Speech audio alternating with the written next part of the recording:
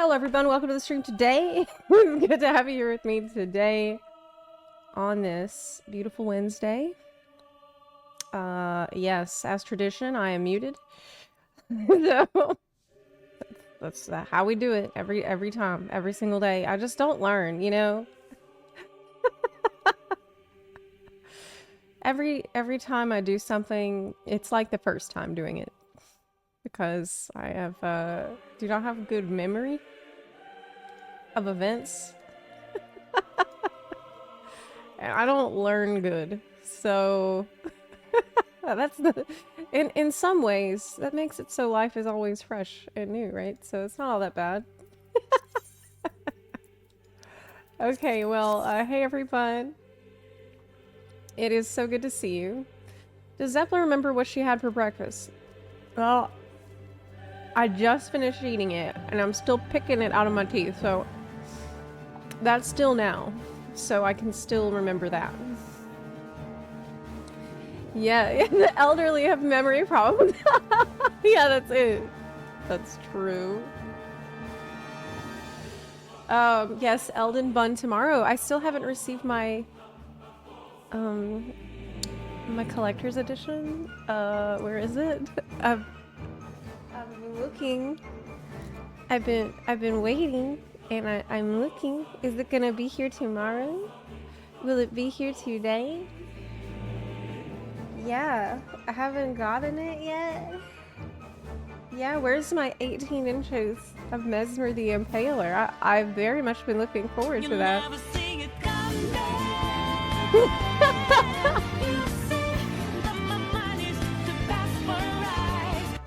That's such a banger. Yeah, that song is such a banger. But I always associate it now with getting jump scared in Elden Ring. Because that's how it's been. How's the payment issue? Is it fixed? Yes. Thanks for asking. I did manage to get that fixed by using a Revolut card. So if you can get a card for, if you're having the problems that I did, well, first of all, try a game time card. But if that doesn't work, you can try using a Revolut card, like an internet card. Yeah.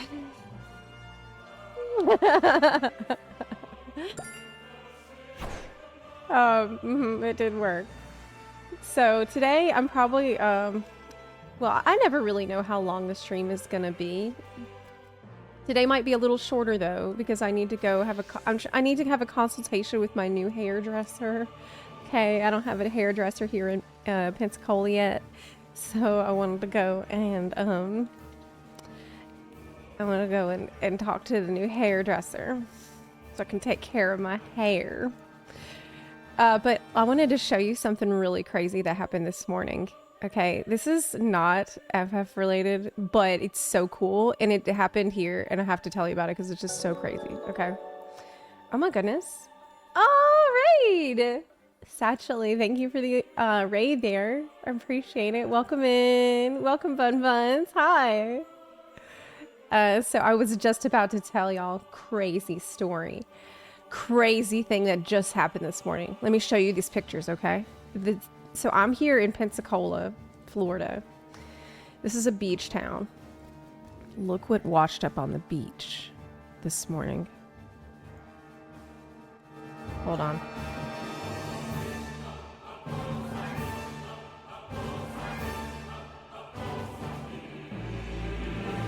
I'll put this over the game. Look. Look what washed up. This is a picture from today. I'll show you some more pictures. Look. This is epic pictures from today. Look at that. It's like out of a movie. It looks like it's staged, right? It's not. This is real life. This is today, right here, right now. Yes. Let me show you another one. This is real shit. So you might be wondering, where's the captain? Where's the crew? That's a nice boat. It looks like rough seas out there. It looks like a stormy sky and rough, wicked seas, treacherous seas. And you'd be right. It is. Well, I managed to track down what happened. There's another pig. Yes, a ghost ship, a cursed ship, or the only not cursed ship, because it's the one that's here. This is the one that survived. Well, let me tell you what happened. I found a post in a sailing Facebook group from 2 weeks ago, and I'm pretty sure it's from the same boat crew. It's from the same crew. It says, "Hey everyone, I'm here hoping to get the word out to the Gulf Coast side of the cruising world that our 45-foot Morgan sailboat, Lady Catherine, is adrift and heading towards Florida as last known position by the USCG Saturday night, approximately 190 miles from Clearwater, Florida, 180 miles from Panama City, Florida, and 210 to New Orleans. Our head sail exploded when hit by unforecasted storms, wind, and waves for 3 days straight after leaving Key West Thursday, headed toward Texas. We were forced to abandon her as we almost rolled numerous times after losing control of the vessel, with the motor overheated and head sail shredded in biggest seas I have ever seen. The sustained 40 to 50 knots, me and my other crew member battling for exhaustion and probably hypothermia and further deteriorating conditions. I made the call to the U.S. Coast Guard. We have some video I'll put together, but for now, we need to try to get eyes on her and get her recovered. My family were preparing to move aboard upon returning to Texas and sailing off after hurricane season. I had everything I owned on board. We need help. All we can do is throw up this Hail Mary and pray some salty dogs will hear our plea, see Our Lady, and can drop an anchor or save her. We were chasing a dream and we went all in. The conditions and the forecasts were favorable. I did every move by the book, but the sea had other ideas. She is adrift, and there's no way to know her position or state. Share and help. Get the word out. It's a wild story, a wild ride, and one to tell. One for the ages. But we need to get our girl back. If you can, help. I can't say enough about the U.S. Coast Guard. What cojones to jump into 20-foot seas in pitch black darkness with nothing but snorkel gear, tech fins, and a shorty. Bro popped up on deck and said, "It's a little spicy out here, eh, fellas?" Cool characters, though, through and through. A little spicy out here. Are you shitting me? But that is the story. Yes, dude. This is a real story. This just happened, and as of this morning, their vessel has washed ashore here, where I live, Pensacola Beach. So this is so crazy. It's like something out of a movie, isn't it? And it's like from a book or something. And yes, I checked this morning before the stream started, and apparently the owner has been notified that the Lady Catherine has survived the treacherous seas. And because there's a gigantic tropical storm out there right now, like around Texas, Mexico, part of the Gulf. Yes, that was so apparently the owner of the Lady Catherine is aware that his boat is on shore. Unfortunately, the weather is playing a big part on things. Until the weather is in favor, she can't be touched. So she has to stay here on Pensacola Beach until the weather calms down, because right now it's rough. Nobody can get it. It's hurricane season. Yes. Wonder if it's still seaworthy if they fix the sail. I bet. I mean, well, I'll be following this story because I think everybody in town will be. It's wild. They said, "Thanks for keeping an eye out for him. He tried to get to her after they had to abandon, but weather played a factor." That's a euphemistic way of putting it. Weather played a factor? You think? I'll say it played a pretty big fucking factor, yeah. But I just had to tell you the story. Here's another pic. Look how epic these pictures are, though. This is from today. Look at this amazing picture. This is real life. Damn. with the sun rising over the rough seas, the tattered sails, but she survived. Man, it's fucking cool.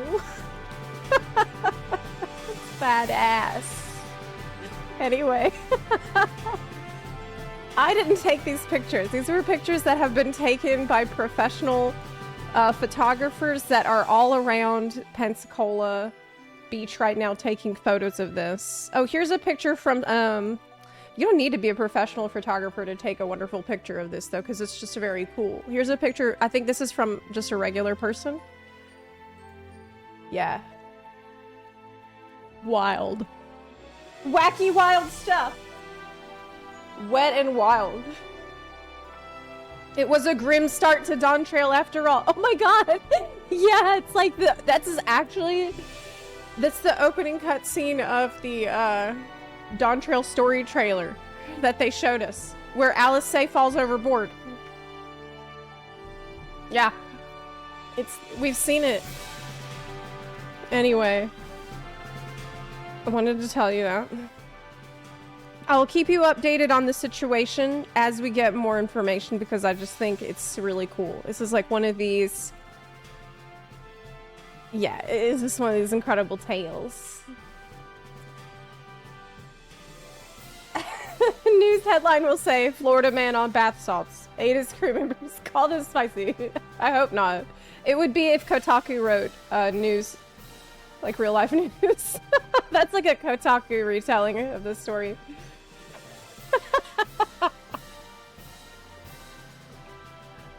Yes. It was a very... Yeah, you're welcome. Dude, I have zero respect for Kotaku after some of the shit that I've seen on there. Yeah, they posted an article yesterday that let everyone know that summoners are losing their res in Dawn Trail. And in the article, it's like, yeah, summoners losing their res, so that's gonna give some purpose back to healers. As if, like, apparently it was the summoners the whole time. That was really the problem. Can we get a link for the boat photos? Yeah, hold on. Oh, God, I've got hair in my eyes. Yeah, one sec. I will send it to you. I have Facebook links. That's why I had to snip everything. Is this a safe link? Put in chat. I'll send it to you, Renali. Is that okay? Oh wait, no.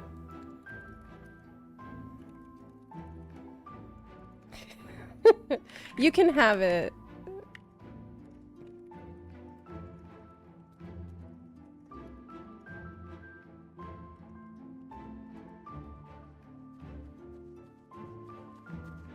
Okay. Anywho, there is a new countdown art for today. Let me go see what it is. I haven't seen it yet, but this is an extremely fun thing to do every morning to see what is the new artwork. They have been knocking it out of the park the last 2 days. The last 2 days was, oh my god, I opened Twitter, which is a mistake, first of all, but I have to open Twitter to check the countdown art. Is there not a better place for me to look at this? Maybe Instagram?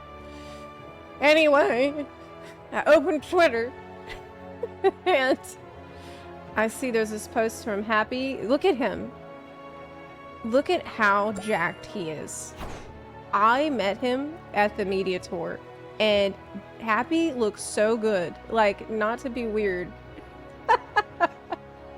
I said this to him in person too. I'm like, wow. You have huge muscles. You're looking amazing. And I'm like, I'm not flirting with you though. Yeah, he looks incredible and it's awesome. And everybody should be happy for him. Because it's fucking cool and it's inspiring. It makes like, you see something like that, it makes you want to go work out, right? It's awesome. And he said, when I post images of my body as a means of celebrating progress, you should absolutely keep posting the pictures because it's inspiring to everybody. And memeing on socials with lewd taglines. DMs like this make me want to do it more. What was the DM? Someone DM'd you saying cringe. Good God, you're a narcissist. Wow, imagine being proud of progress you have made. Imagine being proud of being healthy and strong. Like, don't let the haters get to you, man. Don't let them. The haters are always gonna hate. And you know what's gonna make the haters really fucking mad? You doing well, you looking good, you crushing it, everybody being happy for you. They hate that shit. Nothing makes them more mad than seeing you succeed and be like, be living your best life. So you gotta do it more. Don't stop. Don't stop. If I was that ripped, I'd never wear a shirt again. He's not even close to being a narcissist. Yeah, I met him and I can confirm after talking to him in real life, meeting him and talking to him person to person, hanging out with him, he's really sweet. He's a very thoughtful and kind person. And I wish that we had more time to hang out. That was really how I felt. They hate him because they ain't him.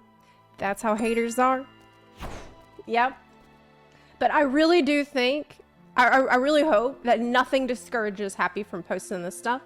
Because it's inspiring, and I think in our community, in the gaming community, we need more examples of this.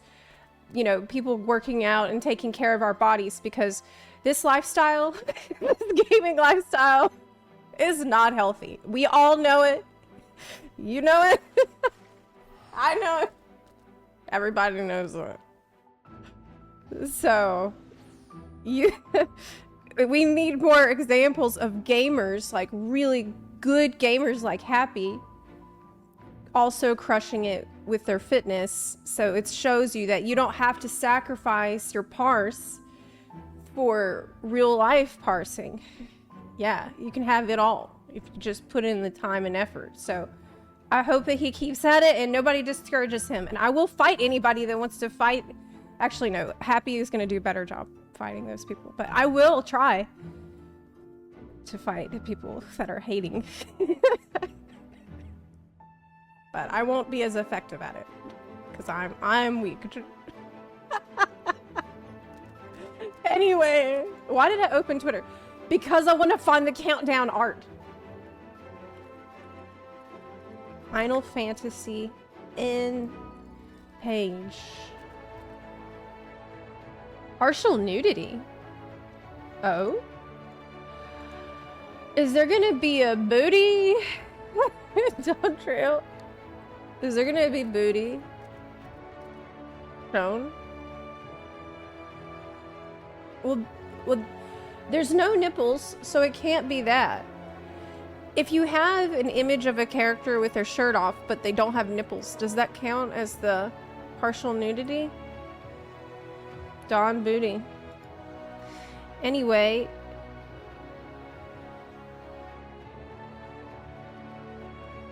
Hironobu Sakaguchi returned to deliver an original RPG story. What's this? It's a new video game? Who is this? This looks kind of like 2B with the hair and the headband. What's going on here? What is that? Neo Dimension. Fantasian. Okay. It looks cool. I don't know. This is the first time I've heard of it. I don't know anything about it. Okay. Oh, here it is! It's pretty good. It's pretty good. Listen, the Elysian men got one of the biggest glow-ups in the game coming with the graphics update. They got probably one of the most significant changes and improvements to their models. Yes. Musketeer vibe. Oh, is that your favorite aesthetic? It's nice. It's very, man, they've been feeding us lately with the husbando art. We got 3 days of husbando art in a row. We got Red Mage husbando. We got Astrologian husbando. And we got, of course, my favorite, Bunny Boy Dancer husbando. Bam, bam, bam. Like I'm not complaining. Where are the waifus? Who cares? We don't need waifus. we don't need. This is good. Keep it up. Yes. I'm happy. Okay. Are you very ready? I'm very ready. Yes, I am. 13 days. That is not long. Guess what? That's less than 2 weeks. 1, 2, 3, 4, 5, 6, 7, 8, 9, 10. No, but it's even sooner than that. It's because the early access is next week. Early access date, John. Sure. I check this every day because I can't remember. June 28th. It's next Friday. It's this coming Friday. Well, not this coming Friday. The Friday after. Next Friday. It's next Friday. Soon. Yes. You're saying that the game, it's an RPG that was originally exclusive to Apple devices but is getting ported. Is it like a... Do you know anything about it? Is it a mobile game vibes? Is it mobile game vibes? Or is it like... Okay, JRPG. I'm gonna be honest. I don't have time to play any extra games. I have enough. My plate is full. I got too many games already. I can't add any more. The ones I got is too many. We got Star Rail, which I have trailers to watch for. I haven't done that yet. I need to do that at some point today. Which has a new patch today, which I can't do yet. I'll let people do it first. But Star Rail, we got Genshin, we got Elden Ring, we have Final Fantasy XIV, World of Warcraft, and World of Warcraft is like 5 fucking games because it has like 100 versions. So they have like WoW Classic, WoW Hardcore, WoW Kata, WoW Mop Remix, Retail, EU, and NA. Okay. I'm busy. Like, if there's another game that I'm gonna play, it's gonna have to be pretty damn good. Though, I will say, yesterday, I have been in the Novice Network chat because I've been leveling up my bunny for NA, my NA account. Sorry, my NA character for FF14. And in the Novice chat, I saw someone say that the Elden Ring DLC is rumored to be extremely long. And they're worried they're not going to be able to finish it before Dawn Trail launch. That's how long people are saying it is. Yes.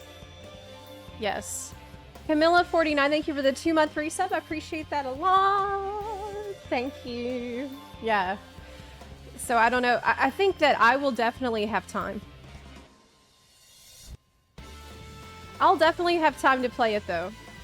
Because, I mean, what else am I doing? Let's be real. Hi, I just started FF14 last Thursday, and I've seen you watching vids. I've been watching your vids on YouTube to help get the grips with. Oh, awesome! Thank you so much for watching. We have another guide video coming out this week.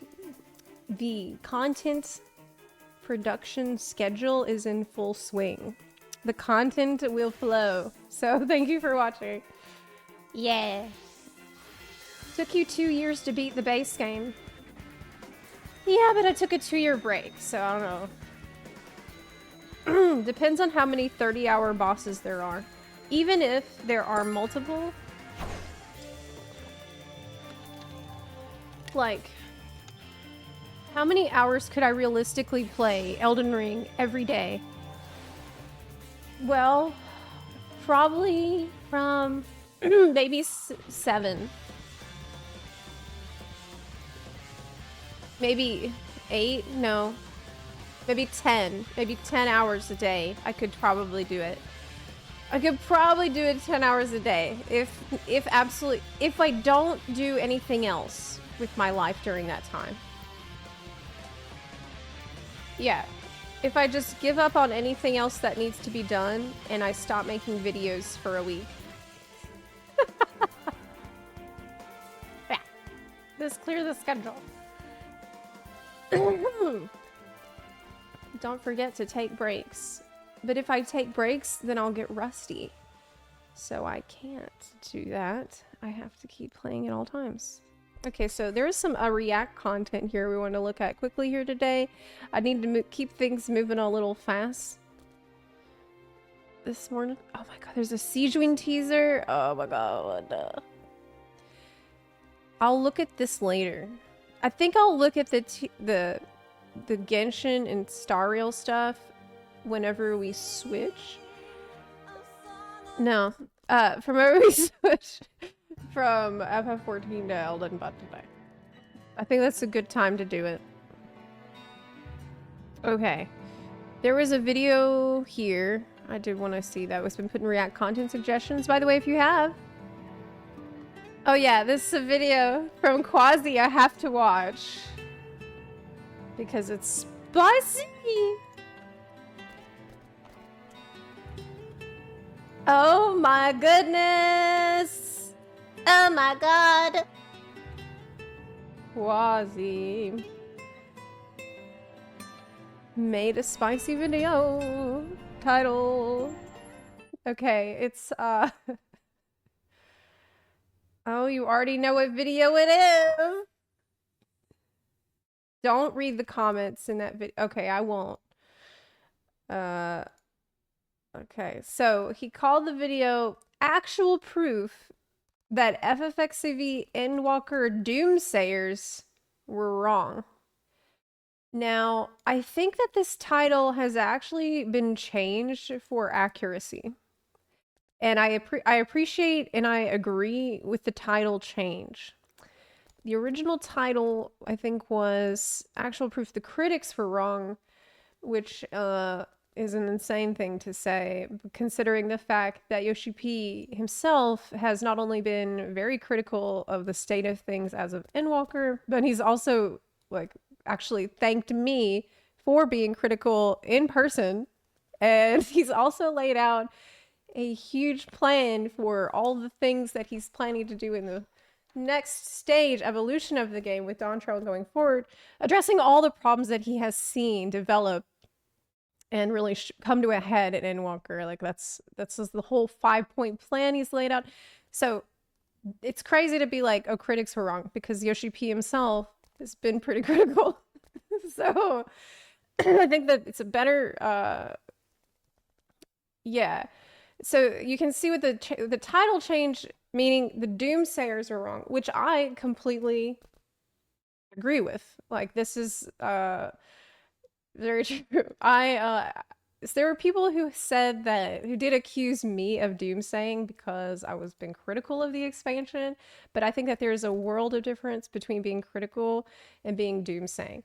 I even made like at the time when we were all being really critical and it was like a rough period of time in the patch cycle, I remember like having to constantly tell people like, look, here are just some little things that I think that like, would need to be improved. I'm not dooming, but there was a lot of dooming going on. And it was really like, I hope that the community can learn the difference between what is doomsaying and what is being critical, because to me, they could not be more diametrically opposed. If you're critical of something, it's because you can see how it could be improved. You can see the potential. You can see how if changes were made, it would be the best version of itself. And so like, it's like I'm critical of a room being messy. That's good because that makes me want to clean the room. And now everyone can enjoy it more. That's why I'm critical, because I care about the room looking nice and people wanting to be in it. Doomsaying is like, this place is a disaster and there's no hope for it. So no one should even go in this room anymore. That's Like there's one of these signifies, you know, there's hope, there's potential, there's like we can move forward with this constructive feedback, and the other one is, well, let's just give up and let's play other games because fuck it. So there's a world of difference between these things. I hope people will learn that difference, but in my experience, they don't. In my experience, usually there's people who get it, and then there's people who, if you dare to say anything critical at all, even if you have the best intentions, people will lose their shit and accuse you of doomsaying, accuse you of saying that, like, oh, if you dare to say that anything is wrong, then you must not really be a real fan. You must be a fake fan, and you don't really. So, it's very difficult to have conversations with people who see the world that way. But I'm very interested to see what Quasi has to say in this video. What is the proof? What is the proof? Don't show media tour. I've been starting to question whether a You said comments under this video prove it. Yeah, I bet. lot of the content creators. Let me turn this up a little bit. I think he's a little quiet. Oh, that. In the Final Fantasy. Okay. Don't show media tour. I've been starting to question whether a lot of the content creators in the Final Fantasy XIV space are wrong. There's a lot of noise online, a lot of conversations online about Endwalker being one of the worst expansions in terms of post patches. That's exactly what I said. You're actually talking very specifically about things that I said that, okay. Not to be confused with the MSQs, I think we all agree the 6.0 MSQs patches are one of the best experiences in life. Yeah. But a lot of the criticisms of Endwalker was regarding the lull period towards the end and the lack of mid-core content as well as replayable content. But there was something at the Donju Media Tour that got me thinking that Okay, so far we are talking about people being critical of the patch content. We're not talking about doomsaying yet. we might not be seeing the bigger picture here. Yoshi-P Okay. mentioned how successful Final Fantasy XIV has been, and he mentioned that player numbers are at its healthiest it's ever been. I think Right. this was also the same statement that he echoed at the PAX East kind of presentation that he made. If only there was a Yes. way to prove this. And you know what? There actually is. Square Enix is a publicly listed company. They publish financial Okay. reports every quarter and every year. And within their financial investor reports, there's a segment that is dedicated to the MMO division, which essentially is where Final Fantasy XIV contributes like the lion's share. Okay, there's a lot to unpack here straight away. So first of all, if the game has lots of subscribers and has many new players in it, can we assume from that Endwalker and everything in the patch content was good and did not deserve criticism? Because to me, those are two totally different things and points of data. Like, there can be a shitload of new players and a shitload of new subscribers and a healthy number of players, but a lot of them could not even be engaging with the Endwalker patch content yet. They could still be going through the game since it takes you hundreds of hours to actually make it through the game. So, I'm kind of not sure how the beginning part connects to this part, but I'll listen.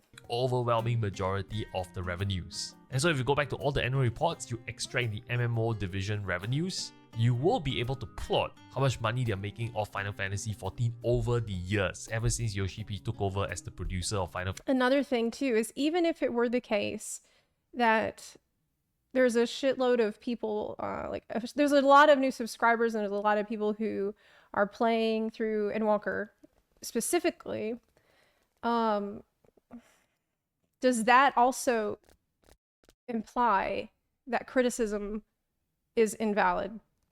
Does that, like, basically what I'm asking is, if there's a lot of people who are playing the game, does the more people who play the game have an impact on whether or not your opinion of game features are valid? Or are those totally separate? Like, okay, since there's so many people playing the game and subscribing to the game, does that make it okay that there is no good criterion rewards? See, these things kind of don't connect. They kind of don't go together. Fantasy XIV. And if you were to plot it out on a graph, this is essentially how it looks. This is the annual gross revenues of Final Fantasy XIV. and there's a lot of information to digest. Maybe here. he's going to So connect the best way we it. can talk about this is chronologically. I'll take you through the data, and then we can talk about the analysis. But I'm a and little, I'm not going to lie. I feel a little uncomfortable with the implication here because I think it's good that players should share how they feel about the content. We should be encouraging people to share critical feedback. And not just being like, well, it didn't matter because look how many people are playing. And this is just a little odd. And all these things later on. So it all started in 2010, where It'll come Yoshi P together was at the end of the video. Okay. appointed as the producer and director of Final Fantasy XIV. The game back then was Maybe turning so. less than 10 billion yen. It was 8.6 billion yen that they booked for the year, which is roughly around 55 million US dollars. This is the times of Final Fantasy 1.0, and Yoshi P was appointed producer and director. And a lot of people actually thought that Yoshi P started taking over 14 only in 2013, but no, actually if you look at his Wikipedia, back in 2010 he was already producer and director. And then they started working on all the hygiene factors, the quality of life improvements. If you watch the No Clip documentary, they talk a bit about that. Those were the early years where they had to fix those early problems. Yes. And then A Realm Reborn relaunched in 2013, and that's when they doubled the revenues, more than doubled the revenues. In 2013 was good. the launch of A Realm They Reborn made for the the game MMO good. division. This was when they booked 20 billion yen, which averages out to about 125 million US dollars. And since then, they have been only trending upwards. You can see for the subsequent expansions, these are basically literal translations of their Japanese expansion names to English.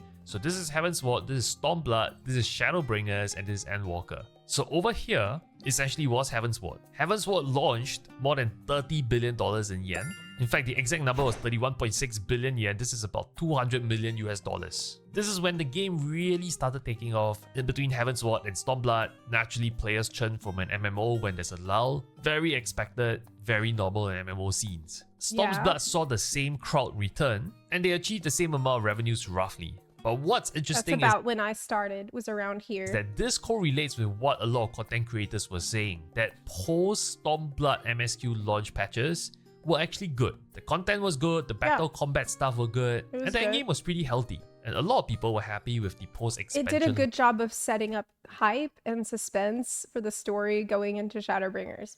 launch patches. We also had a lot of content to do in that patch cycle. That's one of the things that I think made it effective going into Shadowbringers and set us up for success with Shadowbringers, because with Stormblood we had Eureka Zones, and that's what everybody was doing at that time. I remember at the time I was streaming BA almost every stream. Like I was doing it several times a week, and it was really exciting and fun thing to do. And that was one of the main criticisms that I had with Endwalker going into Dawn Trail, because we didn't really have anything like that everybody was excited to do together in large groups. Because I think that having that in the game, aside from just giving people things to do between patches, it also leads in, it helps build hype for the new expansions. You can see this because in 2018, they turned 26.9 billion yen versus 2016 where they turned 22.5 billion yen. Both these years, 2016 and 2018, are the years where there's no new expansion launches. There's a lull in content essentially. But it seems like they're onto something, because their post-expansion strategy actually performed way better. Then came Shadowbringers launch. This was in 2019, and it took them to a record profit of Well, with 39.8 billion yen. it was The game kind of is a now different- netting around 252 million US dollars now. And look at this. After Shadowbringers launch year in 2019, in 2020, the post-expansion patches held strong. And this was a period of COVID. So it isn't like a massive surprise that the game did well during COVID. Not to mention, this is the time where a lot of WoW refugees started coming to Final Fantasy XIV, including yours truly. So this number was some definitely propped up quasi-join. by all those factors, despite the fact that I believe during the COVID era, Yoshi P and team took longer to deliver the patches because everyone was working from home, and the company was also going through a bit of a disorienting time in its history. And despite the slower release of content, Shadowbringers held strong post-patches going into 2020. And in 2021, December Endwalker was launched, and this was the highest revenues they ever booked. They booked 62.2 billion yen that year, which is close to 400 million US dollars. And the game is really taking off now. It's a 10-year MSQ saga finally culminating in that ending that everyone wanted to see, so no surprises, a lot of people flocked to play Endwalker. This was also the time where the servers were on fire, they had to stop sales of the game because there were just too many people playing the game. Yeah, and despite I remember that. they crushed it, record profits. Okay, Then in the so- subsequent years, we saw a decline, which is very normal after an expansion launch. And this is where the big contention is. First, Okay, so we did see a massive drop off, but that was mostly expected because there had been unnatural growth contributed to COVID during the Shadowbringer's success. So nobody was surprised that there would be big drop off after COVID died down and we're in the patch cycle. But let me just listen to what Quasi has to say. we need to recognize after an expansion launches, there will be players that churn. Final Fantasy XIV is a game where a lot of people play it for the story, so they come in for the MSQs and they eventually leave. We saw that in Heavensward, we saw that in Storm's Blood, we saw it in Shadowbringers actually. In 2020, the revenues actually dipped, but it was held up by COVID and the That's Wild normal. Refugee Exodus thing. Yeah, we Endwalker, always see that. however, definitely saw a steep decline after people finished the MSQs for Endwalker. In 2022 and 2023, they booked 53.3 and 47.3 billion yen respectively for Final Fantasy XIV. But this is where I would like to point out that a lot of people have been saying that Endwalker's direction post-expansion is bad. There's a lack of content, lack of replayable content, but the numbers don't show that. Why? If you take their fiscal year that just came out, 2023, they were booking 47.3 billion yen. In the launch year of Shadowbringers, they were booking 40 billion yen. That is... So, what? Okay, so because Endwalker was making more money in its patch cycle than in Shadowbringers, that means that all of the criticisms of Endwalker's patch cycle is invalid. And that it's okay that there was no replayable content. What? Like, I guess I don't really follow, because to me, it seems like, well, obviously, Endwalker is going to have more people playing it and make more money after Shadowbringers because the game has been out longer and more people have started playing it since Shadowbringers because time has passed and we had a huge spike of people join. And maybe a bunch of those people left, but obviously a lot of those people will still play, like myself. You might have noticed that even though I've been maybe one of the biggest critics of Endwalker's patch cycle, you might notice that I'm still subscribed to the video game. The reason is because I like the video game. And that's coincidentally one of the reasons why I've been critical of the patch cycle, because I like the video game a lot. And I would like to continue to help it grow and improve in different ways. So I don't want to unsubscribe. Is there no middle ground between, like, I unsubscribe because I hate it and I stay subscribed but I want to share my constructive feedback? Like, if you're subscribed, it means that you don't have any criticisms. Is that what we're saying? Is this where we are at right now? This is the question I'm asking because I think this is wild. Okay, you said he's not exactly done making his point yet. Okay, I might be premature here, so I will continue to listen. I'll keep hearing him out. Still roughly about 18% better in a content lull environment that people are saying there's a content lull versus a launch year like Shadowbringer. Clearly, Yoshi P and team is onto something here.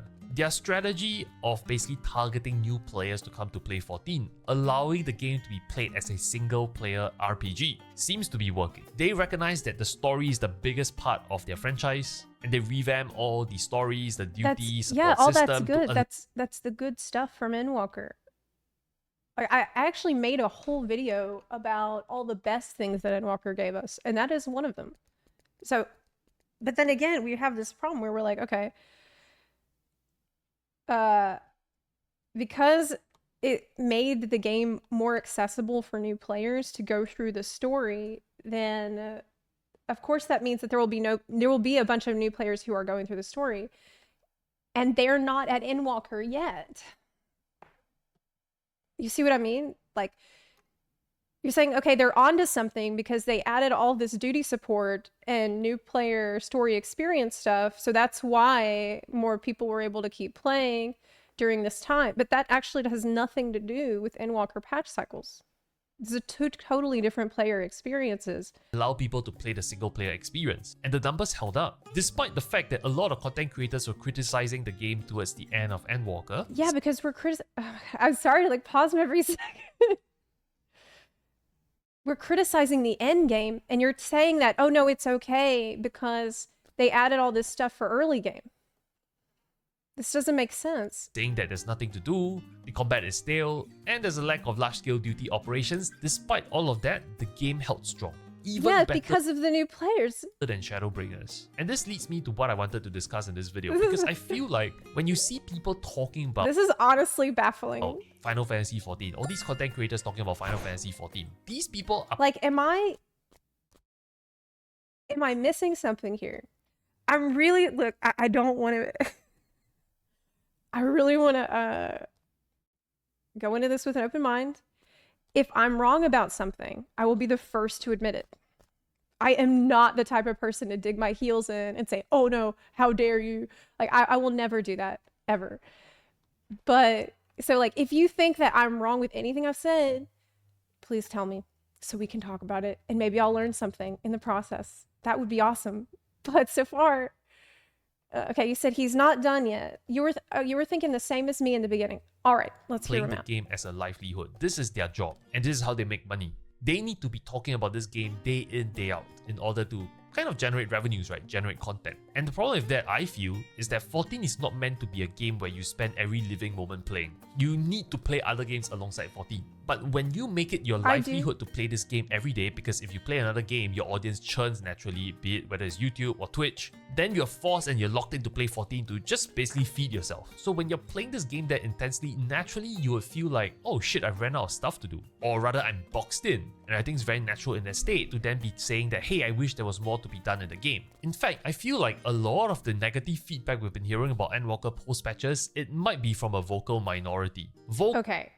So he's like, well, if you make it your livelihood, then of course you're going to run out of stuff faster.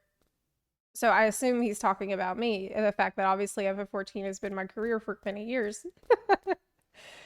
But I'm actually speaking from personal experience with the fact that I've been doing this for years. I started in Heaven's Ward, and Endwalker was the first expansion where I felt like I was actually out of content to stream. Like I said before, during the Stormblood era, I was streaming BA all the time. I was in Eureka all the time. In Shadowbringers era, I was in Baja all the time. We were doing all kinds of shit. I did T in Shadowbringers.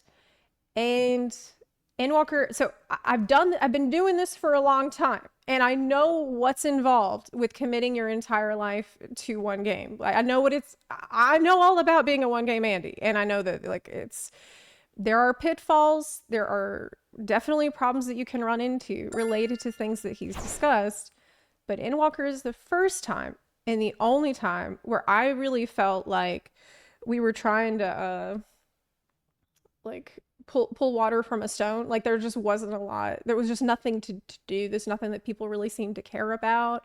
And then when a patch came out, it seemed like after about a week or two, there was just no hype for these things because there wasn't a lot of replayability. So I know about this. And he does kind of touch on that, so I'd keep watching. We're definitely going to watch the whole thing. I'm just sharing my opinions on what he's said so far. If he says anything later on that like helps me understand what he's said up to this point, I'll be happy. But so far, I'm a little bit baffled. Vocal minority meaning the people who basically have hours on end to dedicate their time to play this game. Every day, professionally, potentially as a content creator. Dude, but you know, dude, Quasi, why don't you just talk to me? Why do we gotta do this? I feel like you're talking to me. We can just talk, you know. We don't have to.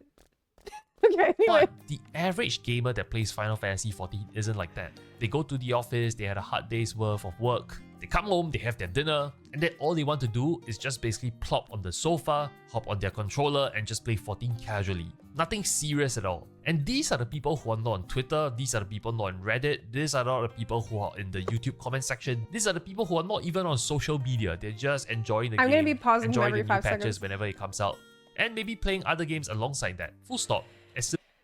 So, what's good about Endwalker not giving you a lot to do? Well, it helps you play other games and do other stuff besides playing the game that you're paying for. Awesome. I mean, that's cool. Listen, I think it's awesome that the game can give casual players a chill experience. But I also think that since you're paying a monthly subscription, that there should be enough to do in that month. Like you should feel like you shouldn't feel like you've run out of things to do all the time. Like there shouldn't be so many people like that. Uh the thing is with Endwalker, I gotta actually thank Endwalker for this, like encouraging us and helping us play other games. Because of Endwalker, I started playing Genshin Impact. And because of Endwalker, I cleared Elden Ring.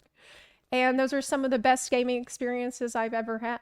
So, in some ways, I am really glad that I got to spend time doing things other than play FF14. But I will also say that when I actually made my first video, that was like I was very frustrated and emotional, and like I look back on that video I made, and I honestly think I was too emotional in it. But that's how I felt at the time. I'm a person. I'm a human. I have emotions. And that original video where I was like, Endwalker's the worst expansion I played, that was how I felt about it at the time. I still feel like out of all the expansions that I have played, that's the one that I had the least fun in. That's why I made that video. But after that, I talked to a lot of people that disagreed because that's what I do. That's usually what I like to do. I like to listen to people that disagree to find out if I'm wrong. So I can learn something. Like I said before, this is something I like to do. And I talked to a bunch of casual players who told me that, no, I actually love the relic journey. I love the way they changed the relic. And I listen to these people and I'm like, well, shit, I want to love it too. Like, I want to have as much fun as you are having as a casual. And so, you know what I did? I became a casual. I've been a casual in FF14 ever since I made that video. You might have noticed I became a casual player, and you might have also noticed I started to become a lot more positive about the game, and having a lot more fun in it, and just not trying very hard anymore. And so I'm glad I listened, and I know what it's like to be casual now because I've been that for 6 months already. I've been a pretty I can't say serious casual because it's not a thing. But yeah, it's been very chill, and I've been having fun with the game. And I think that probably this is how I'm gonna proceed with the game going forward. I'm not even sure if I'm gonna raid in Dawntrail, and at this point I've just learned to not care. I've learned to find the things I enjoy about the game and just do that. You know, not try to play it all day, every day like I used to try to do, because it seems like I honestly, like, I've started to feel like, well, the game just doesn't want me to play like that. So I won't. I'll just, fuck it. I'll just play casually if that's how I'm meant to have fun, then that's what I'll do. And it's worked. It has worked. So, I mean,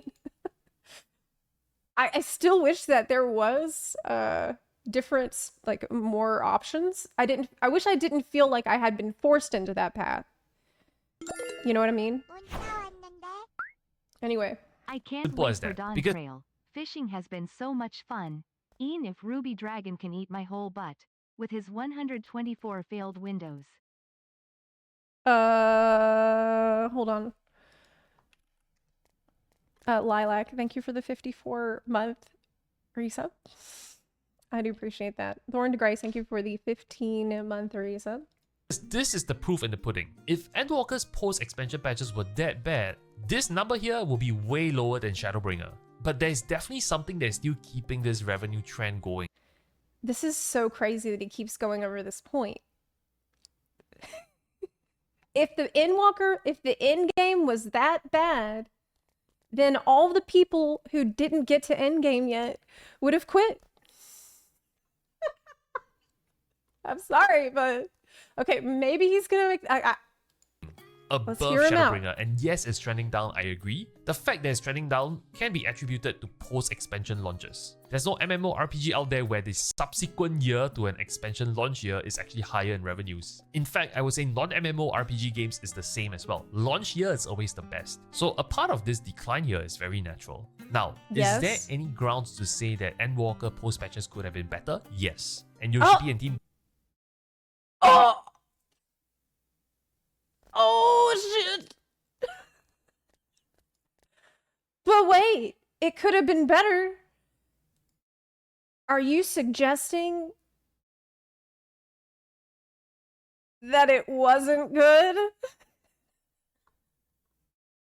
Gotta let him cook. Did also acknowledge this in their various media interviews. They talked a lot about how they've been pandering to the whims and fancy of the community. Where there's complaints, they react in a very direct and very reactionary manner. And because of that, Yoshi says maybe they have kind of strayed off the path of trying new ideas, and maybe the game have become a bit stale. So they do acknowledge that Endwalker post patches could be better, and because of that, with Dawntrail we're getting the large-scale duty support back and whatnot. So I guess what they're trying to tackle going into Dawntrail is basically managing this decline from expansion launches. And there's a few areas I think they'll focus on based on everything they've been saying at basically the fan festival, at the producer live letters, and at the media tour. The first really is repeatable content.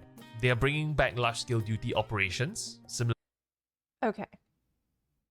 So they need to improve the post-patch content so they can manage the decline. Now, why would they feel that they need to do that?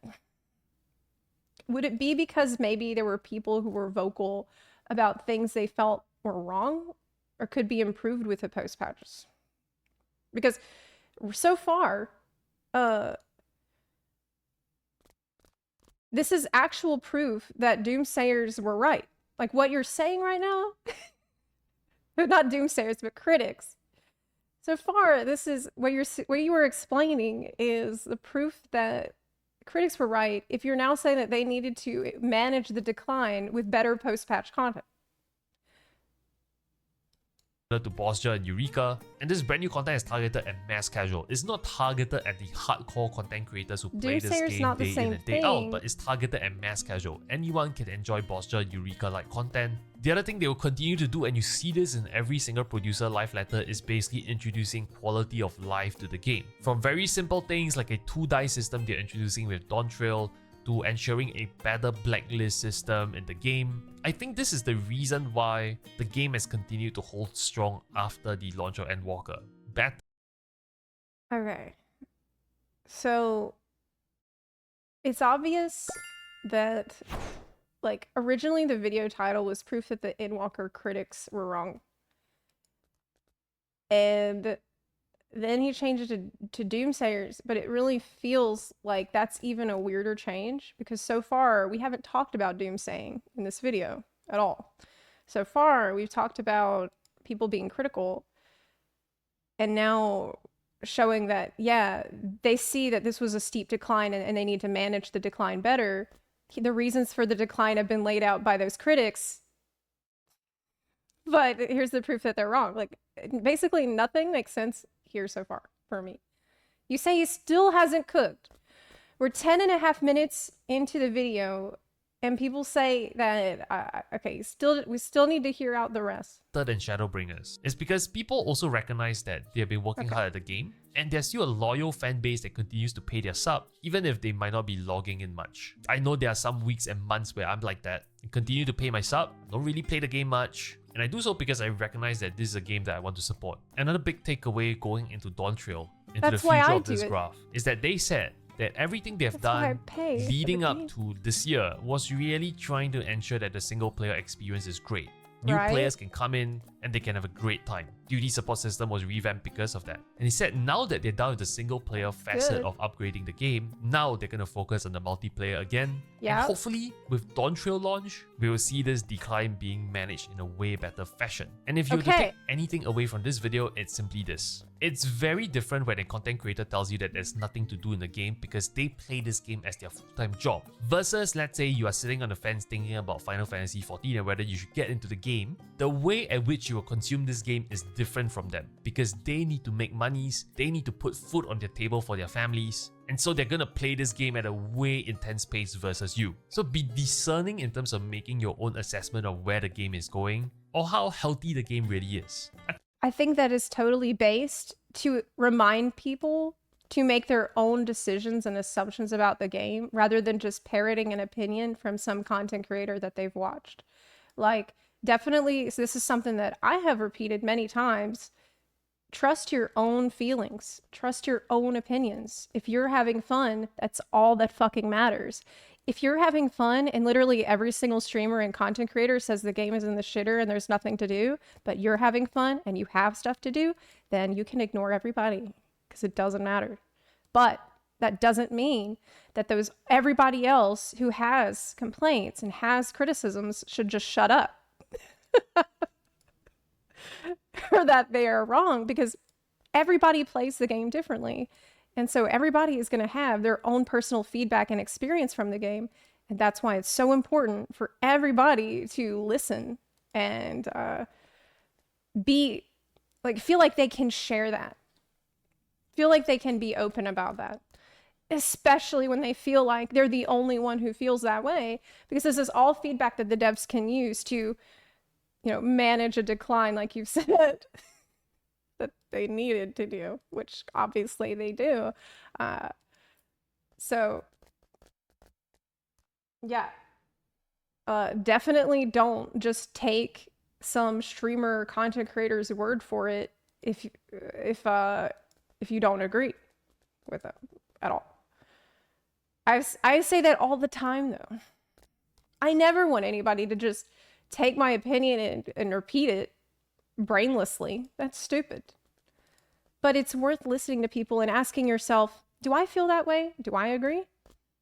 Maybe you do, maybe you don't. Keep your head on your shoulders, And I kind of just feel like approaching the discussion in this way, where we're like, you were wrong. You were wrong about everything. And it feels like pointing fingers, and it feels really combative. I feel like when we try to arrange this conversation in this way, it feels so aggressive, and it's hard to have normal conversations when we try to point fingers at you were wrong, I was right.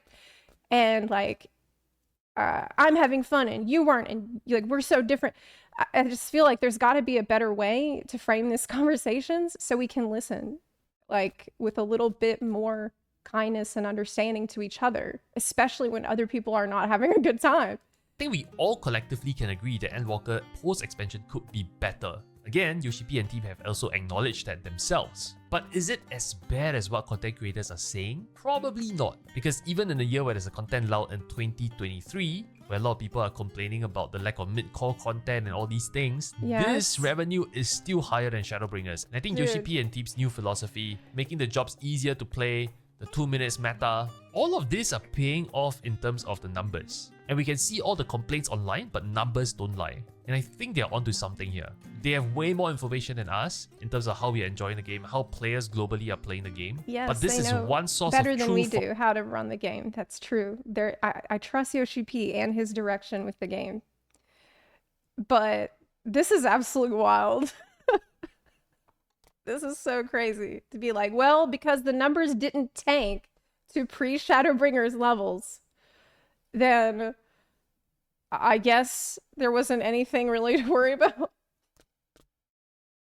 And don't listen to the content creators about it. From public data that we can retrieve in order to see their scorecard from Endwalker launch to post Endwalker and going into Dawntrail. Regardless, I thought this was a fascinating exercise for me personally. This was something I was thinking about ever since I was at the Dawntrail media tour, and hopefully this graph was interesting to you as well. I will see you at the top of this peak. Why did this happen? Why would Quasi, a person who is normally very thoughtful and why would this occur? It's almost like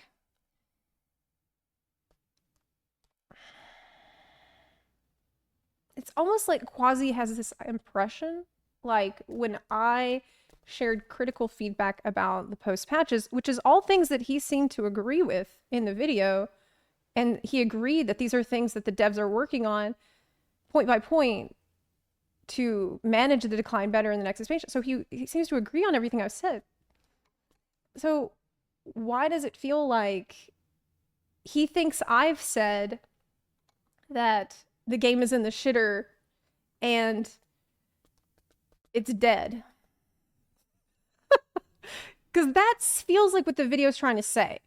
It feels like the video's trying to say, some content creators who try to play the game 24 hours a day, well, they want you to think that the game is in the shitter and nobody's playing it. Well, I've got news for you. But I never said anything like that. Or at least I never wanted to say anything like that. I never wanted to imply anything like that. But maybe I did on accident. I don't know how, dude. Like, did I get too emotional when I was sharing my critical feedback? Maybe. But this is like, I have to say, it kind of takes me aback a little bit, and it makes me concerned about the way I express myself. And I think back to this video I posted, and I remember I watched it recently, and I thought I was really emotional in it. And I think that maybe being so emotional in it obscured my points. And it made people think that I was actually doomsaying, when that wasn't what I wanted to do. I care a lot about the game. I'm very passionate about the game. And I wonder if because of that, I misrepresented what I wanted to say, but I don't think I did. I just don't know, like, how did we get here? Is my question. How did I get here from there? Because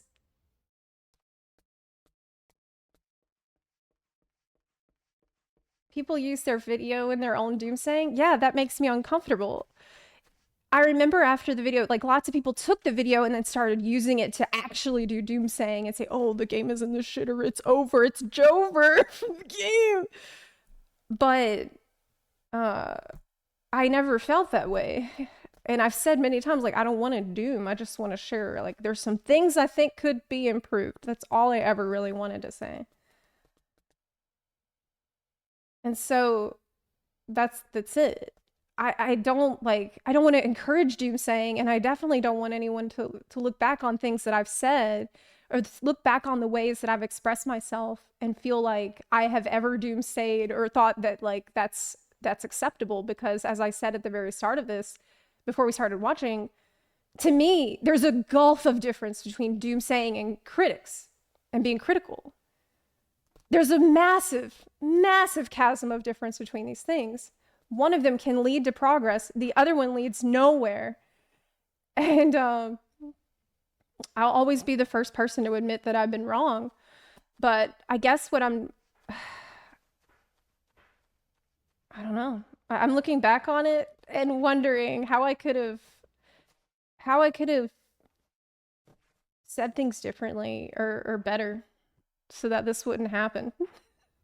I don't even know if it's possible. I guess what really is kind of disturbing for me about this is because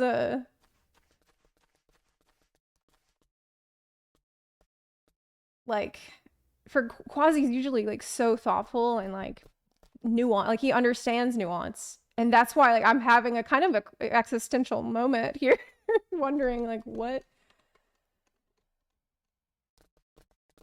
I don't know. But at the same time, there was a lot of stuff he said in this video that I straight up think, like, I don't think makes any sense. Like, he's showing data about how the game makes more money now than it did in Shadowbringers as evidence that there's what is this meant to be evidence of? That the game is still doing well? Of course it is. The game is good. But I feel like it's been shown as evidence that this criticisms don't matter, they're not important. Because more people still playing it. There's still a lot of people playing it. So it's strange. It's very strange. You want to make a point about Dawn Trail. I mean, I think title still needs to be changed to something else. Yeah, maybe so. Maybe so. But yeah, the fact that there's a lot of players and a lot of new players going through story is definitely doesn't tell us anything about endgame. That I know for a fact. That is for sure. But yeah, I feel a little, I feel really weird. I feel really weird about this. I feel super weird. I definitely am not gonna look at the comments either. He's not addressing the criticism, he's just saying the game is making money, which doesn't address criticism. Exactly. Exactly. Yes. He's saying, well, the game keeps making so much money, so... There was only one point in the video that I thought was really good. And that was the point about how you shouldn't just listen to what content creators and streamers have to say and parrot their opinions. That was absolutely based. That was like, honestly, I wish you'd made a whole video about that. And maybe that would have been a better direction for the video. To maybe, I don't know, like show some more nuance here and be like, maybe talk about doomsaying, like people that do, maybe not call anybody out specifically, but point out like that doomsaying is always unjustified. It always has been. The game continues to succeed and draw in new players, so it's been good. Clearly they know what they're doing, but by no means does that invalidate critical feedback. In fact, I would say that based on everything, this is also what's really bizarre about this, is that Quasi was there sitting next to me at the media tour when Yoshi P himself thanked me for sharing the critical feedback about the game. Yoshi P self said to me, Zepla, I know you made the video. Endwalker was the worst expansion I've played. And we all laughed about it. And Yoshi P was like, he said that he was glad that I shared my feedback because he said surely lots of other players feel that way too. He said he was glad because it helped guide them in their development process for Dawn Trail. And that you can see, by the way, all the things that he said that he wanted to focus on for Dawn Trail. These are all the points that I've made. He's addressing all those points in Dawn Trail. So to have Yoshi P himself literally laugh with me and we talk about it, and we like, you know, everybody's, you know, feeling happy and positive for the future and feeling like, well, that's great that I feel like I'm glad I shared this because Yoshi P appreciated it. And then for us to act like now of all times that it didn't matter. Like, how do you know better than Yoshi P? This is insane. This is insane. Thank you for hating my game. What? He was thankful for the feedback that I gave that is actionable, that was, you know, constructive criticism. I never wanted to just hate him on it. God. He didn't say anything about you, though. He didn't say my name. But there was a lot of points in the video where it definitely felt like he was talking about me. Like in the very beginning. I don't know. Zepla, just admit you're the bun of doom here to announce the end times. No!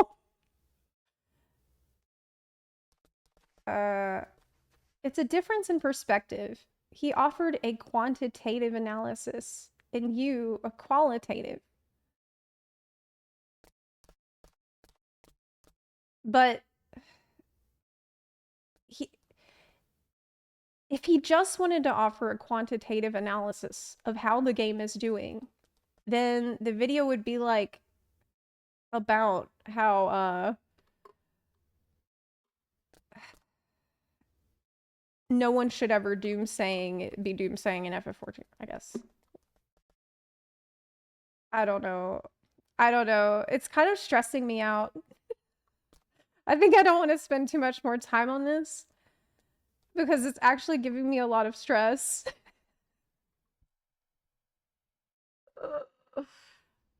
I just wanted to be honest about how I felt about some of the shit in the patches, dude. That's all. I can't, I can't. I stop. I'm tired. I can't look at this anymore. I'm very concerned and bothered though. Mostly because I can't help but feel like I did not do a good job of sharing how I felt about the game. I still feel like I could have said things nicer, said things in a more friendly way, maybe been more gentle and not been so emotional about it. But I did feel really emotional about it at the time because, like Quasi said, at the time, I don't know, at the time I had a lot of IRL shit going on too. It was probably like, I think at that point, it was probably one of the worst times in my entire life.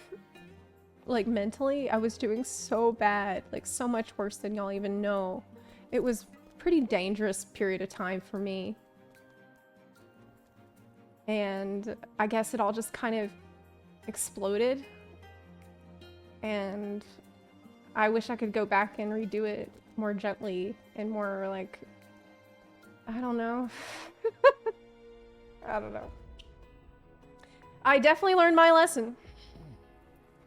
I was definitely angry, and I think that's what people latched on to, because it's a shame. It's a shame because you made very valid points. That's exactly how I feel looking back on it. I think that all people saw was my anger, and that's what they remembered, instead of like points I wanted to make. But that's how I felt. I'm a human, man. I don't know.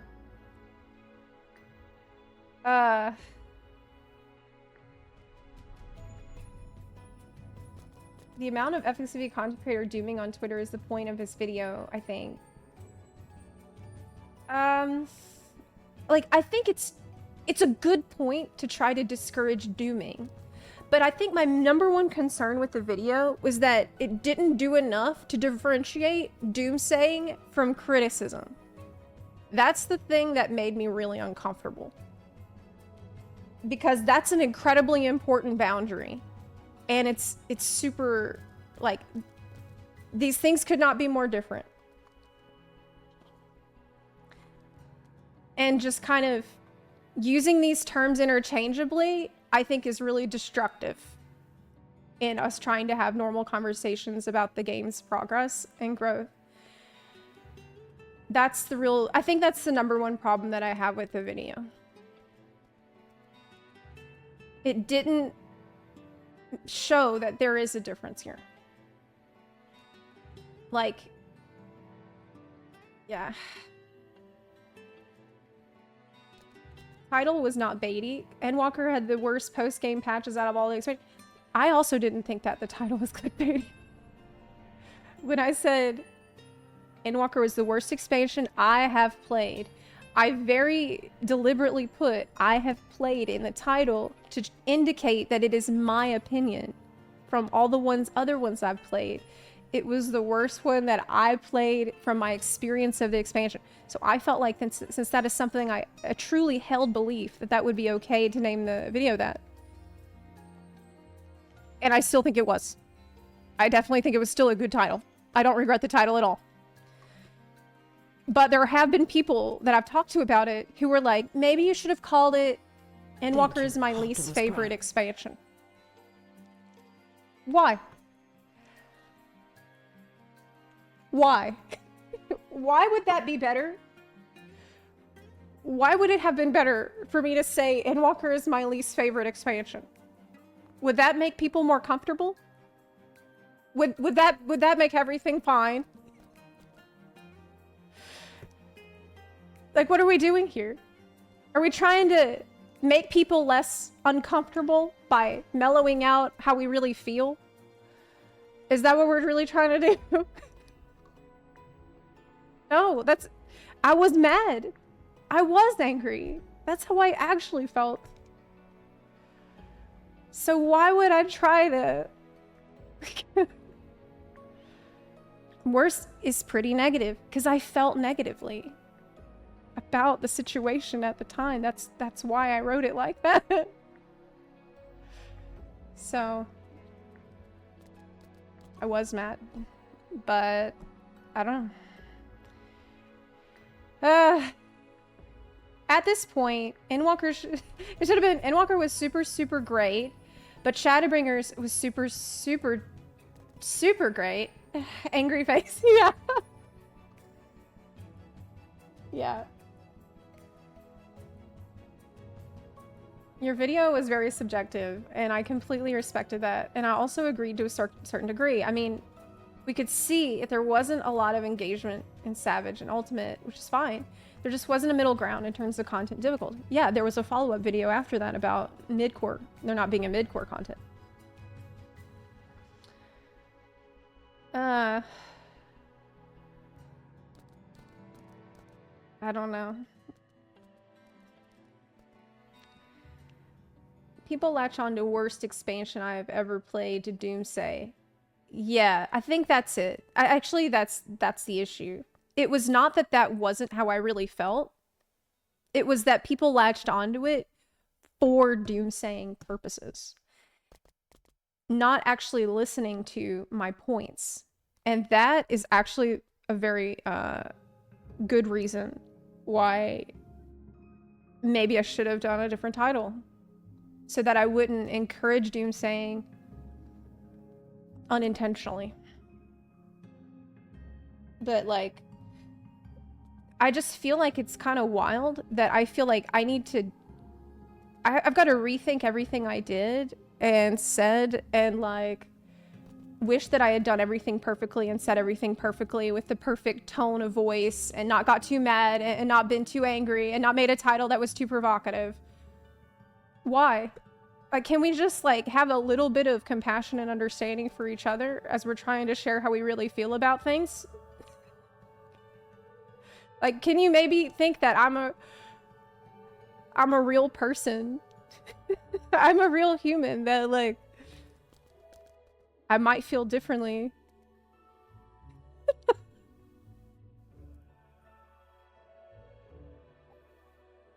I don't know. That's... Don't back down on your actual feelings. Maybe I'm overthinking it. I can't help but overthink it though because of this video from Quasi. Because Quasi is someone that I respect so much. And I really, really admire Quasi. And he's usually really thoughtful. And so to feel like his impression of what I said could be construed as doomsaying, that is deeply concerning for me. And it makes me rethink everything I've said and done. It really makes me wonder. It's just kind of, I'm shook. I am shook right now. I need to talk to him about it. Because it's wild.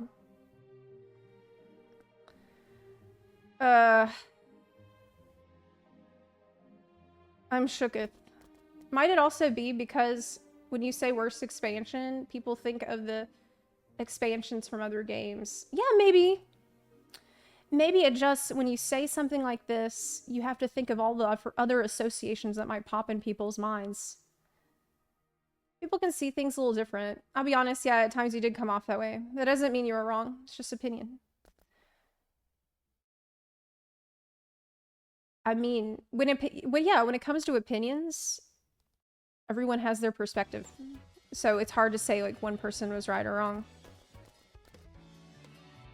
I really do think you're overthinking it and taking it too personal. Maybe so. Quasi doesn't seem like the kind of person to direct this at you. Actually, I think that you might be right. Actually, Chaos Fed, I think that you're completely right. I might be taking it too personal and overthinking it. I think that's actually exactly what I'm doing right now. Yeah, I think that's exactly what I'm doing right now. I think that what he wanted to say was that clearly the game does well. So don't worry about it. And don't worry about what content creators have to say. Let's all be excited for the game. I think that's what he really wanted to get across. And I'm sitting here just like being an insane person. I think I'm getting in my own head and being insane right now, actually. Dude, That is exactly what I'm fucking doing. I'm like, dude, does Quasi hate me? Yeah, that's exactly what I'm fucking doing. I'm like, does everyone hate me? Have I said everything wrong? Have I done everything wrong in my entire life? What am I even doing here? Are my thoughts real? Are my emotions real? Fuck, man. I should not have watched this video.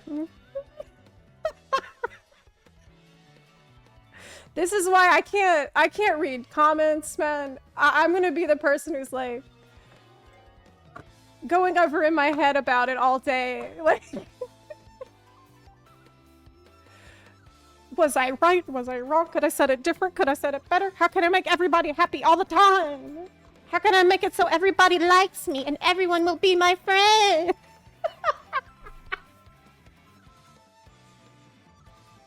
We should do something else. Let's move on. Let's move on with our lives. Okay, yeah. You know who I feel like right now? I feel like, hold on. I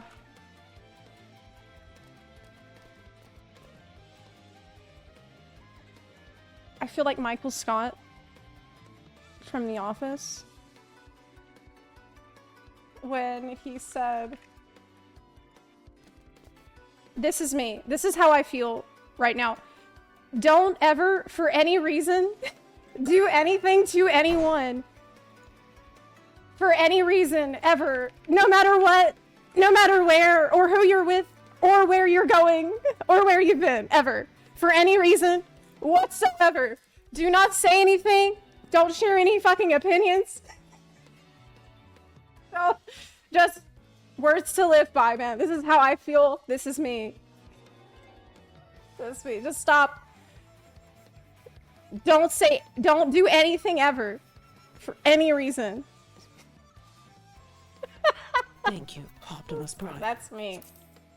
Right now. Okay. All I want to do is play the video game. That's it. That's all I actually want to do. Okay, let me mute the music and let's just play the video game maybe. Do something relaxing. Like, mental roulette. Yeah, fuck it. I can't do it. It's too stressful. Okay, mentor. You know what? I know that I don't actually have to worry about a situation where I might be tempted to share my critical feedback in Dawn Trail at all, because it's the Bunny Boy expansion. So there's not going to be any problems. The Erinville expansion. So I literally will not have a single thing to complain about for 2 fucking years. So y'all don't have to worry about it anymore. It's already the best expansion. I don't even care what happens. I don't even care what happens. Peak. It's peak already.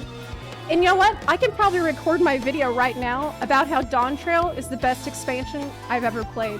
And then I'll release it after the expansion comes out. Oh yeah, what if everybody hates it and they call you a shill? You know what's funny? I did make the video about how, it was like the best things Endwalker gave us. I made this video recently. And after I posted it, there's other videos coming from people that are like, Zepla's a shill for Endwalker. Zepla's shilling. She's doing damage control for Endwalker because before she said it was bad, but now she said it is good. Which is it? It can only be one. It's not like it could have given us good things and bad things. That's just not how life works. It's either good or it's bad. No in between. Which is it? I don't know. Let me call Yoshi P and ask him what he wants me to say. Let me ask him. Let me get him on the phone because I don't know. My own opinion is too scary. I am confusing the internet. Yes. If it's if you that's why don't say anything. Don't do anything to anyone ever. At any time, ever. Yeah. I don't know. Is she taking out her frustrations in the dungeon? What? Yes, in Mentor Roulette. I'm taking out my frustrations on the sprouts. The poor sprouts. There was the sprout here. I do Mentor Roulette every day. Do not interact with the internet. Zep, I'll be honest. You can't win these people back. I refuse to believe this. I refuse to believe it. That's my toxic trait. I want to be everyone's friend. Because here's why. I know that if we met in real life, like if the people that cannot fucking stand my opinions and hate me, if we met in real life and we're like at a normal event or something and you find out this person plays Final Fantasy XIV, we'd be like, holy shit, you play Final Fantasy XIV? Me too. You're awesome. What server are you on? We wouldn't give a shit about, like, did I like the expansion or not? We'd be happy we met someone else in real life that plays Final Fantasy XIV. It's fucking cool. That's why I just feel like it's so stupid. It's so stupid.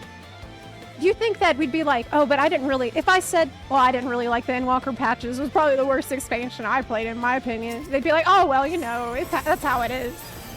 What about Dantro? Are you gonna play Dantro? Hell yeah, I'm gonna play Dantro. You know, that's exactly how the conversation would go. You know that's how it would go. So we're just fucking like... Why are we doing this? Why are we doing this online to each other? Why are we doing this? It's stupid. They'd be like, yeah, then they'd be like, oh, 0, I mean...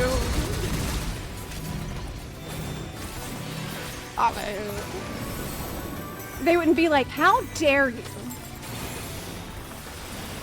say that to my face about this game?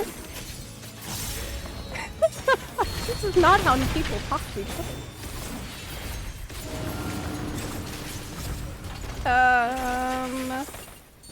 0 was cool. I liked 0. I liked 0, yeah. 0 was one of the bright spots for me. But really, he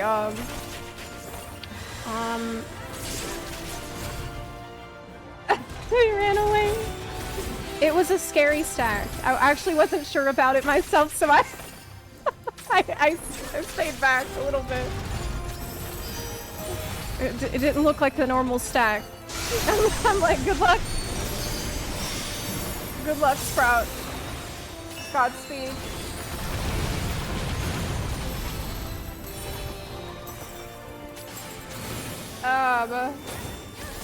Are you hurting people's feelings again? Oh my god, I hope not.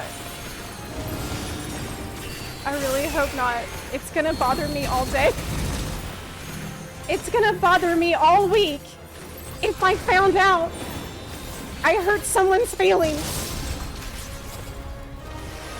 I will never recover from this emotionally.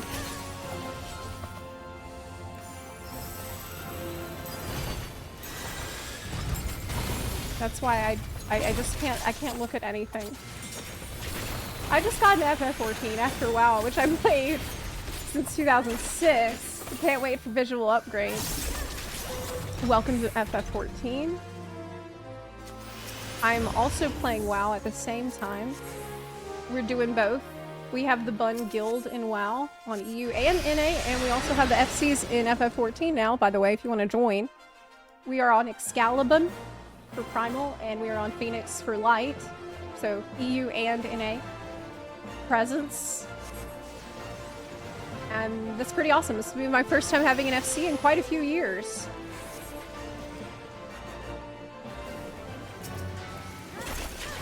I don't know what I missed, but my feelings are hurt. No! No. I can't let that happen. Anyone know a good site for FF14 like Wowhead? Yes, use FF14 Gamer Escape. I strongly recommend. Use Gamer Escape for FF14. That's the best. That's the one that's updated the most and best. That is your new Wowhead.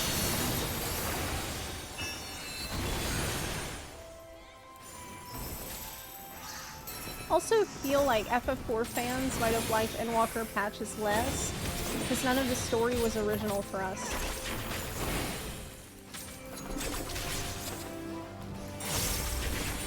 Maybe.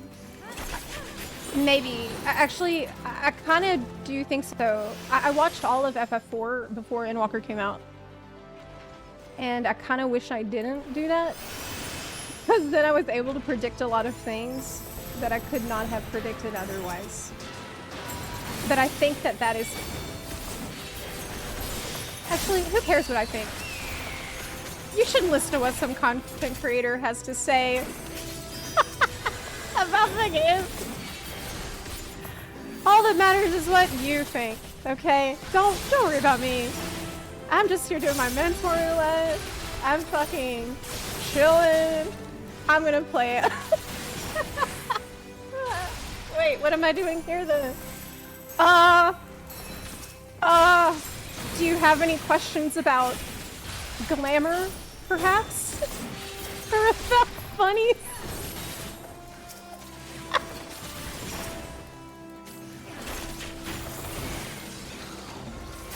Do you have any questions about, maybe Elden Ring? Do you like that game? No, don't leave! What the? Wait.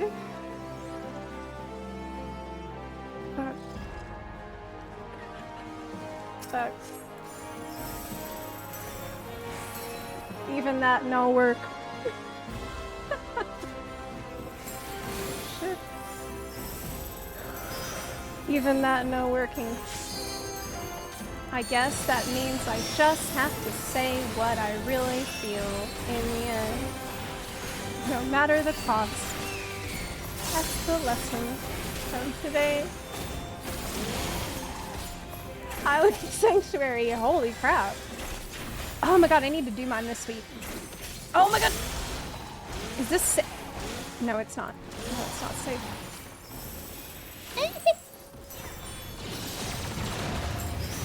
Is this the last boss? No. No, the last boss is confusing. It's the orb. You planning to beat Elden Ring DLC in 1 week? Oh yeah, the BGM for the dungeon. Yeah, you're right. Oh my god, you're right. I'm so used to listening to my FF14 playlist, I didn't even think about it. Is this where I should stand? It feels wrong. Seemed right. Yeah, that worked. That works. I do plan on clearing the Elden Ring DLC if possible before Dawn Trail, yeah. I will try to do that. I think it's safe right here.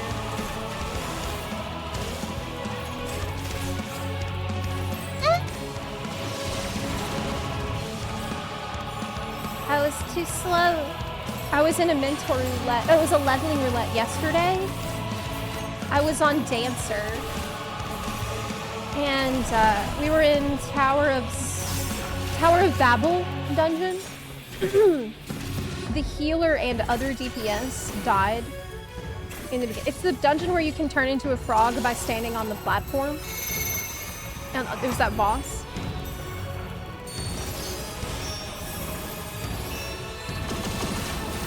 And it was just me, the dancer, and the Dark Knight alive. And we cleared it. I healed the Dark Knight with Curing Waltz and Improvisation. And I healed myself with Second Wind. And we cleared the dungeon.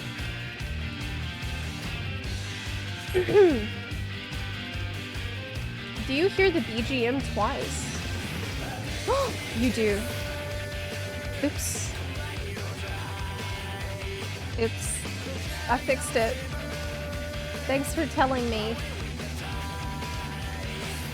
I messed it up. Yeah, I fixed it. Thanks.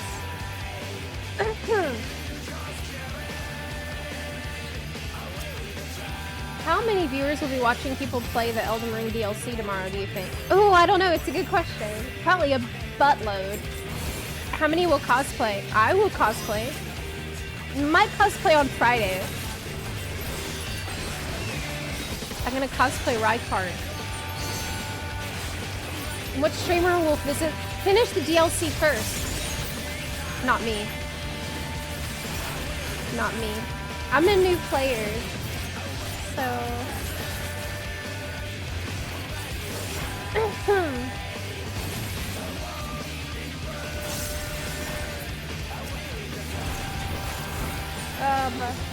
the double snares. It will hit around 750k on Twitch. I still haven't gotten my collector's edition. The physical edition, I haven't gotten it.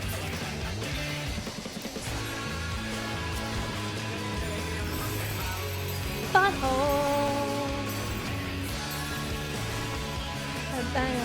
Back to butthole.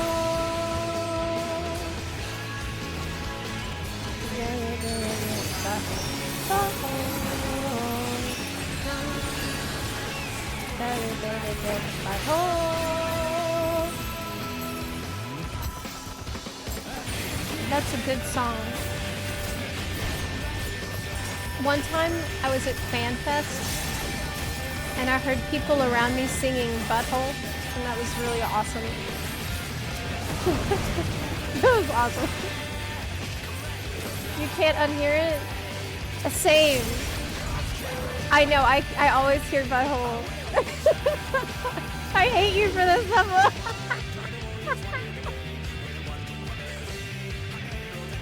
Sorry. I did hear people around me singing Butthole, so, like, in real life at FanFest. So I think it has caught on. I'm not. Am I that sorry? No.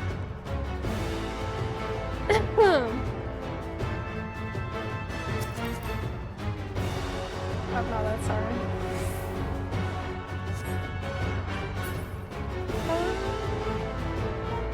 Why am I in this outfit?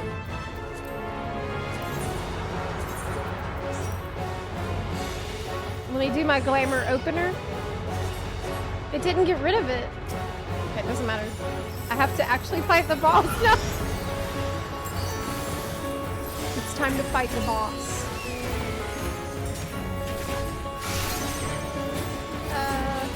Okay.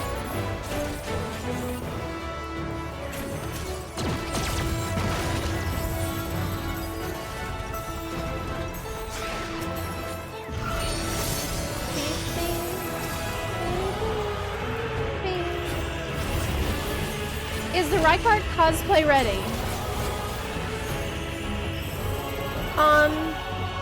I'm gonna have to be creative. Very creative. With the tube part. Very, very creative. With putting myself in the tube. It's gonna be extremely cursed. I think I might just use a blanket. Yeah.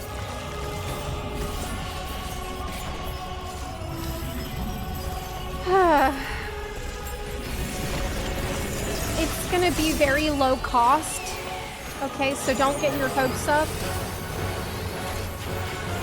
I did spend money on prosthetics for my face. This is so bad. So much worse than you can imagine. Now, why didn't I use devilment? What am I even doing here? Why did I do the tech step without a devilment? What is this? I've never done that before.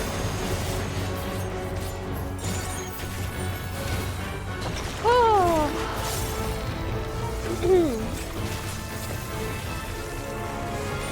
Oh, I'm going backwards, not forward. This is the wrong way. I'm gonna die. I went the wrong way. It's gonna look like something at 3 a.m. on Adult Swim. Correct. Correct, yes. Okay. I'm gonna get all the... I'm the only... Okay. Let me just shut up. And do our tech step.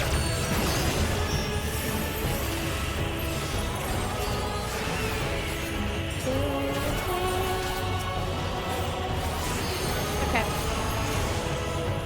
Now I have the right arrow, which we've learned about from the Fall Guys event. Oh! It's bigger than I thought! That's not my fault. That one's not my fault. Okay, I knew what to do, but I couldn't do it because it was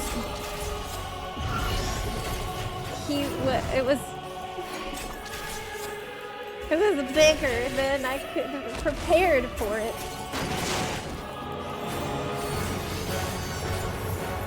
I wasn't ready. I have 4 stacks. I need that shirt on today. That I'm fine. This is my bone stack shirt. But I'll use that. I use Shield Samba. I survived. Thank you, Dunfuel. Showing what not to do is a valuable tool. It's more helpful to be an example of what you shouldn't do. That's why I am in inventory lab. Exactly. You get it. I commend Hrothgar. Hey. Ugh.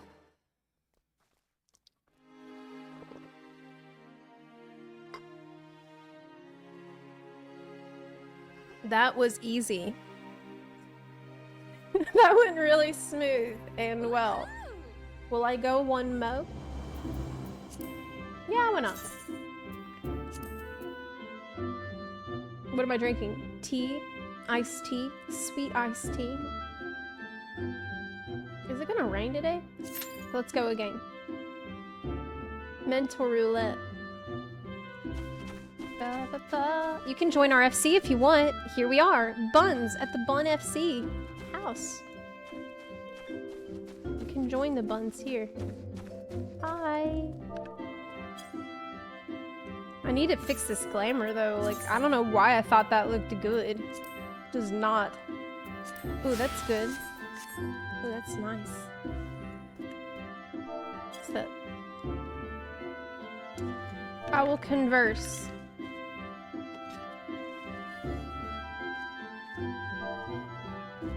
I will scheme. It doesn't let you scheme while you're sitting? Oh my god. That's surprising. That, by the way, we'll be doing some dungeons or raids together in the FC like we do in WoW. Might do some dungeons. I doubt raids, so maybe trials. Could probably do trials. The way I like to raid is really toxic. I'm not going to subject you to that. I care about you too much. But trials, yes. We can do. What ability is your 9 hotkey? That is Fan Dance 3. It can proc. It's just an extra fan button that can proc as an OG CD. Mm-hmm. How's your inventory? Oh god. Pretty good. Did you just give me 3 individual carrots? Why?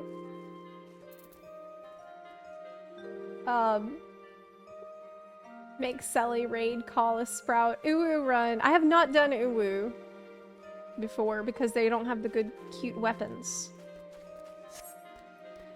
I bought an extra retainer. I bought some extra retainers. I should use them since I'm paying for them. But so far... Oh wait, why am I queuing as a dancer? Why am I queuing as a dancer for this? This doesn't make sense. Alright. I'll go as a... No. Yes, white mage. Yeah. Yeah, let's go as white mage. Because of holy.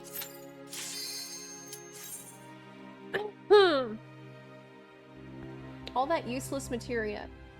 The thing with the materia is I'm thinking about saving it to take it to Mutamix. You can give him the materia and he will sometimes change it into materia that's worth a lot more. Slacker DK, thank you for the 9-month resub. Chaos Vet, thank you for subbing. RDH612, thank you for the 3-month resub. I do appreciate y'all a lot. We are really close, by the way, to our, Oh wait, we reached the sub goal. Oh my god. For the Elden Ring DLC giveaway. Oh boy. We should do the giveaway. We should run it. Yeah, let's start a giveaway. Hold on. I can do this while I'm in the dungeon. Oh, no! Oh! Oh no! I freaked out getting Castrum and my bracelet just fell apart. Oh no, my bracelet! Look, it's my bracelet with the little turtle on it. It's got the turtles on it. Oh no, I love this bracelet. I'm sad. It's all because of Castrum. If I didn't get Castrum, this wouldn't have happened. Thank you, Optimus Prime. It's all Gaius's fault. Okay.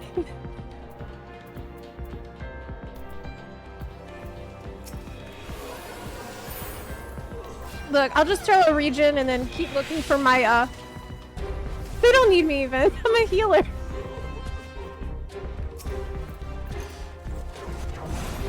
It's a cord bracelet. You should be able to repair it. I don't know how to fix a bracelet. What's worse is the little balls went everywhere. I need to find a cup to put them all in before my cat tries to play with it. Where is she? Okay, I see her right now. She's sleeping. I'm giving this tank a heart attack right now. It'll be fine, don't worry. I got you. I'm watching. I got you, fam. Look, it's Castrum. I can just go look for it in the cutscenes. They don't need me. This dungeon it's better to get this. Oh, really? It's not gonna be like Prey? Prey took us 30 minutes yesterday, didn't it?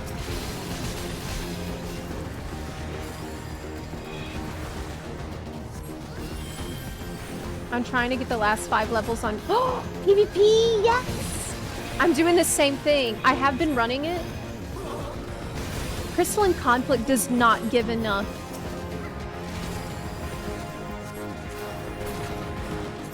Series XP. See, this is actually proof that I really became casual in Warfare. Because whenever they first released the PvP stuff, I went hard on it because I was still playing like in a fairly hardcore fashion. And I remember complaining back then saying, this PvP series is too casual. They need to make it harder to get all of your ranks because it only took me like a few days, maybe a week. I remember saying that when Endwalker came out. Okay, so then after becoming a casual in Endwalker, which I am now, I'm like, fuck. Getting like one of these every day is so hard and it takes so long. And I don't want to do a ranked match, it's too scary. Meanwhile, I got Crystal rank in the season 1. I've completely changed. But it really takes so long. I'm trying to do the front line every day. I have a completely different perspective now than I did. So I think in a lot of ways, I'm grateful for Endwalker forcing me to play other games and like separate my time into different things besides only FF14. I actually think that's good.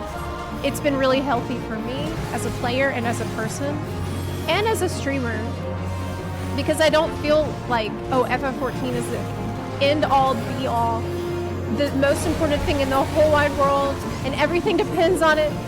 That's not healthy, okay? It's not a good mindset to be in, and I was definitely in that mindset for a while. So I'm grateful to Endwalker for that. It's a silver lining, absolutely, yes. That was me with Yokai. I did the entire event in 8 hours. What? I was like, what's everyone complaining about? That's wild. Did you do it with a blue mage? I need to level blue mage still. I just played Rabbit and Steel. No, I haven't, but I've had a lot of people suggest that I play it. I've heard of it. Bunnies and raiding. Is it like an MMO or something? For me with Yokai, I started Yokai when it came out. And it was brutal when it first came out, actually. It used to be way more time consuming because you couldn't fly at the time. You had to mount up between the fates.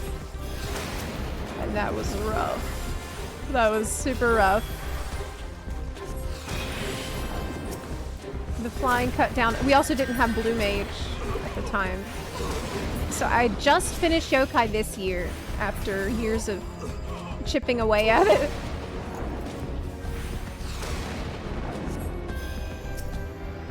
But they bring it back all the time, so you can that's what I would recommend doing. Just get the weapons you care about, and if you get tired, then, you know, just wait till they bring it back next time, because they bring it back all the time. Zep, are you doing the Mogpendium? No, not really. No, not really. What server is the NAFC? It's on Excalibur, on Primal Data Center. Yeah, we need to set up some, like, raid nights, maybe just for trials, spamming a few trials for Dawn Trail if people want to do that. Maybe we could just do it on stream. We'll see. I'm not going to start the main story quest for Dawn Trail for a couple of weeks after it launches so that people have time to catch up with the story first. So, oh, but that means I can't do the trial too, huh? Shit. Yes. But you know what I can spend my time doing? Practicing and optimizing my rotation and opener for Picto and Viper and becoming the best. Wait, no, we're trying to be casual. What did I just say about... Wait, no. No, I need to fight these impulses. No. I just said that it's good that I became more casual because it's healthy for me. It's healthier, it's better to not obsess over things, small, minute things like that, like min-maxing. Like, that's not good for you to hyper-focus on those kinds of things. But I'll have 2 weeks without story. What else am I supposed to do? What else am I supposed to do in that time? Do you think I will resist the urge to stop? Do you think I'm gonna actually hold out with my casual, chill lifestyle? I hope so. I've gotta try. It's okay to practice. It's just casual. What casual means? Time spent. Okay, that's all. So it's okay to improve at your rotation and try to optimize if you don't spend 10 hours a day doing it. So I just need to manage my time better. That's all I've got to do. I just have to manage my time.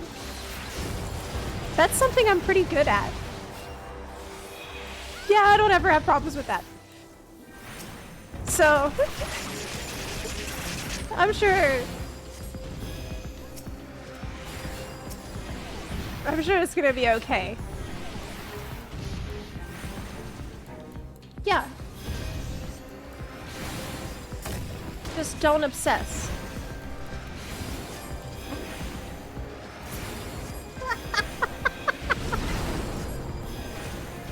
Man, when's the cutscenes? I need the cutscenes so I can go look for the little balls.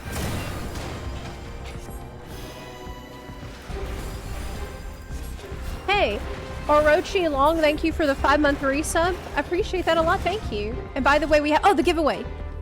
The giveaway for the Elden Ring DLC. Okay. What should I put? What is an appropriate keyword for Elden Ring?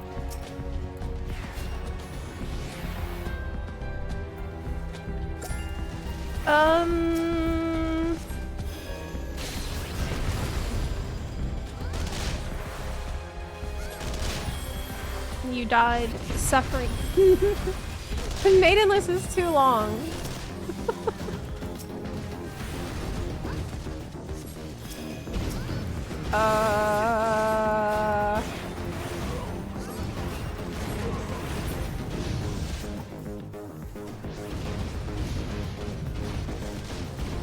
Okay, type together with one A in the chat. Like that. Together. That's the keyword. Type it in the chat. And you will be entered into the giveaway for the Elden Ring Shadow of the Erdtree DLC that is coming out tomorrow. I will let this run for like a minute, and I wish you luck. Is my collector's edition here? I don't see it. I don't see it. Okay, it's a cutscene.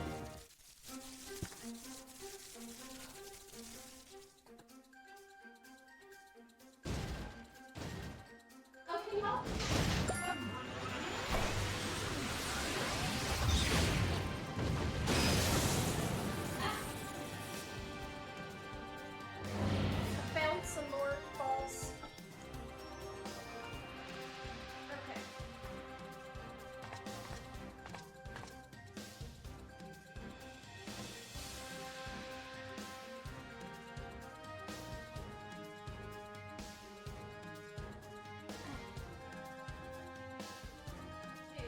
It's everywhere. It's all over the entire room. It's all because of Castrum. You already have it, so you'll sit this one out.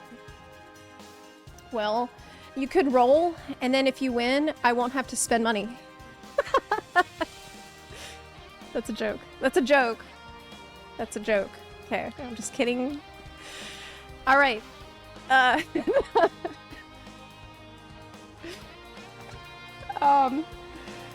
Just don't tell anyone. Okay, the winner is Naodha, Naodha. You are our winner. Congratulations. I will send you a Twitch DM right now. Okay. You won. I'll write you after stream.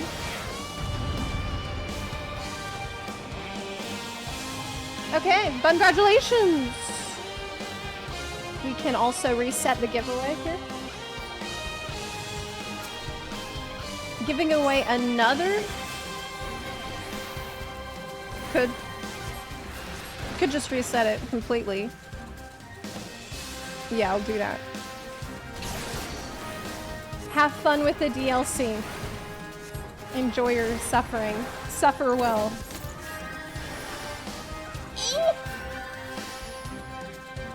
Okay. Poor Livia. She loves Gaius. He literally never mentions her. She is a simp. She is a simp for Gaius, who doesn't think about her at all. It is sad. And she seemed pretty jelly of me as well in the beginning of the story. Like, if you play a female character, it definitely comes across that she's like, what does Gaius think is so great about you? What, you think you're a princess or something? Like, she really talks to you like that. Let me see what's so great about this princess that Gaius just can't stop thinking about and talking about. Yeah. It's sad. Man, Streamlabs changed their layout on their website, and I'm even more confused using it. Okay, sub goal. Reset goal. Oh, but we're 7 into the new one, actually. How did that happen? Is that true? Let's just reset it. Yeah, that's not accurate.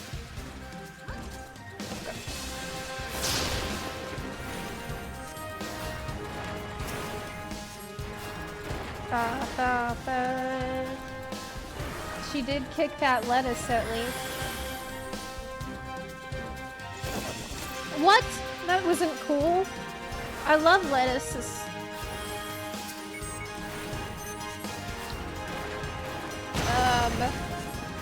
How do you like the chair? I like it so far. I'm pretty comfortable. I guess I'm not thinking about the chair, which is good. That's what you want. But of course I do have the affiliate link. If you're thinking about getting one, please use the link. Our Streamlabs link. I love the pillow. I love the pillow. The chair definitely feels like an upgrade over what I had before, which was a chair I bought from IKEA in their offices section.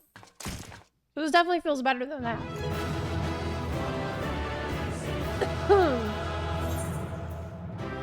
Oh my god. Portrait. I got 2 commendations.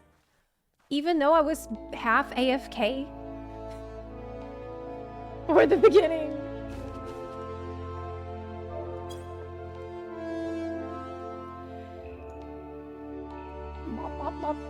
Literally bought a new Secret Lab chair a few months ago before that came out. Yeah, I heard a bunch of people did. Well, you can get the pillow, you know. The pillow from Secret Lab.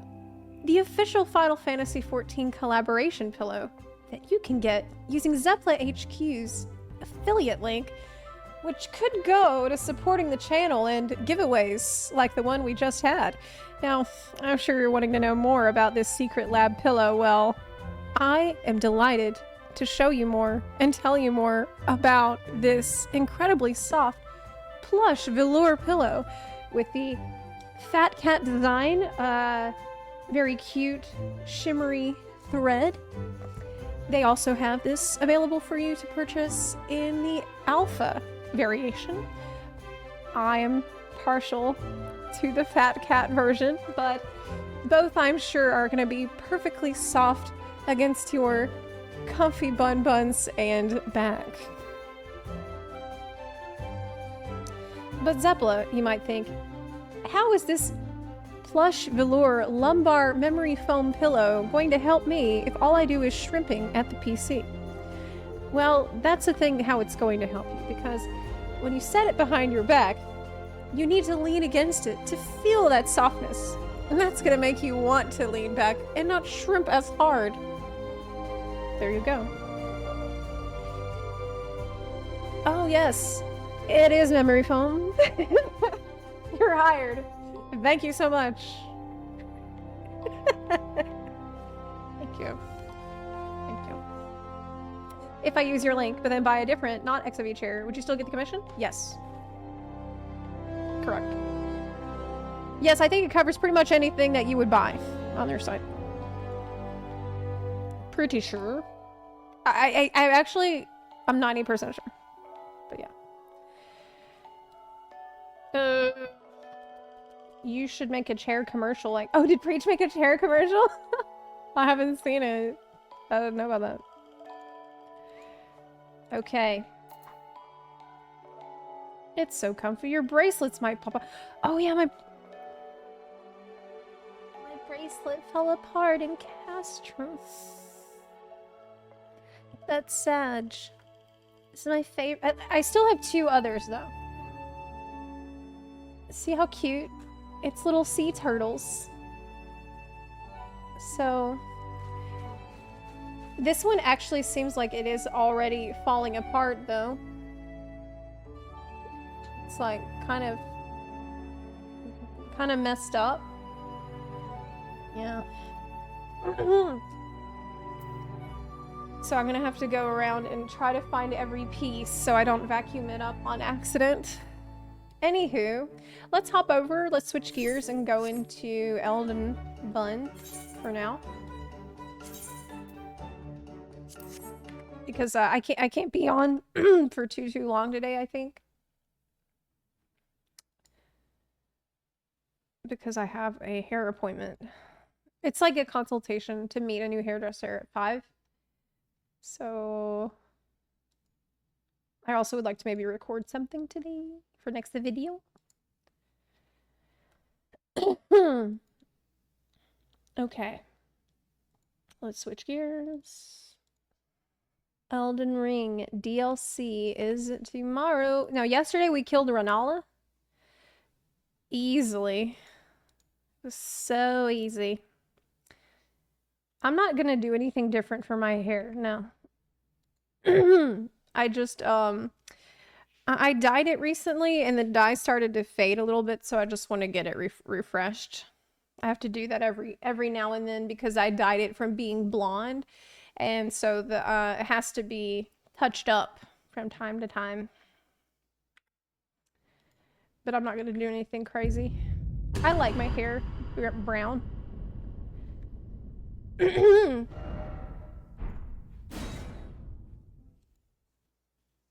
But yeah, it started to fade a little bit and get kind of yellowy, which I don't like. Elden Ring. So we killed Renala yesterday. Where does that mean we go next? Where to go next? What boss after Renala?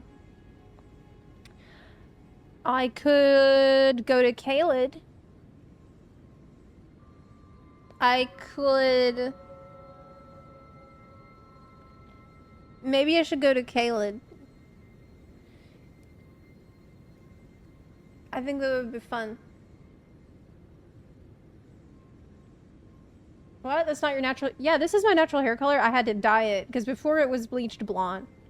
So I tried to get her to match my, my natural color. But as you can see, there's like yellow parts. Yellowy kind of parts. Not everywhere, but in certain sections. And, yeah, it just needs to be touched up slightly. I've got to be looking my best for Dawn Trail and Erinville. I gotta have it good to go before I see Erinville in the story. I think I want to go to Caelid. There's a quest line that I never did in my first playthrough that I want to do involving the pot guy. I don't know anything about him, but everybody talks about him and memes on him, and I don't know who he is, and that makes me sad because I want to be in on the joke. I want to know about him. How do I start to do that? Yeah, Alexander. Everyone says he's a friend, but I'm missing critical information. So Alexander Iron Fist, is that him?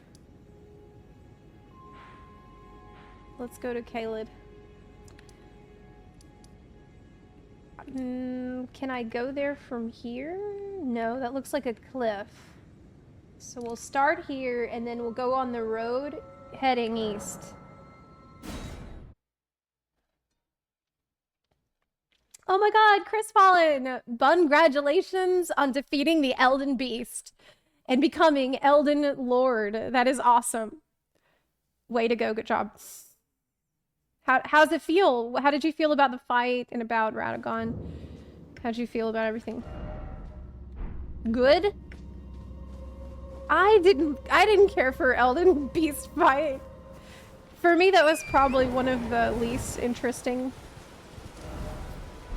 fights in the game.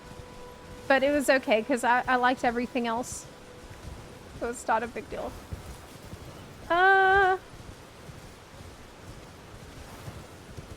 Okay. How do I get on the road? The road is here. This is the road. And we're going the right way. Okay. Let's sally forth. Hello? The category! Oh my god, you're right! Can you hear me? Crap. Me. I'm stuck. This isn't... Hello? Dawn Trail changed a lot. Anyone? They weren't kidding when the devs said that 95% of the people on the dev team were playing Elden Ring. You see that article? Where they... Can you hear me? Help me. Yoshi P said all the devs are playing Elden Ring. Hello? Who's calling for me?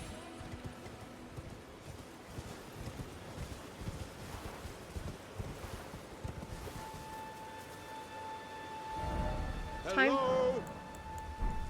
Can you hear me? Help Is me. this the pot? I'm stuck. Hello?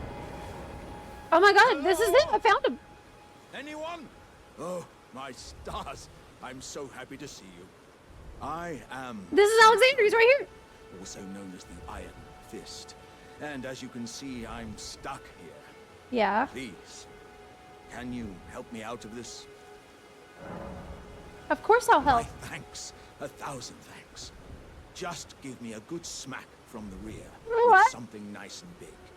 And I'll pop clean out, I'm sure. Don't dally. There's no need to fret. I'm very well trained. Give it your all, I say.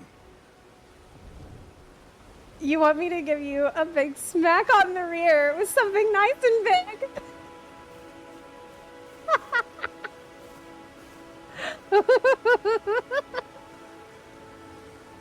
Come on. Give me a good smack from behind. Oh my with god. Something nice and big. I'll pop clean out. I'm sure of it. What the fuck? Okay.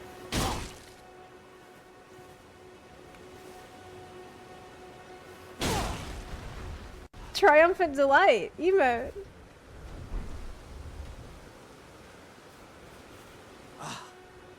Well played, good lady. Well played. Though that mighty wallop of yours almost spelled the end of me. Oh my god. Well, I'm out now, and that's what counts. I thank you. And as a token of my appreciation, I'd like you to have this. Exalted flesh.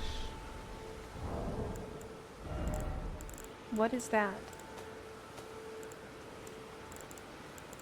Why would he give me flesh? That's gross.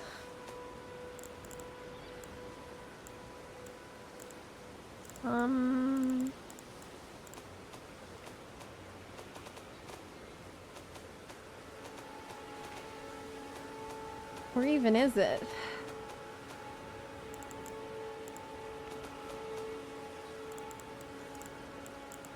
I don't see it here. It's not in key items. I never know where anything is. Crafting. To know where he... No? It's a food buff.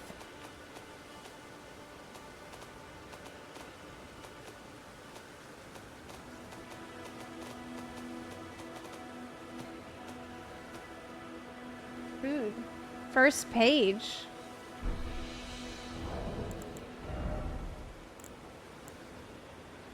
Oh, thank you. A lump of animal flesh pickled in a medicinal solution mixed with fiery spices. Temporarily boosts physical attack. Good. Once again, the pleasure is mine. I am the warrior Jar known as Alexander. Iron Fist Alexander, in fact. I journey to the east, where I intend to further my education in the ways of war. And beyond these lands lie the scarlet, rot-blighted Caelid wilds. And upon their southern edge is Redmane Castle, in which a festival of combat is being held. I'd heard whispers of such festivities before. Doesn't the notion set your breast aflutter?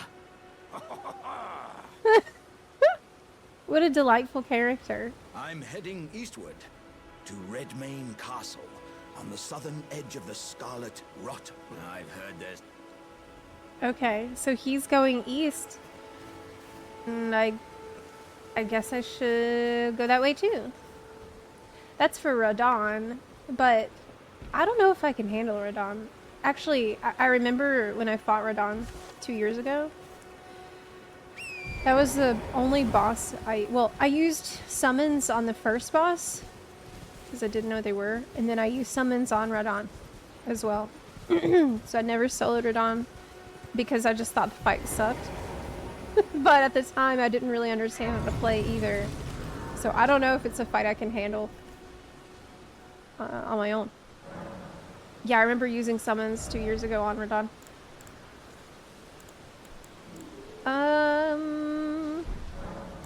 Not enough to level up yet.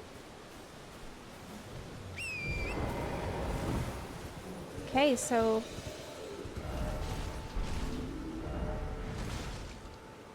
How dare you? Summons are cheating. I definitely don't agree. I know you're memeing, but as much as I like to not use summons, I'm really glad they're in the game. Just to have an option. Oh dear. Yeah, I'm terribly sorry. Are you here as a customer? Yes. I actually need a lantern. Smithing stones? I don't think I need the rank ones though. Nothing that suits your taste then? No. That was weird. It was a little weird, chap.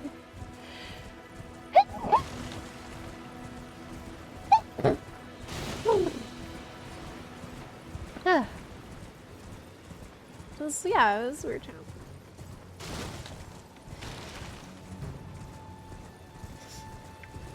You have the option to get good, though. Yes, that's the beauty of it.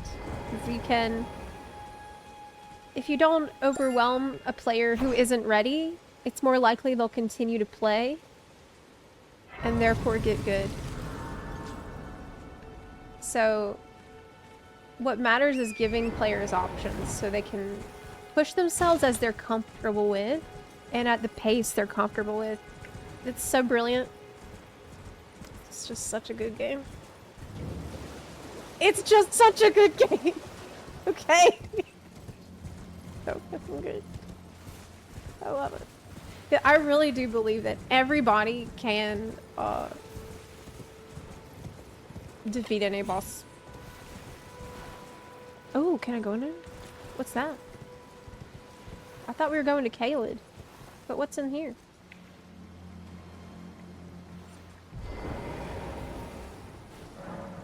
Let's go in it.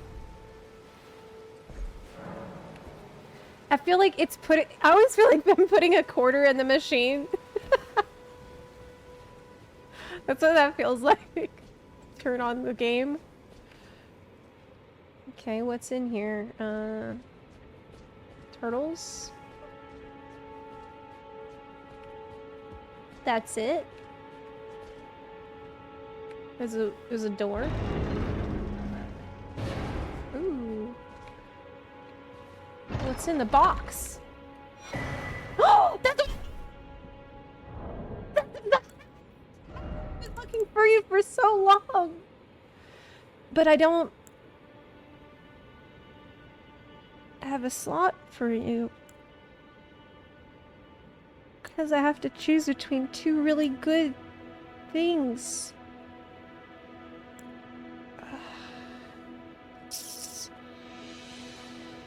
I don't want to lose my Crimson Dagger. It's so good. When do I get more talisman slots? I thought I had like 4. I'll try to live without it, but I'm really glad I got it. That's like this talisman for me. I love that one. Oh my god, I didn't even know it was...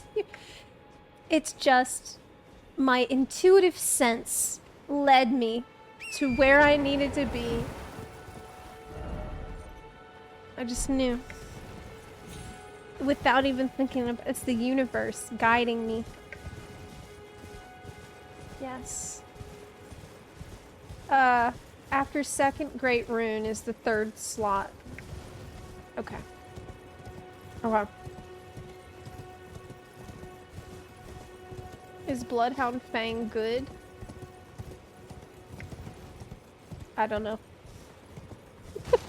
I'm sure there are gamers in the chat who do know this. Why? Why did I get this mounted? What's in here?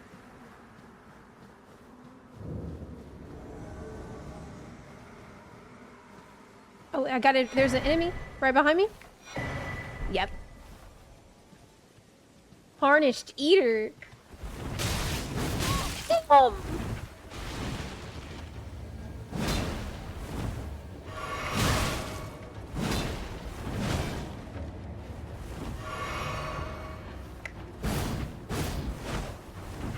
Oh my god. She don't play.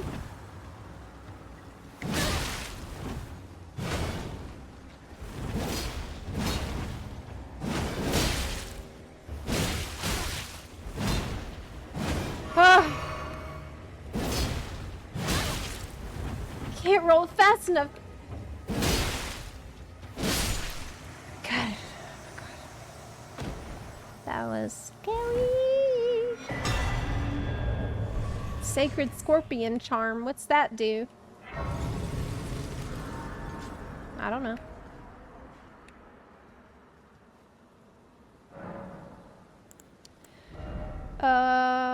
Oh, I only need like 1,000 runes to level. But I don't know what I should spend it on. Endurance. Endurance is what I need. I need 1,000 runes. Okay. Yes.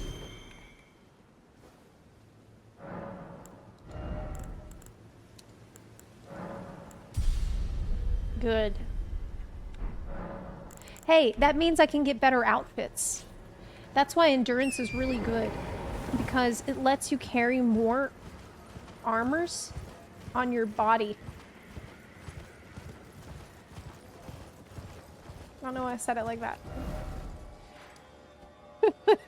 Let's see, wear heavier outfits. Okay. Onward. Yes, endurance is the glam stat, which makes it this. Well, it's not this because we have strength.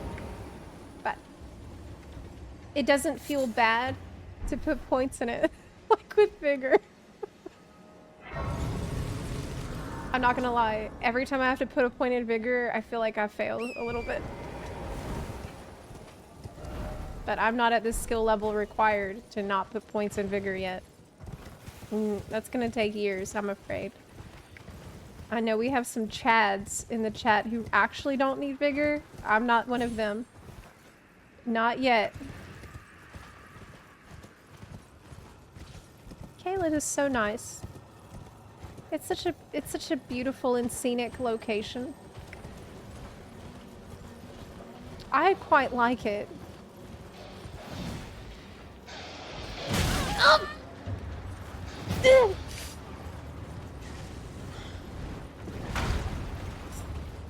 Just get away. Oh! Hey, it's Grace. Nice. Okay.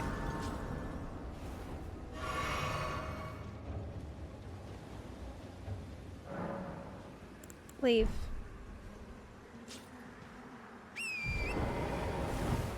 There aren't many outright bad weapons in the game.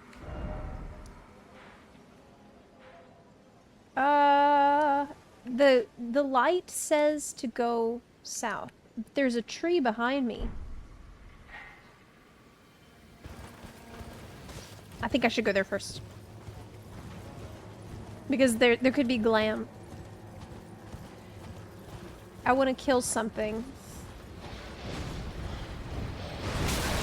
Oh! I don't want to be killed. I would be interested to find out the lore of the Scarlet Rot. What is going on here? Be wary of dung. Oh, there's pots down there. Can I fall? Look at the... They're like my friend.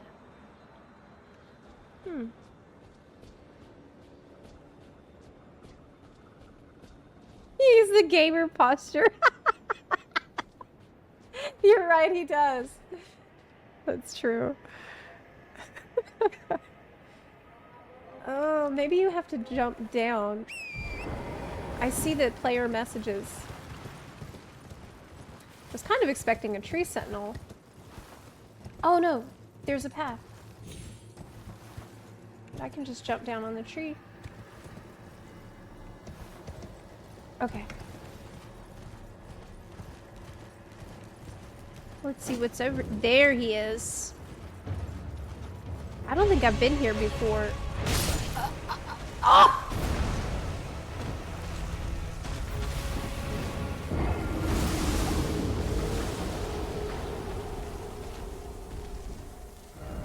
Damn!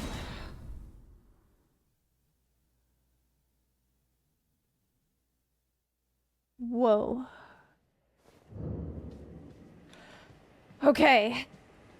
Okay.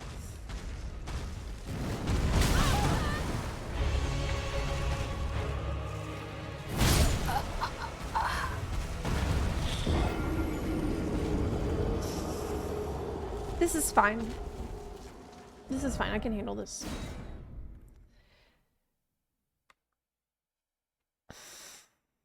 Thankfully I just used my runes. So I only had 500 left.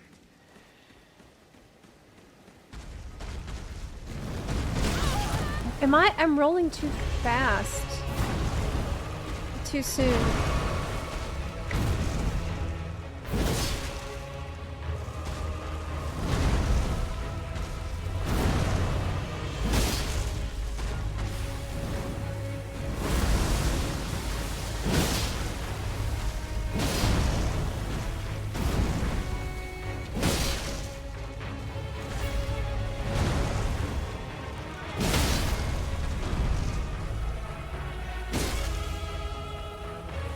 Why can't I crit?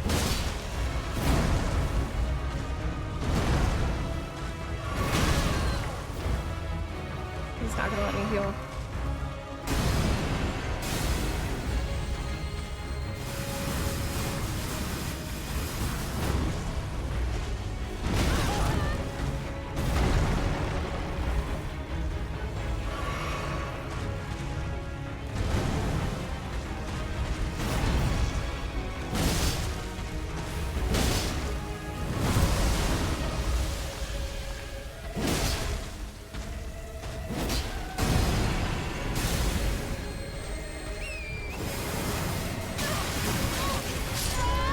I couldn't move because of the tree!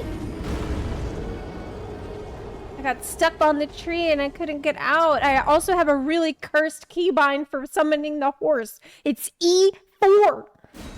I have to press the E and 4. I've got to twist my hands into a fucking pretzel to summon the cow in the middle of combat.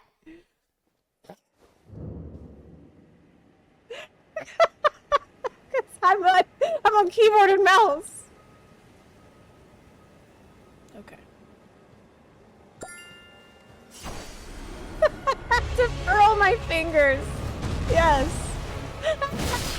Yes, I do. Oh, God.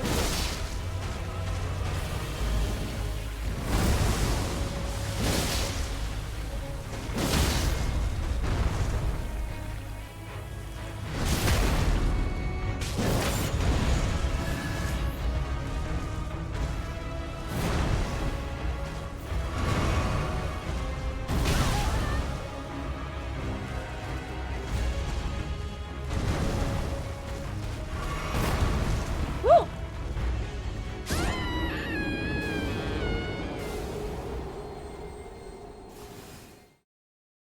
Who put that cliff there? I didn't see it before. They must have hotfixed that. Oh, you can't res at the Stake of America if you fall off?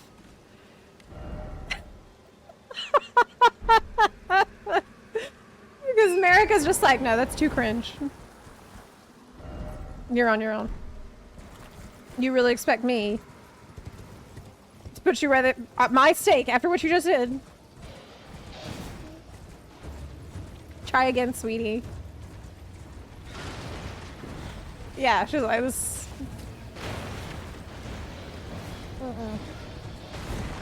Too based. Yes. It's too based for that. Like, I'll res you if you died in combat with honor. Okay, but... I can't watch you do this. You're embarrassing me. Okay. Walk a while and think about what you did. Maybe learn the lay of the land on the way.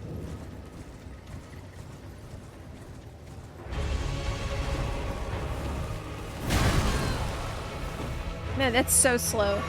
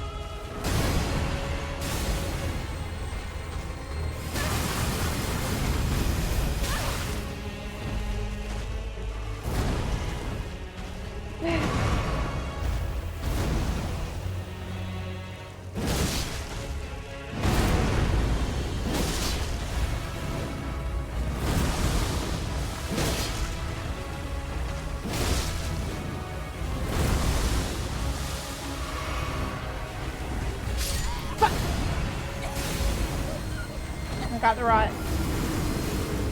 I got the scarlet rot. I got the rot. She'll help me this time.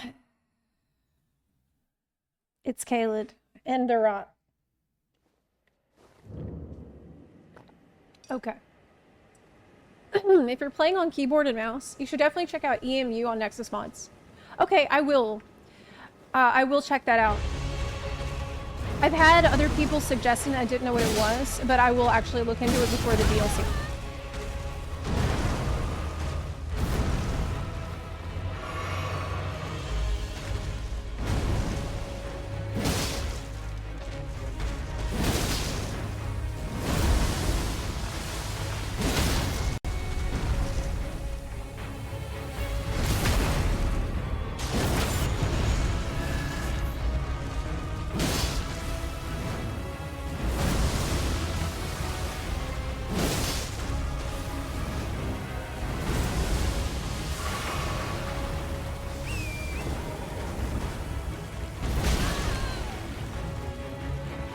trying to get away from the cliff.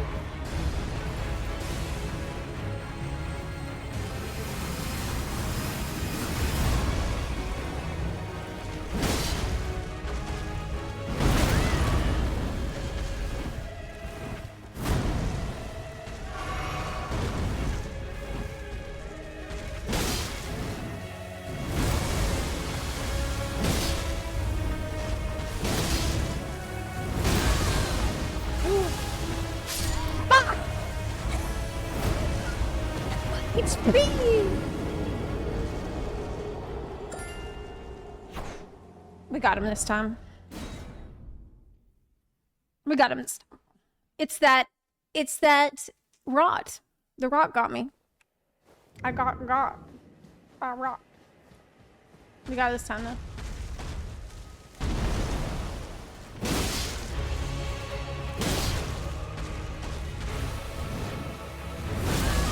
Whoa. Too early. I can't see.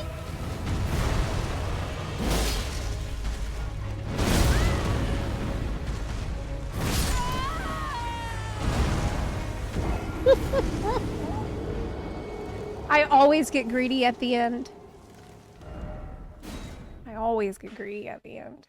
Because I go into the berserker rage at the end. And I stop thinking about when is it safe to jump and when is it not.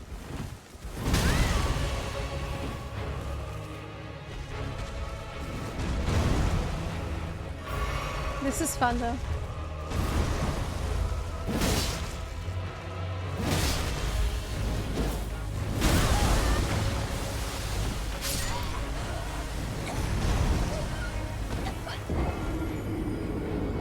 This is it. This is the one. This is it. We got it this time. I'm feeling very confident. Very confident. This is up. It's good practice. This is the whole reason I'm doing this playthrough too.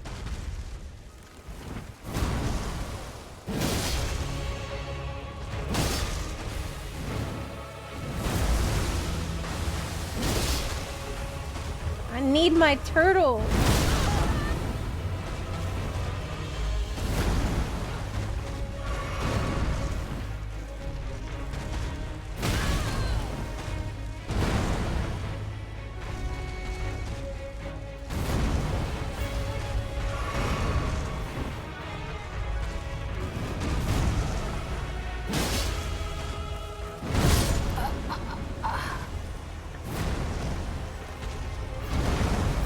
Why am I jumping twice?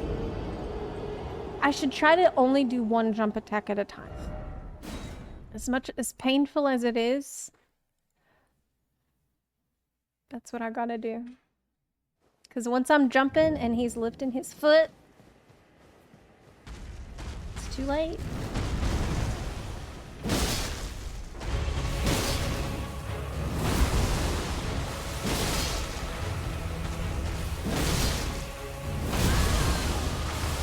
Do I listen to my own advice? No.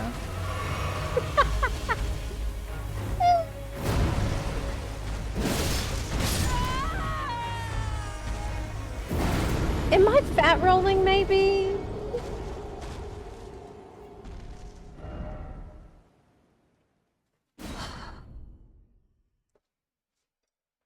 What I should do is put on my turtle talisman. I think that's what I should do. As much as I love Assassin's Crimson Dagger, I'm running out of stamina because all my jump attacks.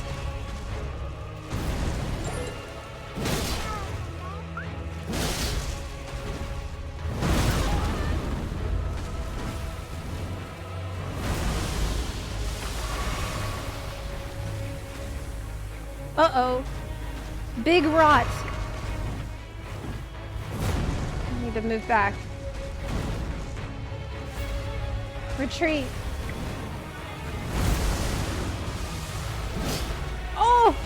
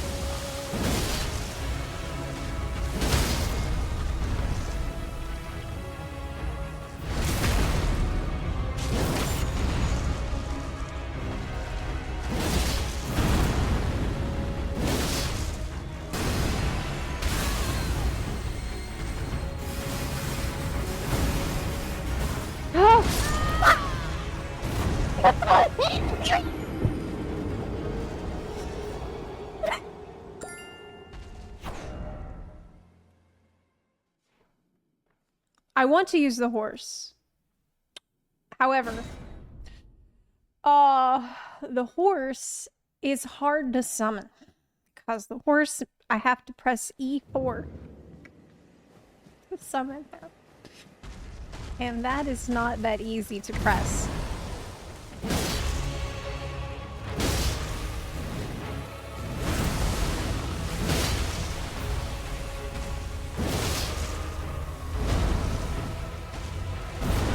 I need stamina.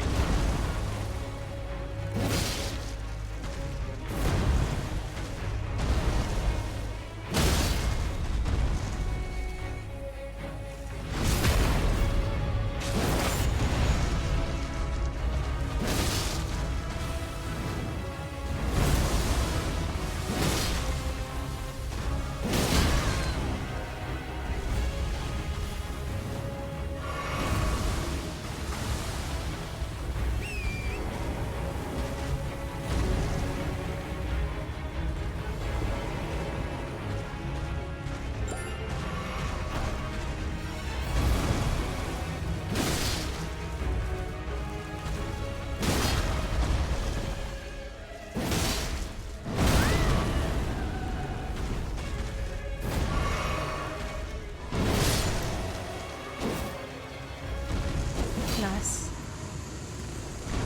Nice. I did it.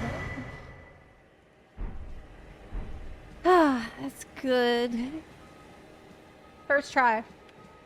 Yeah, I also was worried the horse will get stuck at everything here. I got some stuff though. He dropped the tears, which what do they do? Ooh, boost stamina recovery. That's good. Boost strength, also good. Well, that's not what he dropped. Boost fire attacks. I don't want that. What else is over here?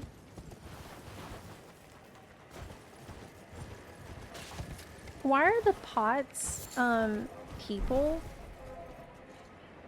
Like, I guess I might find out. But I don't understand why there are people. Ooh, what else is here? It's a...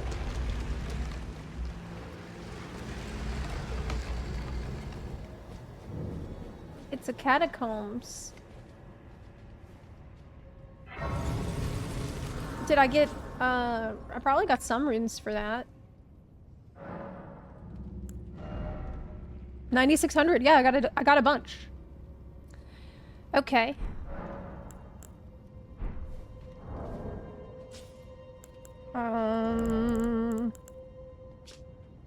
I can gain the runes this way. And that should help me level. Maybe another point in vigor. For now, I will. Okay, let's go. What is in... Ooh!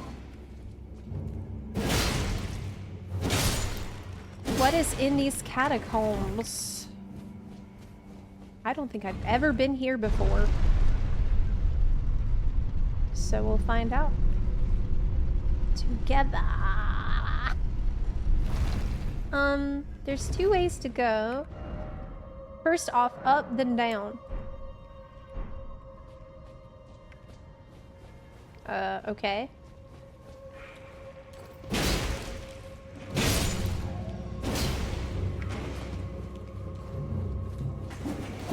Oh!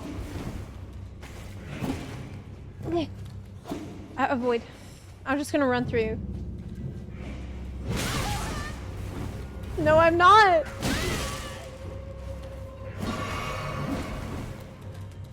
There's too many of them!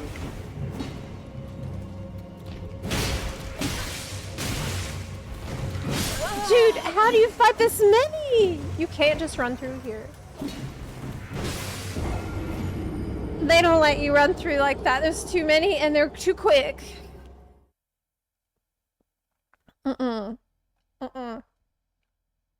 I got swarmed. Okay, let's try again. Basically, you gotta kill these dudes on sight. I feel like I need to be doing more damage as well. My damage feels crap. Why? +8, +5. I need to upgrade my greatsword. Maybe I should do that first. It won't let me do that from here.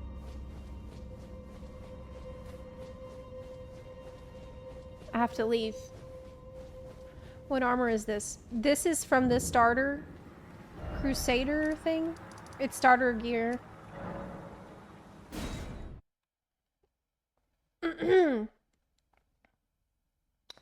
You should give it an Ash of War if it doesn't have one.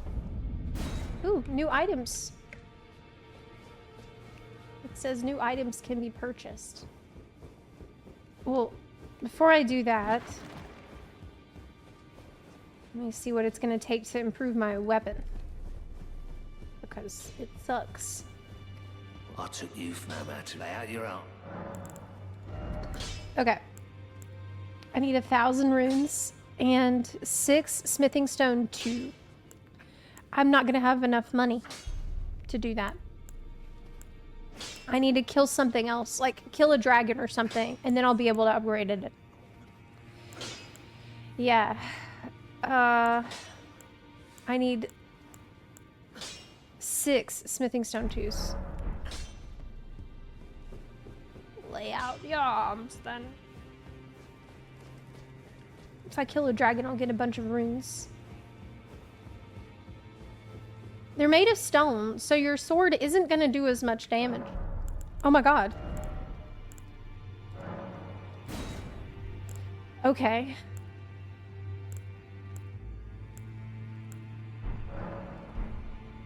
Let's go back then. To Caelid. Minor Erdtree Catacomb. I'll just have to fight them.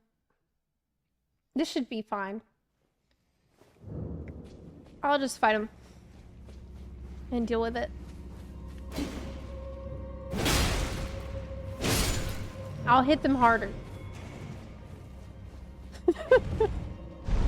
I just can't let them swarm me like last time. If you haven't gotten your 3rd talisman slot yet, talk to the old lady by the... Oh, I haven't gotten it yet. Oh, this is different. I went the different way this time.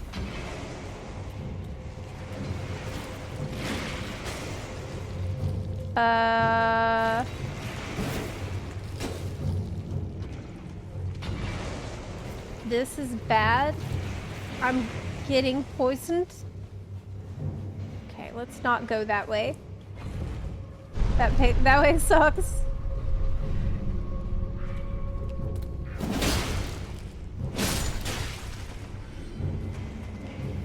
Just throwing shit at me.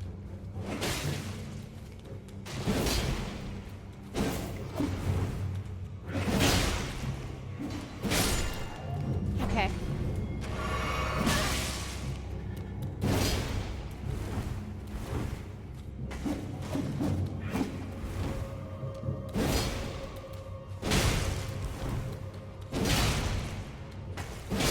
Okay. Got it.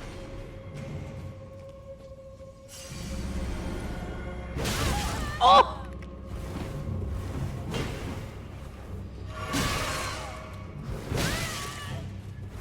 This is horrible.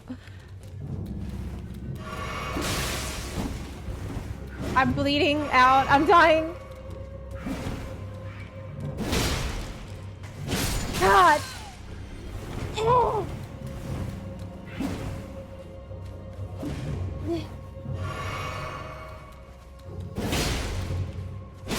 Okay. Okay. Okay. Okay. I got him.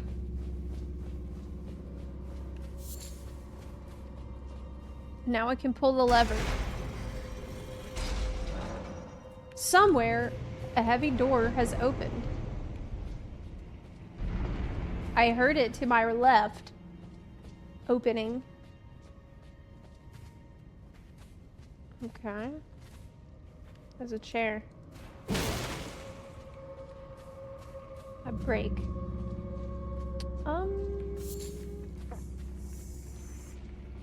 Okay. Where was that door opened? Maybe this direction?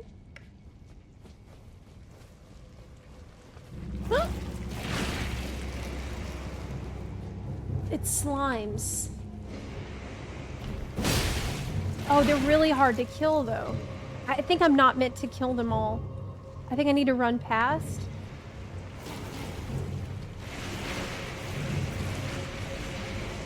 And try to find where the door opened.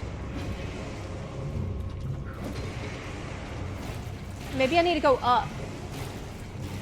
Oh, maybe that's what the message meant. Go down and up or whatever. Yeah, maybe. I need to go up again.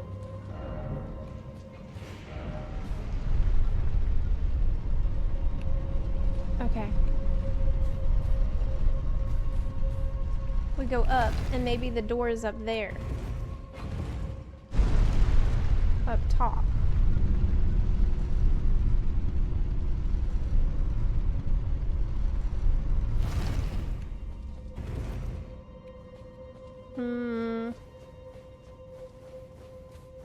Actually, no. There ain't shit over here. I don't know. I'm kind of stuck. I'm kind of stuck. There's nothing this way. No door. But I think I need to go find the guy that sells the lanterns. Oh my god, can y'all hear that? Probably not. My cat. Singing a song. She loves to sing.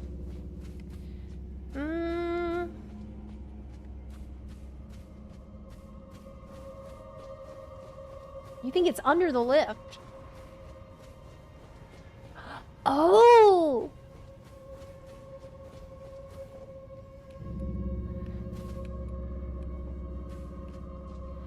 Under the lift. That's what the messages mean. First lever, then try down. They're trying to help explain this, but I did not understand. They tried. You're right. You're right. That's it. This is poison.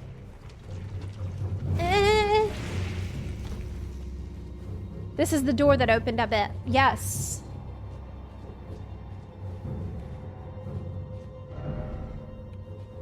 Friend required ahead. Hopefully not. I have 2 flasks. Okay.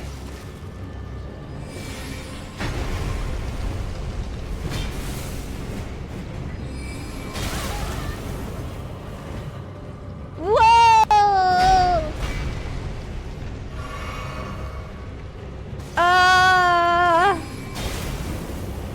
I need to kill this magic one first.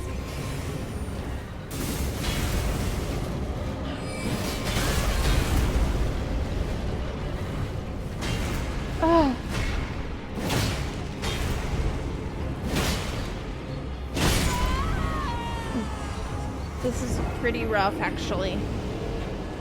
Because I feel like I don't do much damage. I hate actually fighting more than one enemy at a time. Because they, it's very difficult to target. Targeting is cursed on keyboard, and it's quite horrible.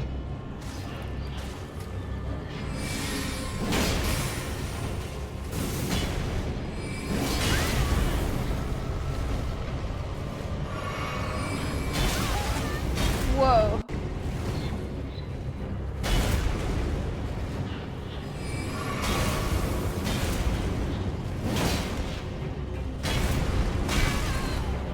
God.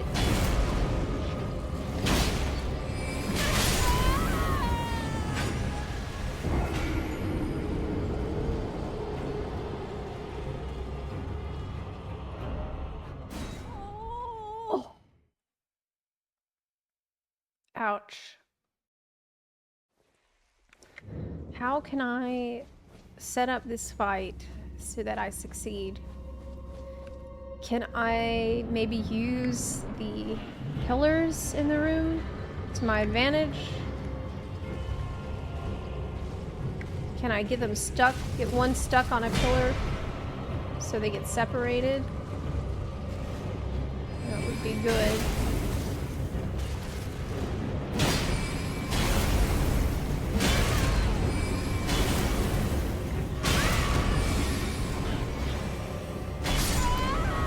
Dude, I don't know if I can do it at my level. Want a very, very obscure trick? Yeah, sure. Yeah, sure. What's your advice?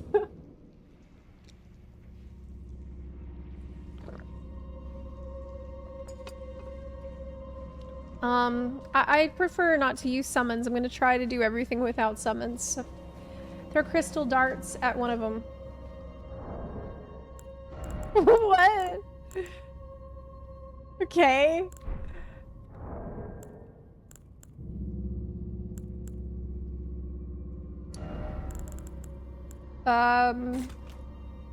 Throw the dart. Okay, alright. Let's see if that works.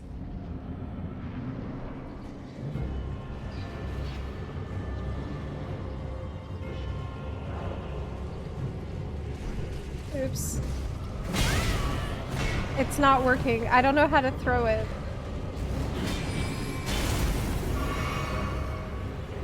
See, it doesn't... Is it my keybind?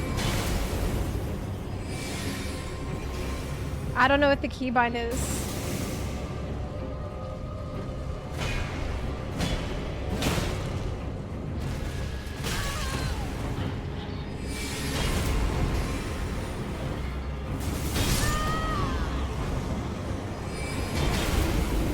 Ah!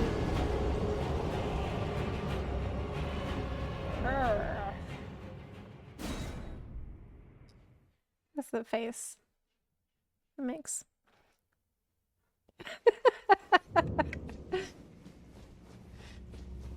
Zepla, how are you? Are you still in Germany or back in Ukraine? I'm actually in Florida. I am chilling in beach life. I'm in Pensacola Beach, beautiful beach town in Florida. Why did I do this? I just wasted a flask. Okay.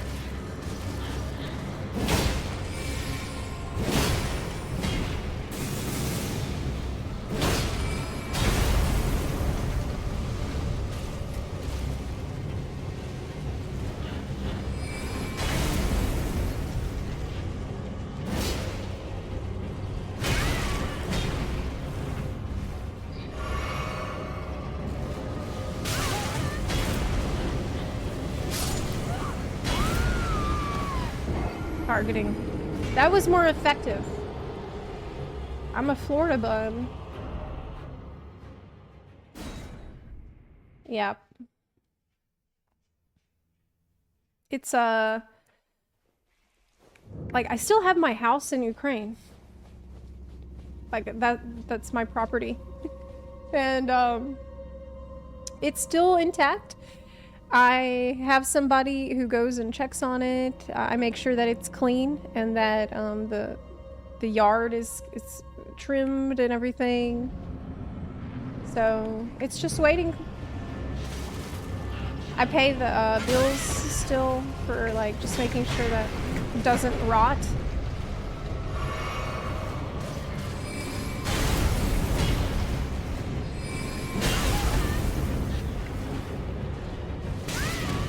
Damn, man, I might just give up. Fight too annoying. Fight too annoying. Quick question for Zepla, Queen of FXV. Where would be the best place to find a basic job rotation for Viper when it comes out? Not high-end duty stuff, but more along the lines of level progression and open world stuff.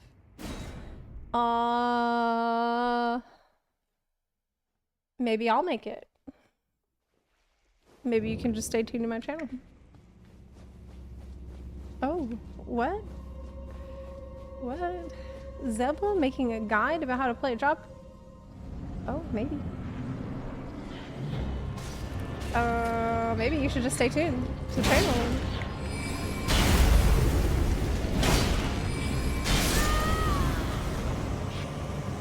No way. Yes way. Well, the Picto explainer was received really well. People liked it, and that gave me a confidence. Now, for a job that's actually out, it will be better because we'll have other people, like we'll have actual rotations figured out already. So it's not going to be as scuffed as the one that I kind of guessed at from the media tour.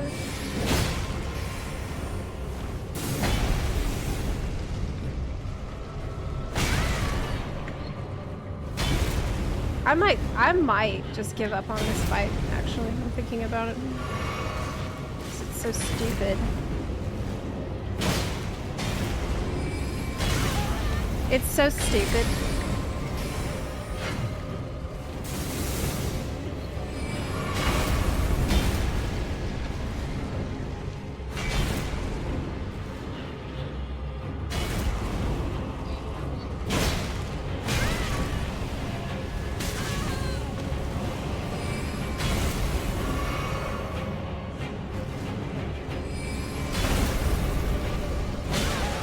Like, how am I supposed to jump attack if they're jump attack?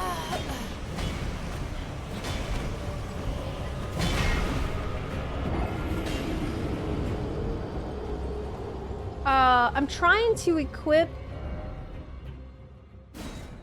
You think I should equip it next to the flask? Okay, let me try that.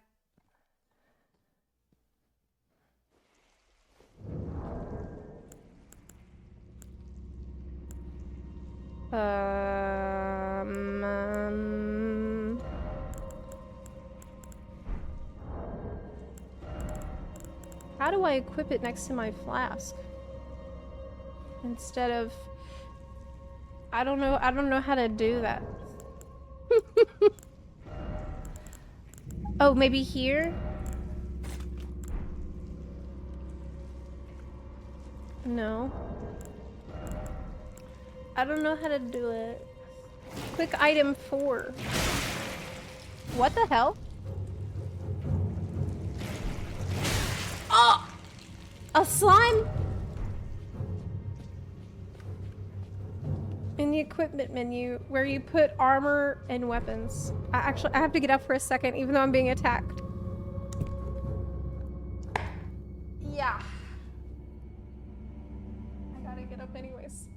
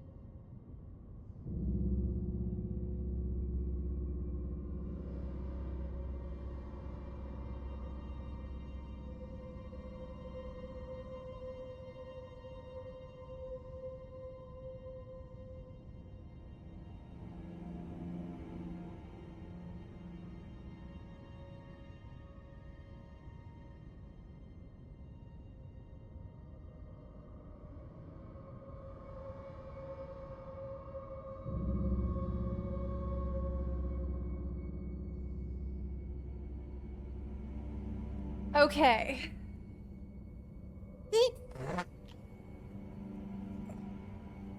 I need I need ears. Look at these ears. Oh. These were $5 on Amazon. I probably just need to get another $5 pair. They're falling apart. Usually my headphones can kind of keep them in place. Keep them in place so it doesn't seem as scuffed as it is. Okay. All right, in the equipment menu, we can put quick items. Apparently.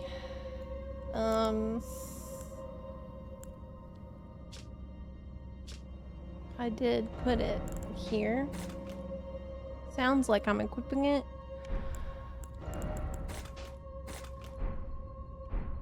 But I'm not. I don't know. Okay.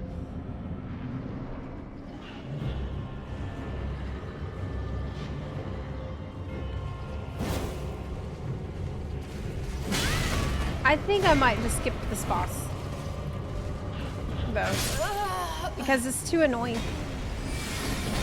It's mostly annoying because of the targeting. The problem is that on keyboard and mouse, it will switch your target even if you're locked on if you move the mouse at all. So if you want to keep your target, you have to move your character without moving the location of the mouse on the mouse pad. If you move it a tiny bit, it will change your target. There's no way to change this. It's quite horrible. It's quite horrible. So I think I'm gonna skip because I just don't feel like dealing it with that right now. We have to escape the area. Yeah, it sucks. The fight sucks. I leave. I just was exploring to see what's in here. And if I don't feel like dealing with it, I will leave. Okay. Where? What I wanted to do was help Alexander. My boy. Oh my god. How do I, like, go up?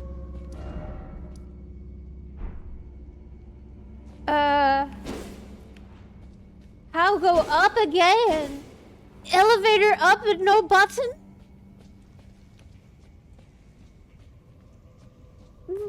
But where lever?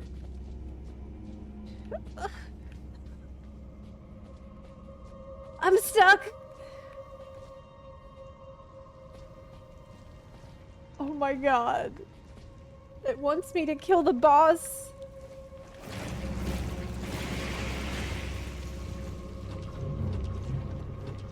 Looks like I gotta kill the boss. There's no avoiding it. Okay. Crystal dart.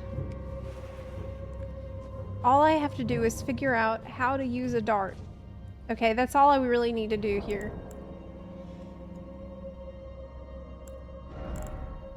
Let me Google it. How to equip dart on keyboard.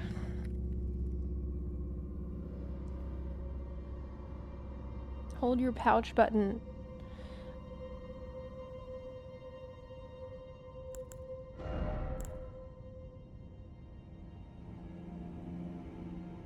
Next time. Oh yeah, we can just return to Grace instead of yeah, maybe.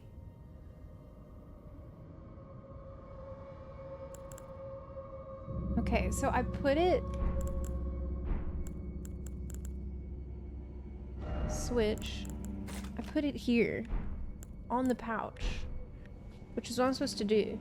But then so this works.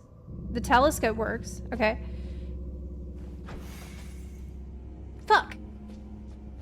Well, that now it worked, but why didn't it work in the fight?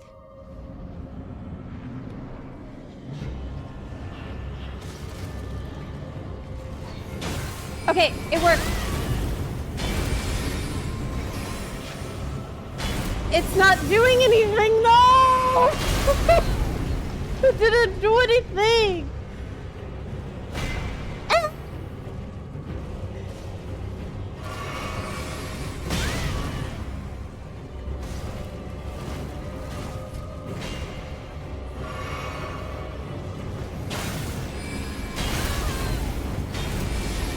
It's not doing shit!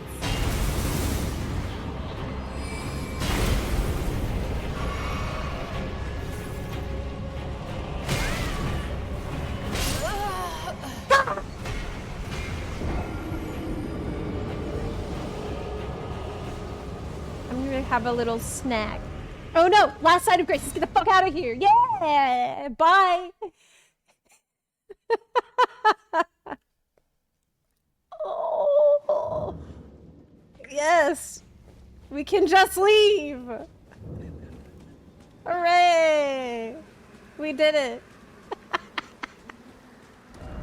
Here's an idea. Let's not kill the boss, but just say we did.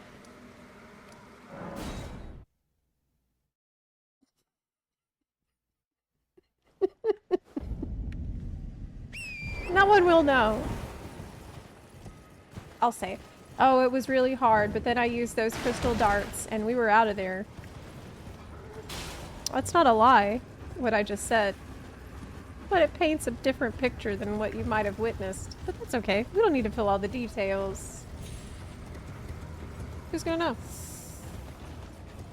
It's true, technically. Technically correct.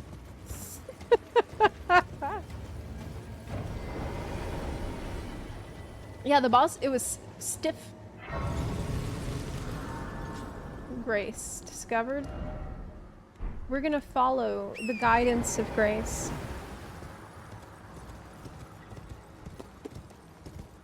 So nice here. It's a strange beauty. But it is a kind of beauty. The fog over the horizon. You know? It's awesome. I just love it. It's so refreshing, you know? Because I feel like I play so many games where you get the basics. You get beach zone, you get desert zone, you get forest zone. Maybe jungle zone.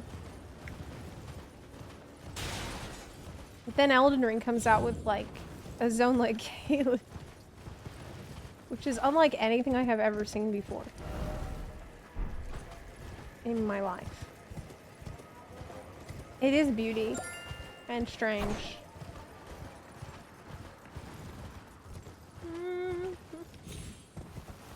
What's around here? Should I be poking around here? Or should I be following the guidance of Grace? Like a proper tarnished. Oh, I see you, Grace! Yes. I seen it. I can't wait to see the new zones in the DLC. How big is it? Like, how many new zones are there? I also can't wait to see the hairstyles. Is my collector's edition here yet? Let me check. Peek out the window. I don't see any box. I don't see any box outside my door. Not yet. I'm sure it's gonna be here soon. What? Oh my god.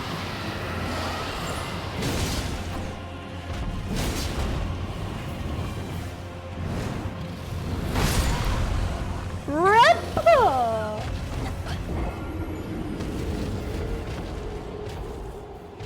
Rip. Okay.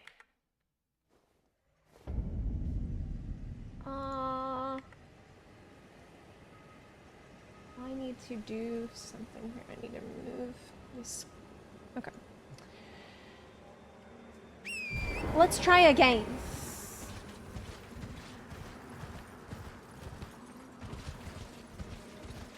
Let's try again.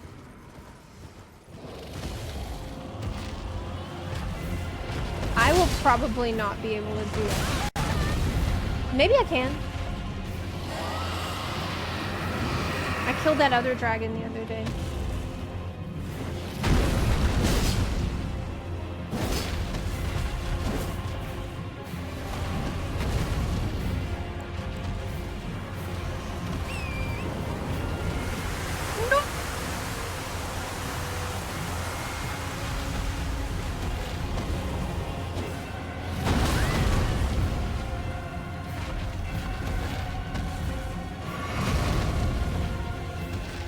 That was luck.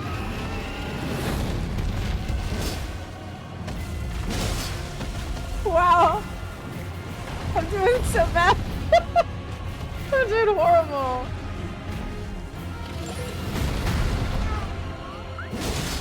Why your character looks so clean but not mine?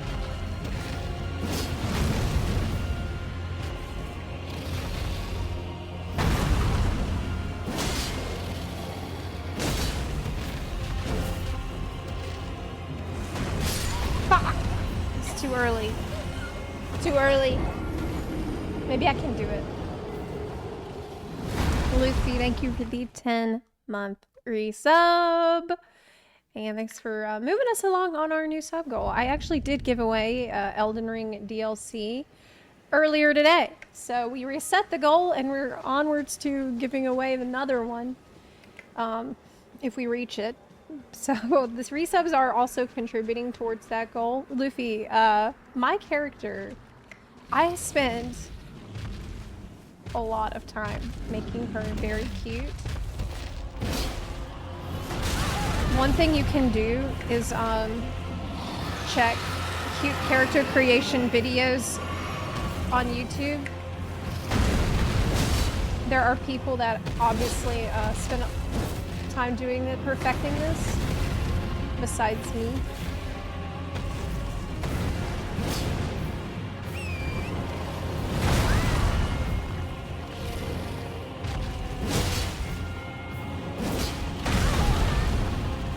I can 100% do this. I know that I can.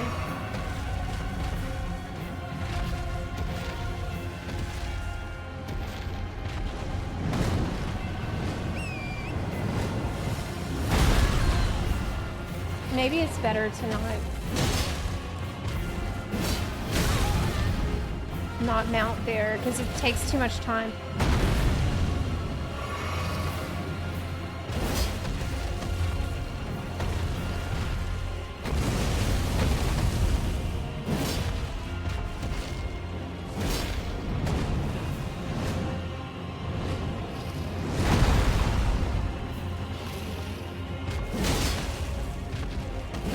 I just need better damage, really. I need the better damage and then I can do it. Because I'm not hitting him very hard, it takes too long. So, how should I get better damage? What should I do first? I need smithing stone 2s. Where will those drop for me? Get smithing stone 2.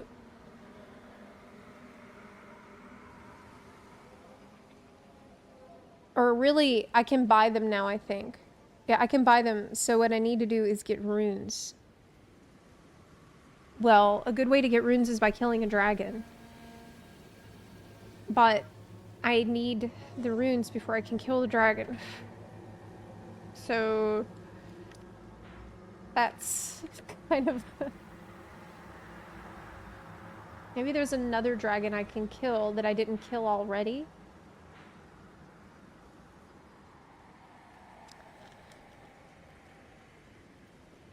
Oh yeah, Soul Sliders Reddit. Great Reddit. Mm-hmm.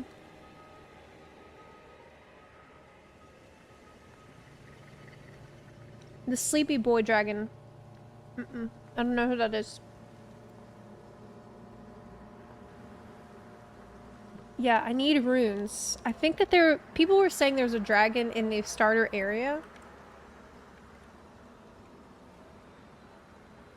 I think that's what I'm gonna try to do.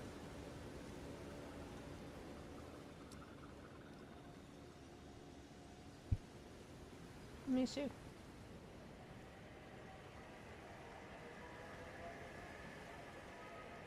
It's in a lake. Somewhere around here. We'll go look for him and kill him and get runes. That's what we're gonna do. So I can get strength. Wait. This is not a good spot.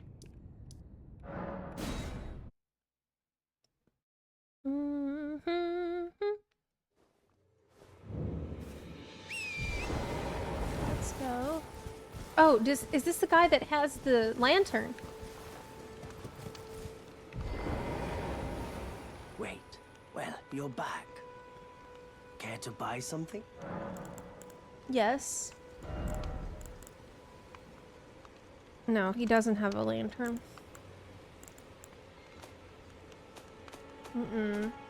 No, he doesn't. Okay. Can I sell something maybe? Sell him this. But there's nothing I need to buy. Goodbye for now. Okay, bye. Bye.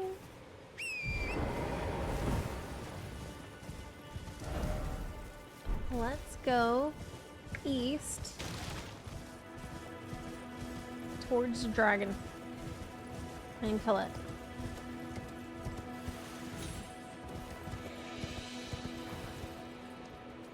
I think it's in that lake.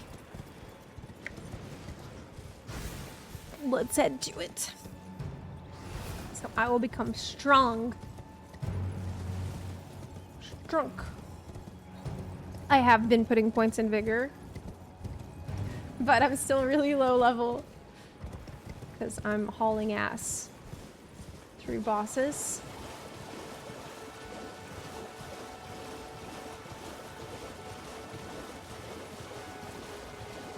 Okay.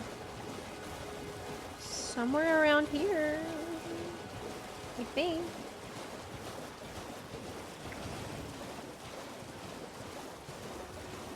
I don't... This crab... Oh! God! Oh, what's this? There's loot! Leave me alone, crab, I want the loot!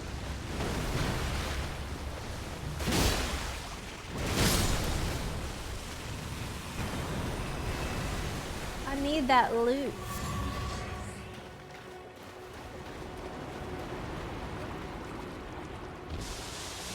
God!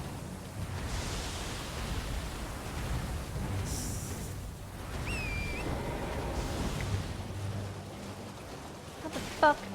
How... Do they pop?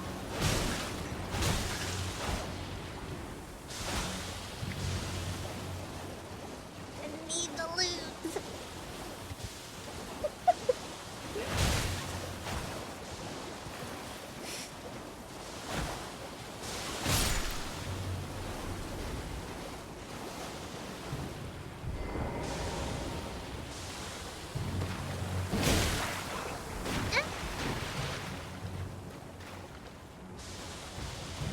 Give me that. What? A leaf? All that work for one leaf? I got scammed.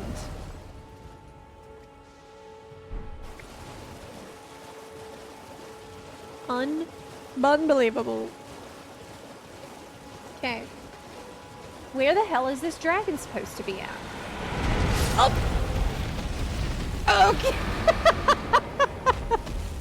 Okay. Oh. Hey, buddy.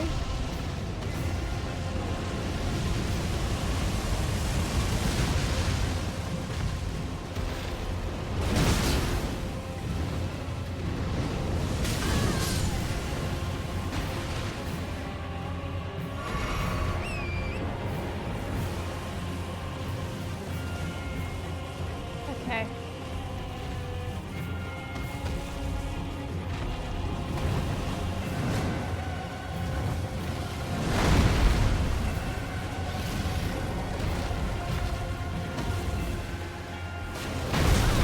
What?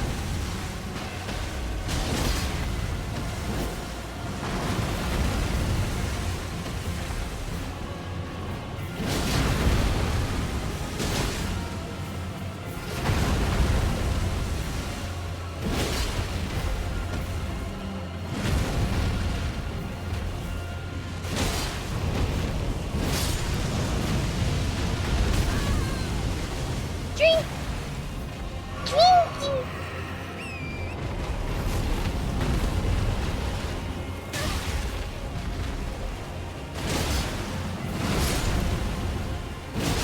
God, I got bit by a mosquito.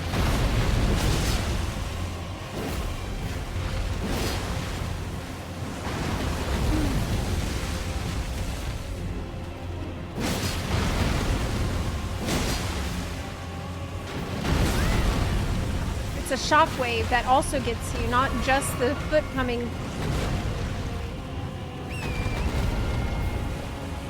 Ooh!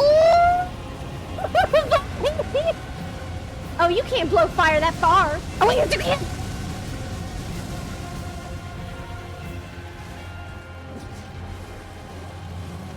Come down. Come down. I can't fight you on that thing. Get off of there. Go, go, go. Okay. Okay. Oh!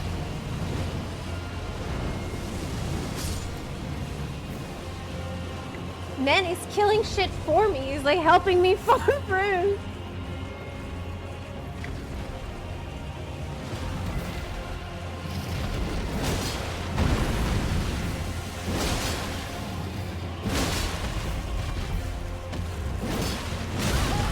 Shit!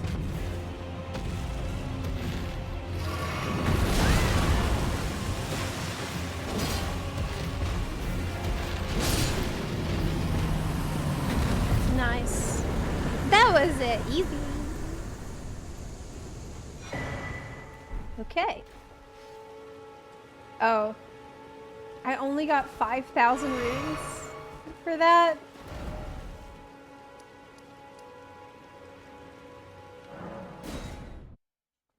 I thought I would get more. That's not very good. Mm-hmm. That dragon was poor. What am I supposed to do with 5,000 runes?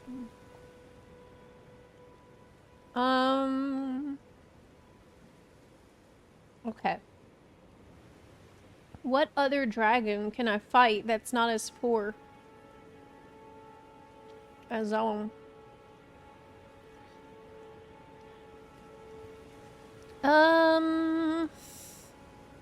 Dragons.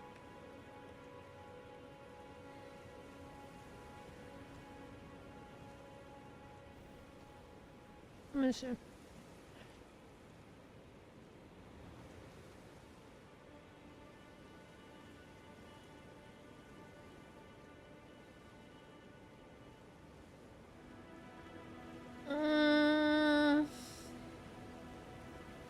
I'm probably just gonna have to...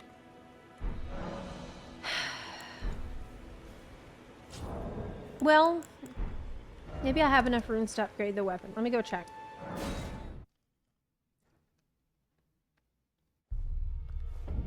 Zep, check general Discord. Okay.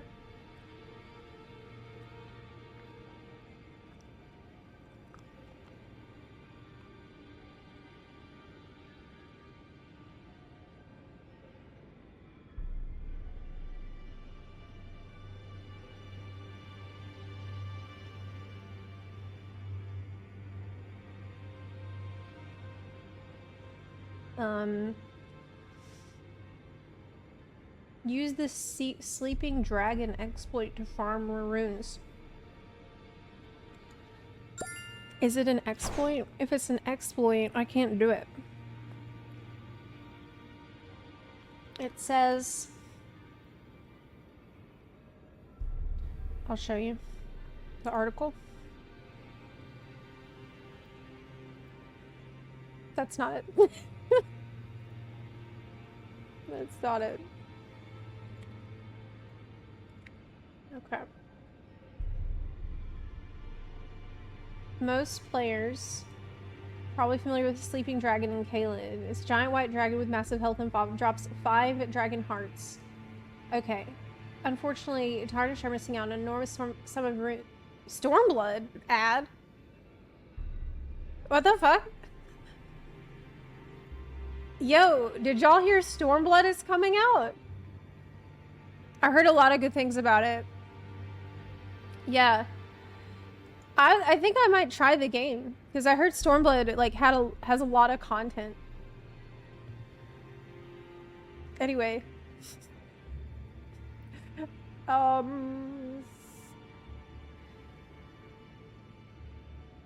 You go to the dragon, then what?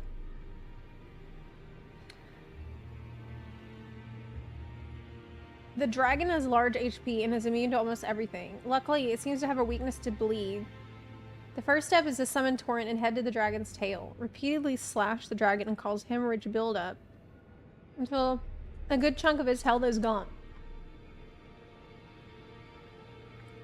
When the dragon's HP bar drops to 0, immediately stop attacking and sprint to Fort Faroth, site of Lost Grace, and rest. Players must stay on Torrent while hitting. Oh, I'm not gonna do this. If the method succeeds, Tarnish will receive 50k runes and the dragon won't disappear. It takes 3 minutes. I don't think I'm gonna do it. Because this is... like... I'm not saying that you shouldn't do it. But I would rather... like, I think there's things I need to explore and do in the game right now. So it would be better for me to get runes organically through that process than doing that. Okay. So I need 6 smithing stone too. I might have the runes now to buy that. Let me go see. That's all I wanted, was a little bit. And so it might be enough to rank up my weapons. Like. Okay, 6.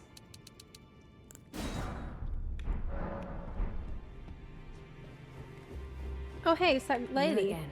Yeah. I thought you'd receive a summons to the round table. Nefeli Lu.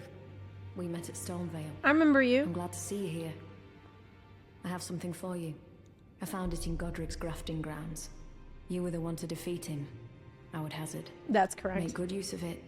I don't intend to make a habit of scavenging corpses. Arsenal charm. What the hell is that? Ah, yes. I wonder if you've met my foster father. He's in his study. The room Encher's guarding just over there. If you haven't already, I advise you introduce yourself. Father is leader of the Round Table. I'm sure talking to him will be worth your while. Okay. It's about time I headed off. I'll see you again, warrior, should the fates deign it. It's about time. I'll see you again, warrior. Her foster father is in here. Oh, Gideon. You've received the wisdom of the Two Fingers, have you not? Then I bid you welcome. As a true member of the Round Table, I am known as Gideon Ofnir. The all-knowing. Elden Ring and become Elden Lord. I am accumulating knowledge. To be all-knowing. You now belong to a select group of fellows.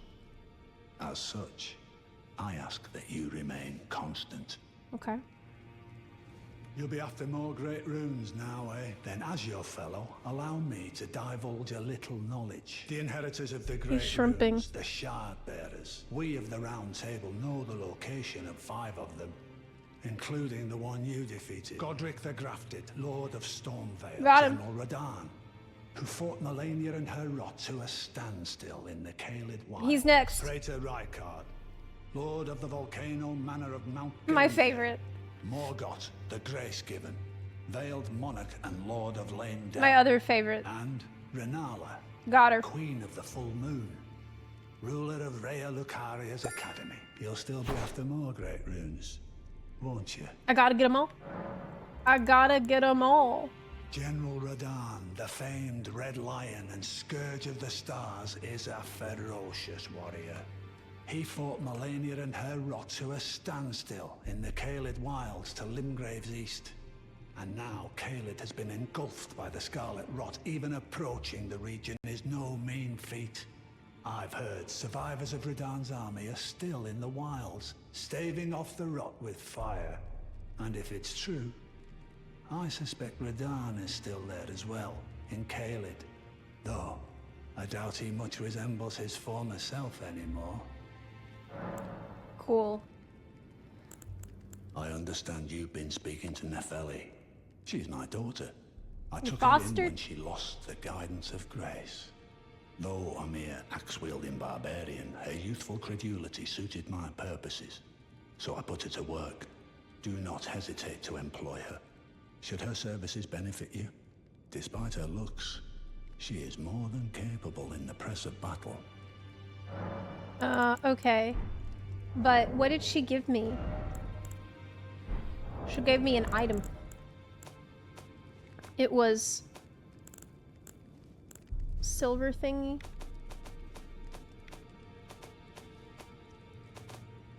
But I don't know what it's for. And I don't know where I put it. Oh, raises maximum equipment load. I don't need that.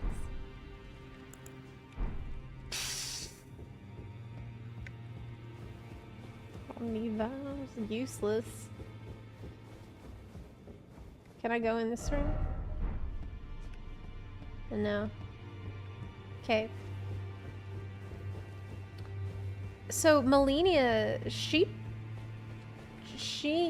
put a scarlet rot all over the whole Caelid? It's because of her that Caelid is like Back that? over no matter. I'm back already. How do I get Smithing Stone 3? That's the next question. I can't buy them. Oh. Okay. I'll need the bell bearing. Right.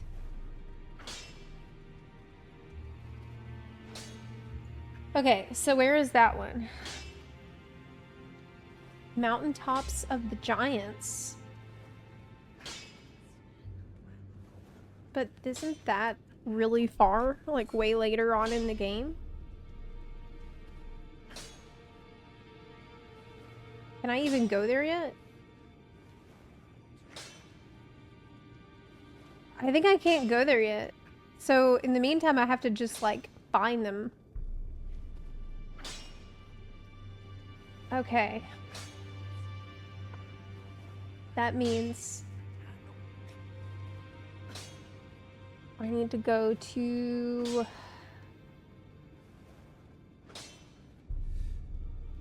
Rhea Lucaria Crystal Tunnel.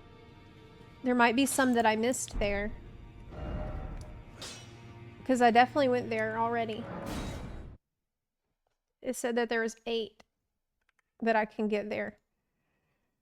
So I'll go try to find 3. Smithing Stone 3. I need 1 more. Seems. These don't respawn, do they?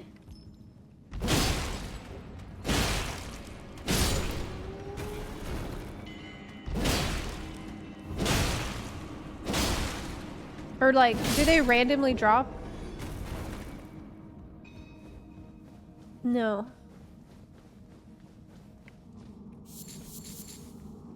Okay, let me go look around. Because I cleared this out already, but I'm pretty sure I missed... Like, I wasn't actively looking for the yellow crystals.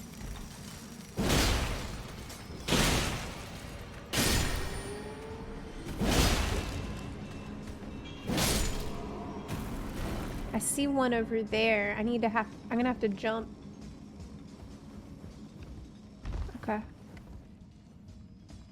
Oh my god, it's a jump puzzle. Ugh. Ooh. Final Fantasy's prepared me for that. Okay, got it. Oh, shit!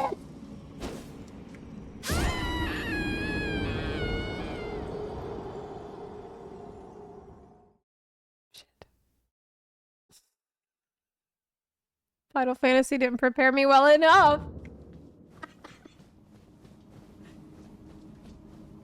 Not good enough. Okay.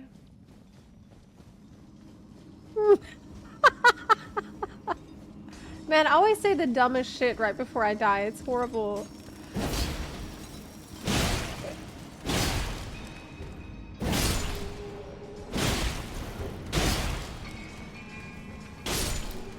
Okay.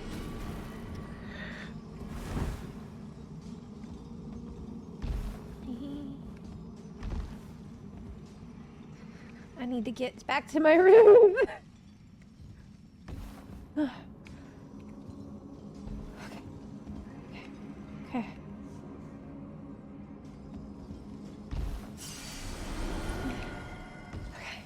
When the...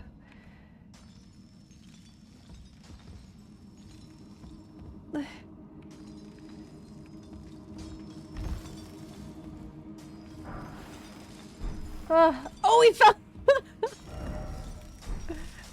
Can I jump from here to there? I don't know. That guy didn't. He didn't. He failed.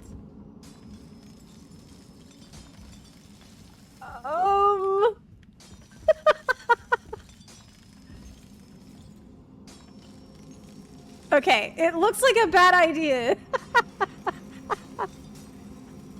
Overall. Okay. This is gonna be smarter.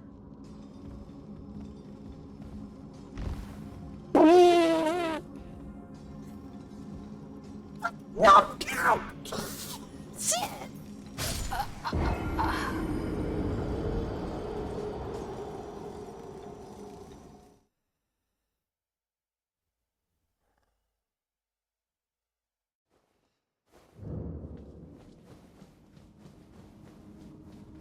Did I even have that many runes? Is it worth going back? Too good. Okay.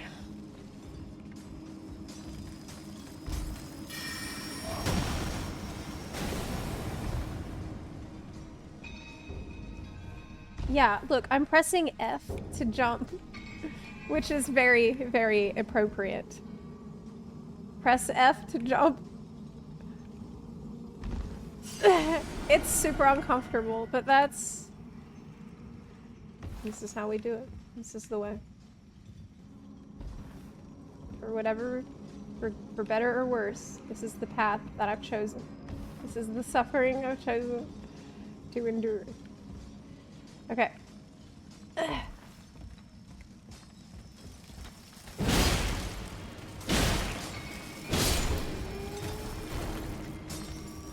Okay. Are there more PP rocks for me to get in this place?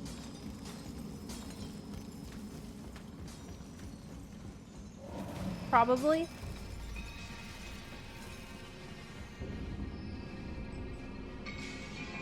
Uh-oh. Uh-oh.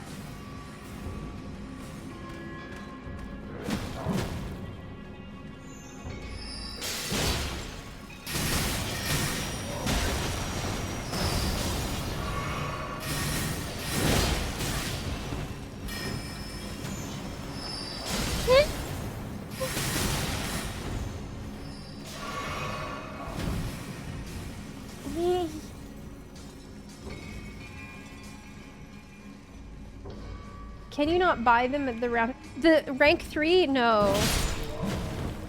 Not yet. To buy rank 3, you need to be in Mountaintops of the Giants. You have to, that's where the bell bearing is. And that's way later on. So, unfortunately, I don't think that I can get those yet.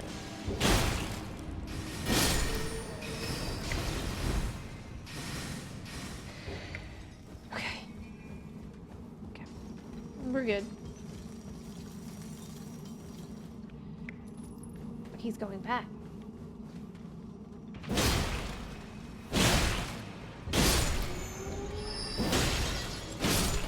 Okay, I got him. I got him dead. We're rocks.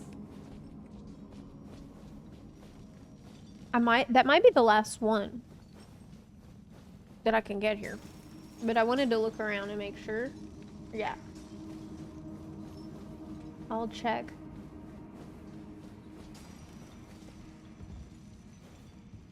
Do you think it is possible for me to buy?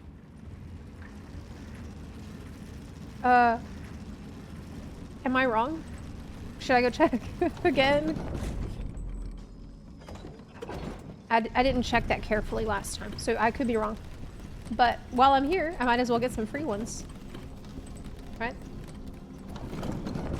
If there are any freebies to be found.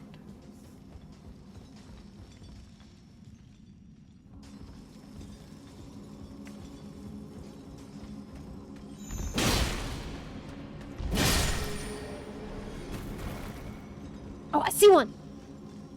I see another one! Oh, I see a bunch! Good!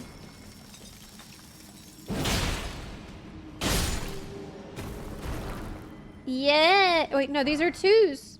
There's a 2 and a 3. Okay. I saw another one over there. I'm gonna go get it. Yeah, I'm gonna go get it. Why was I doing this? Oh yeah, so I can be stronger. So I can fight the dragon that's in Caelid. So that after that, I can go help Alexander in Caelid. There's another 2. Half of these ain't shit. Half of these are just 2s. I can buy 2s, only this. Okay. Let's poke around. Look. Oh!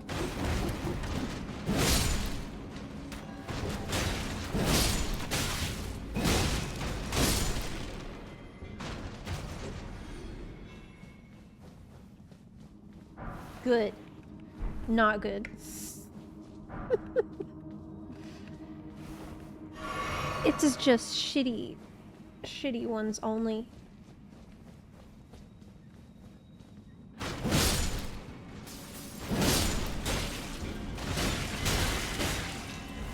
Who the? Oh, I didn't even see him. It's in total darkness. That's dirty.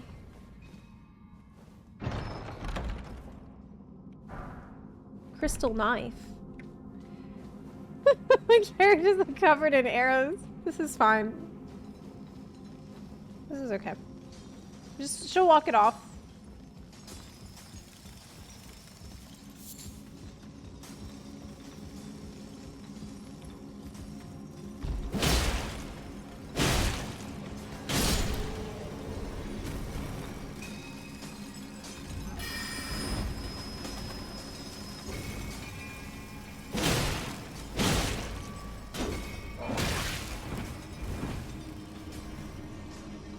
That guy hits, like, he's harder to kill.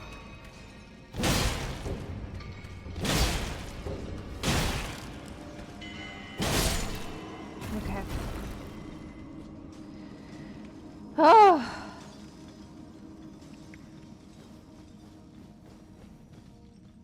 Yeah, bell bearing 3, it's in the mountaintops. That's right. So that's why I was poking around here trying to find another smithing stone 3s.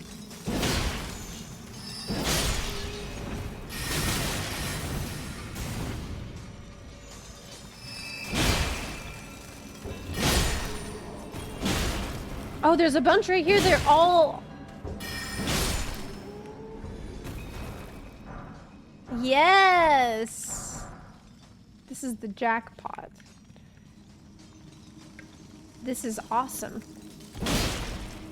This is many as I'm gonna need for a while.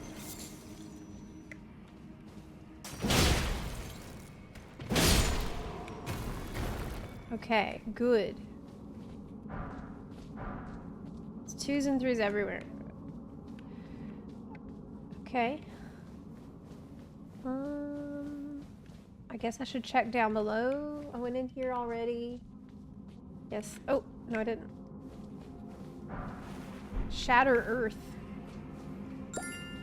Okay.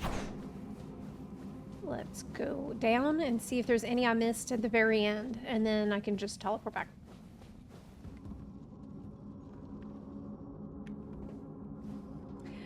Yeah. Luffy, thank you for the 10-month resub. Might be mixing up Smithing Stone 3, Bell Bearing 3. Bell Bearing... Oh, really? 3 comes from Bell Bearing 2. Oh, what?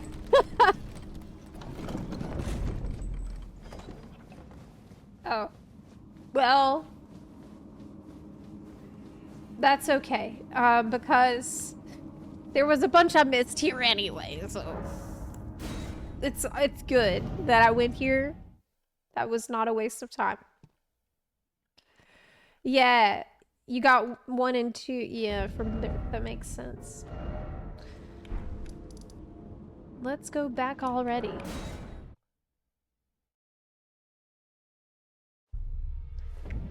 Okay. Rank up the weapon. Then we kill a dragon. After that. Well, I took you no matter it's all to say out your own. I was here 5 minutes ago. Why would you think I was dead? A little rude. Okay. So I need 11 smithing stone 3s. Let's go get it. If I can buy it right here, that would be awesome. For the big damage. Okay. Smithing stone 1 and 2. Nope. Nope. No purse. She doesn't sell it. Only 1 and 2. So I have to keep looking for the other ones. That's fine though. We learned it up for a good bit already. And I can go back to Caelid. Let's head out. Let's get on the road. Again. I do have 5k runes though, which is an awkward number. And I don't want to lose them fighting the dragon yet, so I think I'm just going to continue down the road for now. I might come back to the dragon later. Oh, but there's a church over there.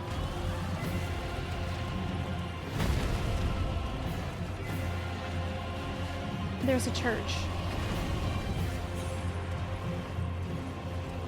I need to get in it.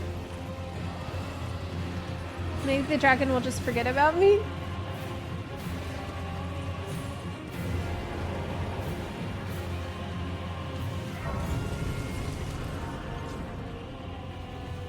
I'll rest. Yes. Yeah, I need another 5k. Runes. Examine altar. What is this? Ritual of Dragon Communion? You give a dragon heart, and in return, you can learn some magic? That's pretty neat. Dragon ice. I would want to have wings. I want to grow wings. I thought that normally there's like the thing for your flask at these places. I don't see anything at this one though. Oh shit!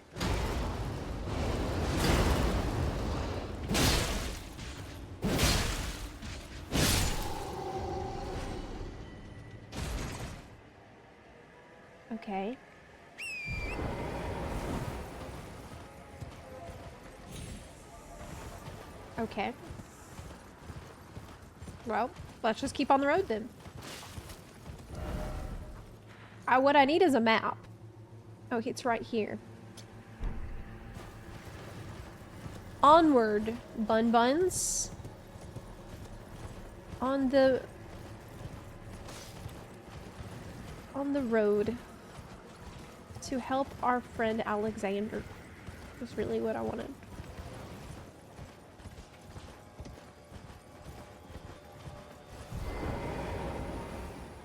Oh, I need bell bearing 2. That's right. That's right. That's what I need. Yeah. Hey. Buying or selling? Ooh, it's a cool outfit. Champion outfit. Maybe I should get it? But I won't have a cool cape. So. Probably need the crafting book. I'm not gonna get it right now. A new map has been found for Caelid. We should go this way.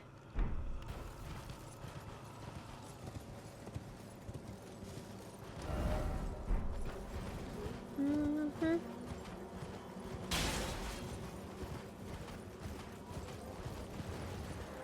There's a seed. Hooray!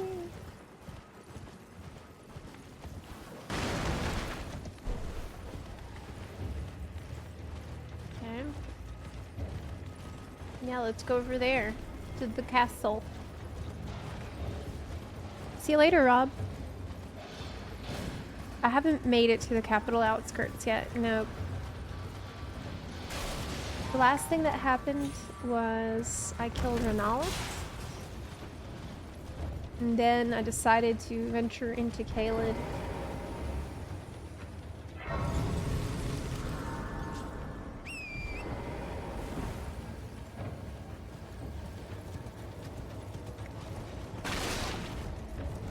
Let's see what's here. Whoa! Ooh!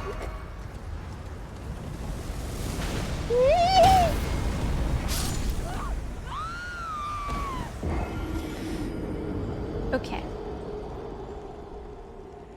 Well, I avoided one. Other one, not so much. Might want to zigzag.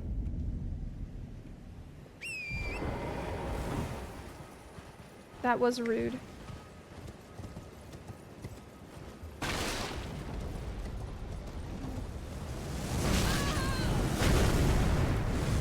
Ah!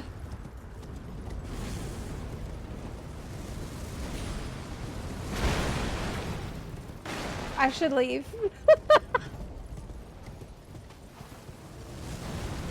Okay.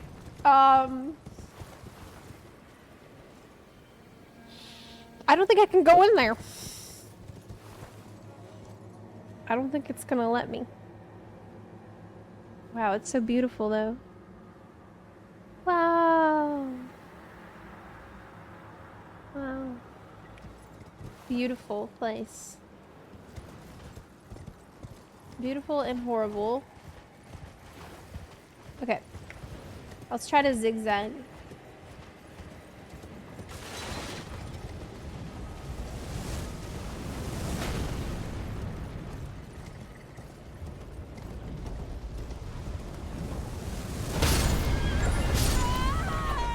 Almost made it.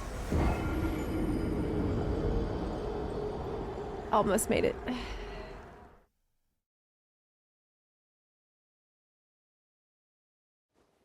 So close.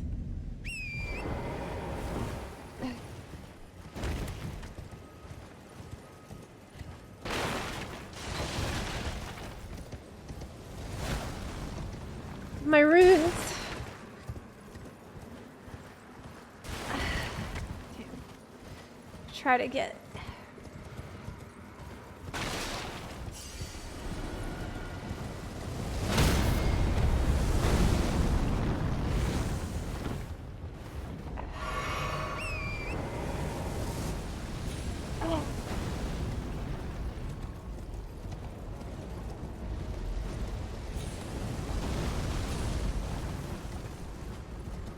Okay.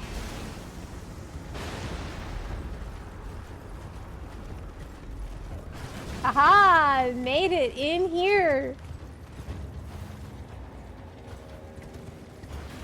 Good.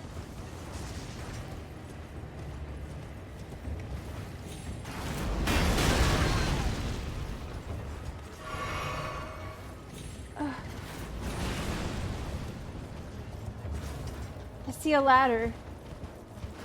Maybe I can go around this way. Through the back. Smithing stone 3.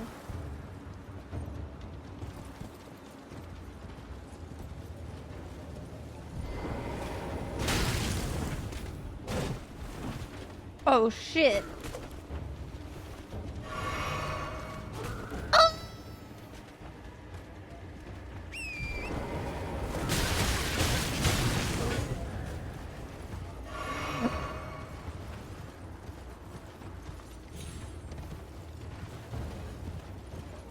Okay. Okay, here's what I'm gonna do. I'll drink a physic. Okay. I'm gonna zigzag harder.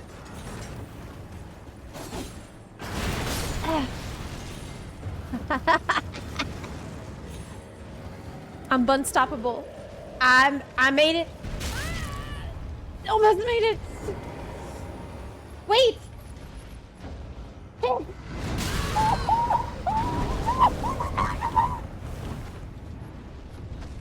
What is it?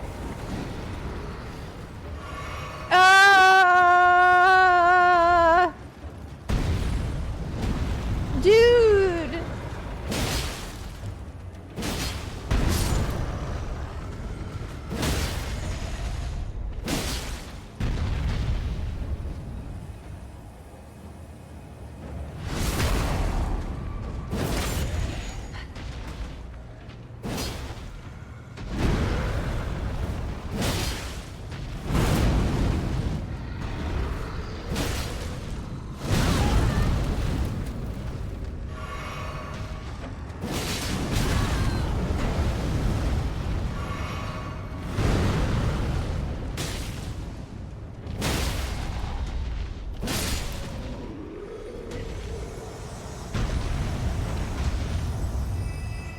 Okay. Okay. Okay. But now what?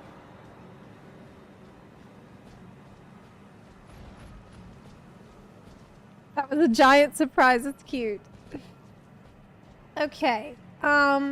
We still have big problems, though. Big ones. Maybe I can sneak around. Maybe there will be a ladder. Something like that for me. For me to get on it.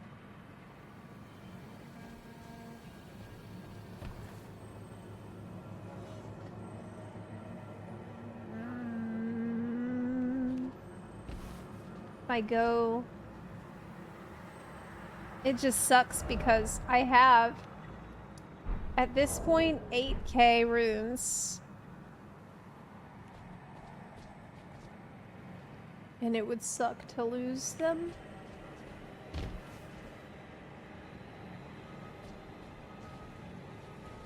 Could I drop down this way? He tried, but he died. But he didn't drop down properly. So maybe I can do it. If I go that way. I think I'm gonna try it.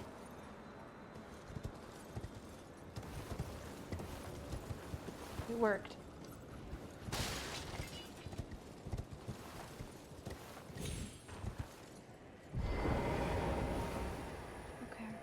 Okay. There's enemies here. This guy I need to deal with.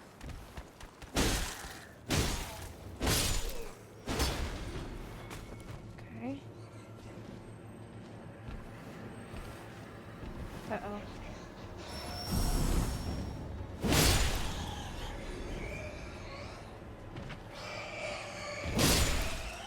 Okay. Slowly but surely. We ascend. I think that there is a way up.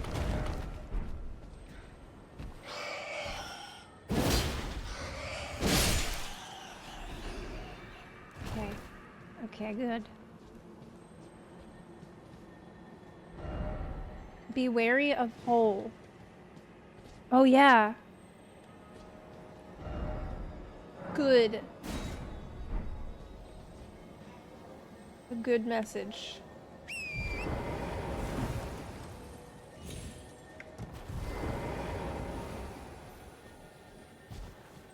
Okay, I don't want to take any risks or do anything stupid before I found a grace, because we are far in now, and getting to this point was not easy. So I'm gonna play it safe and not go see what's over there yet.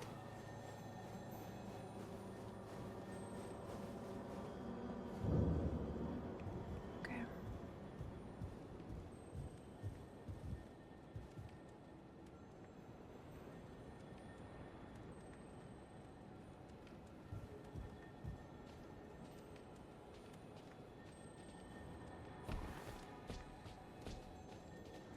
Where the fuck is the grace? How's the grace? I don't see any grace.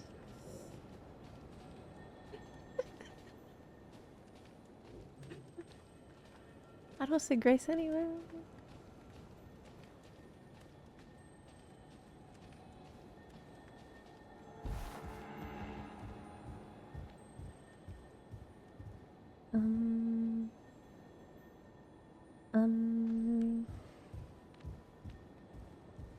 Okay. I think I need to drop down here.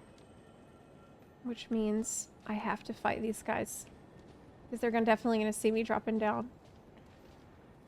Oh, okay. He has less health than I expected.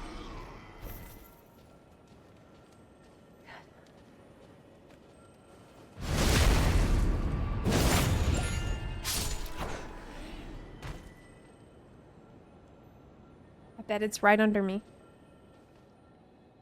I bet it's right there. Safe to drop from here? I don't know. Let me ask you a question. I might. And be honest. I can use the rock, right? Maybe I have one of these rocks. Rainbow stone.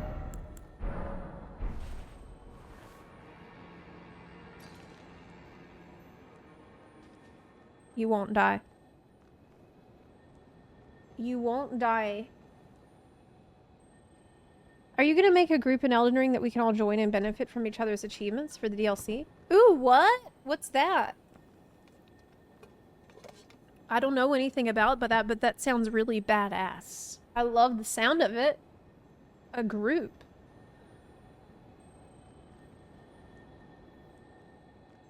I'm scared. The only other way is to use the ladder that's right here. But that feels less safe because it's in front of this guy with the fiery sword, and I'm scared of him. If the rock breaks, it means you will also break. Yeah, that's correct. I think I'm gonna kill this guy.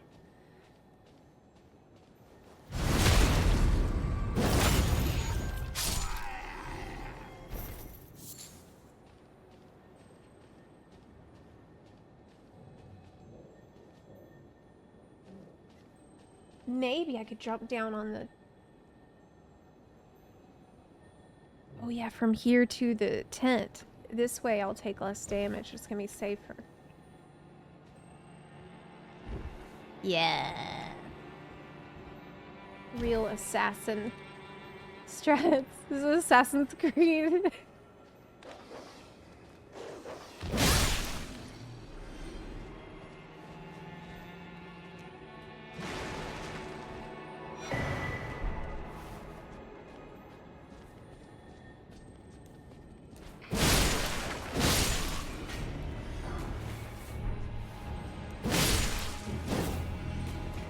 And finding this grace is no joke.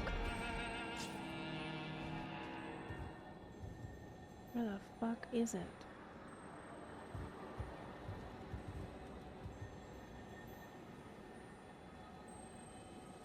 That thing over there. Won't that reset my flasks? The white one?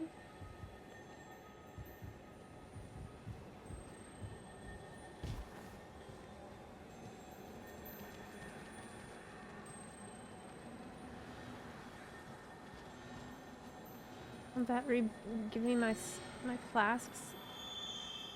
No. He's gone. Oh boy. The white ones give smithing stones. Oh. Well, I'm completely out of flasks.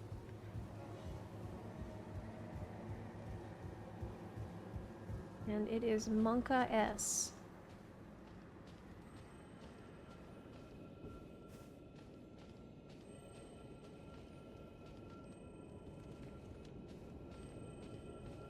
Maybe in that other room. This way. There's a stake, at least.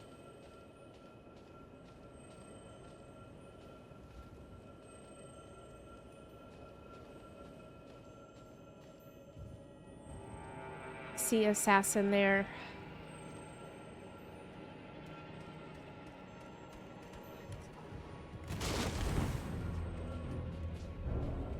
I see him.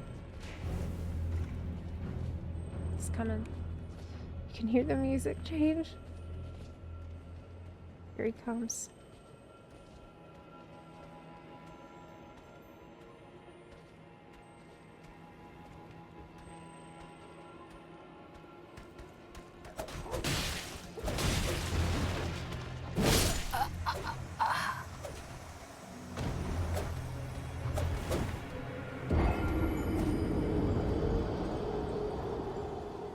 Can you put me at the stake of America?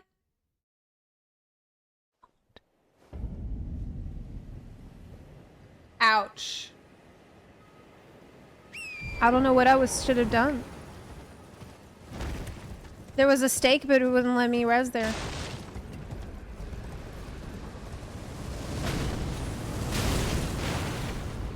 Dude, I feel like there's zero chance that I am going to get my runes back. I mean, you never know.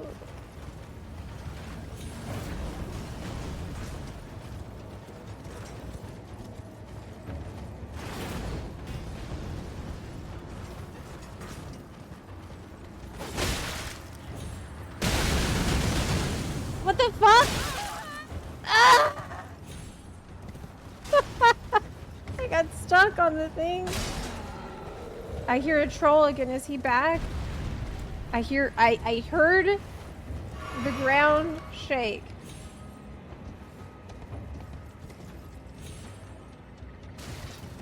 Okay. I know where to go now, though. Kind of. Kind of, but not really.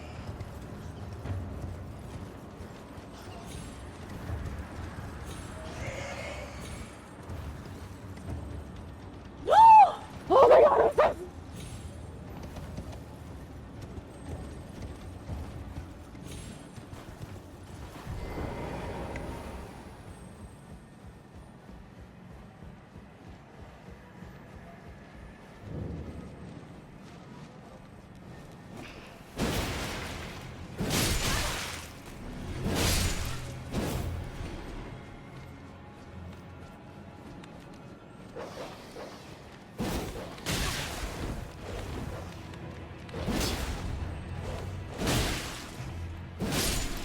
Okay.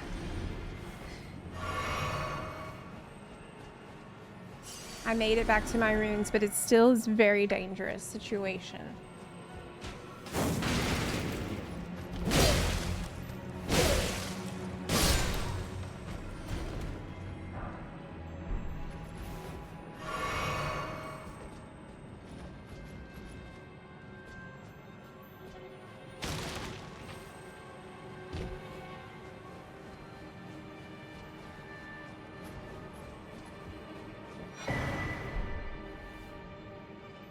There's the two,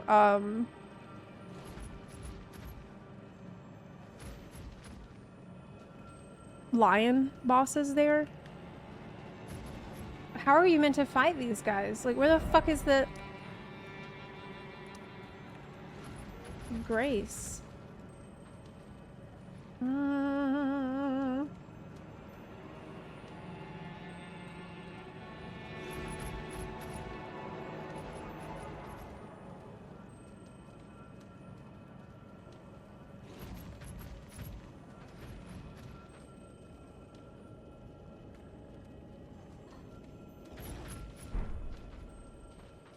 Not here.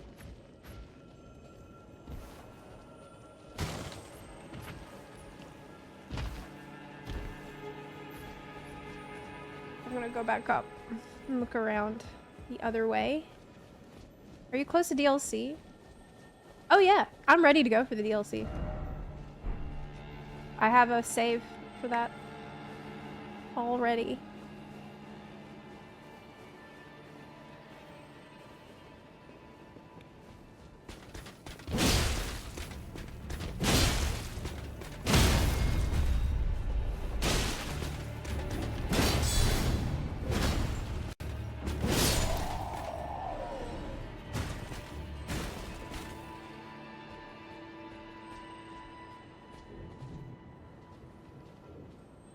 Okay.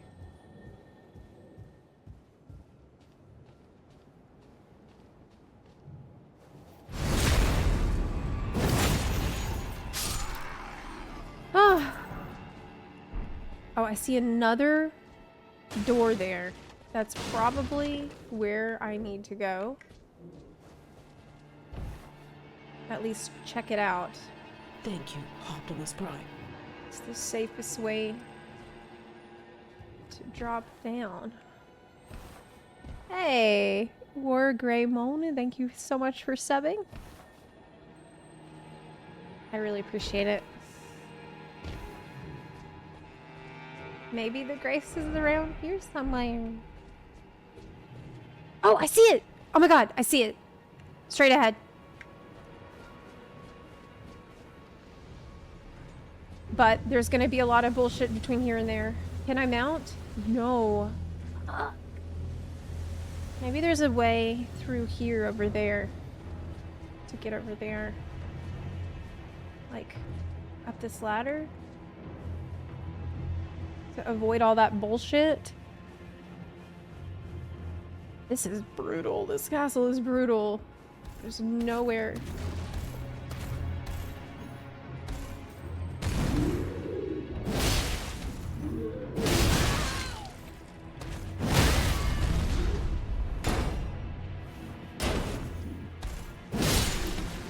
That doesn't really work. You see, he has a lot of armor on his head. So that did complicate things. So as usual, they have put the Grace right behind a shitload of cannons, barricades, and oh, maybe what's up here? Other nonsense. Yeah. Okay. Ooh, smithing stone 5. That's nice. Okay. Well, that's all that was here. Let's go back down. Whee! Okay. Gotta strategize here a bit. Can jump here. That's kind of the only place. It would be better to jump from here onto the tent. And then this is how we have to do it. There's actually no other way. Oof.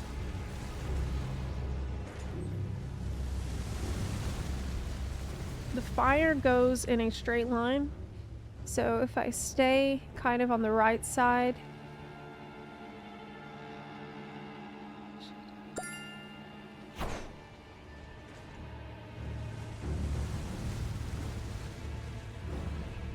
I'm really quick. Basically, this is gonna hurt. No matter what.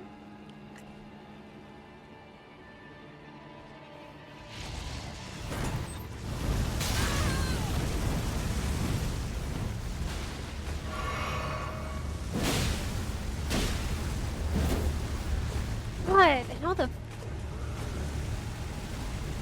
I got the guy off of the thing, though.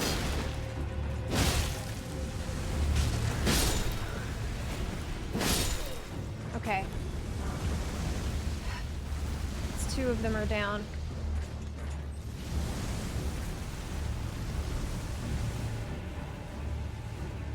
Grace, Grace, Grace, Grace. Oh! Made it. Made it. That sucked. Got another flask charge, which is great. And I have enough runes to level something, which I think should be strength. I have 6k. I need 11k. So do I have a 5k? No, I don't. That's fine. We got it. There's also a boss here.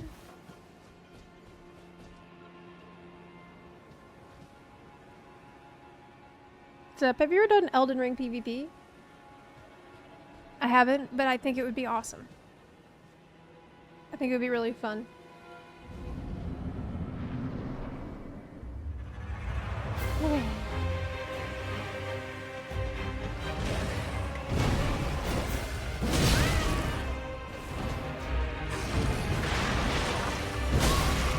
Oh, this is the boss though. It's not gonna let you heal.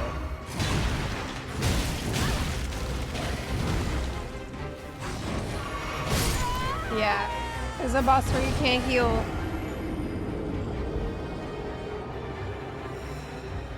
Ouch. Wait, what's that? Crucible Knight. Wait. Why did I see another HP bar at the end that said Crucible Knight?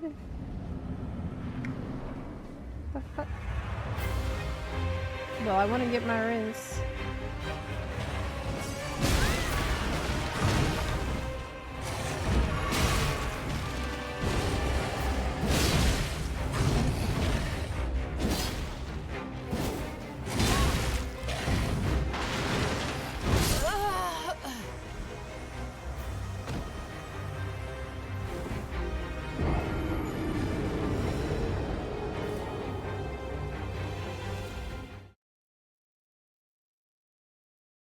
He's pissed.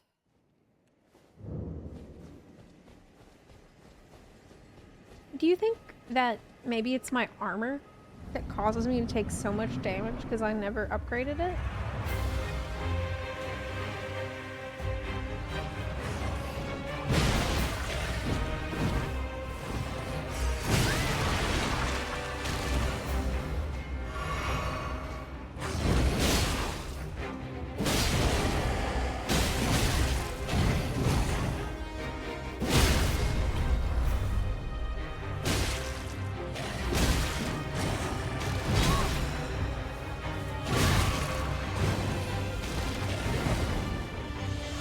Oh shit!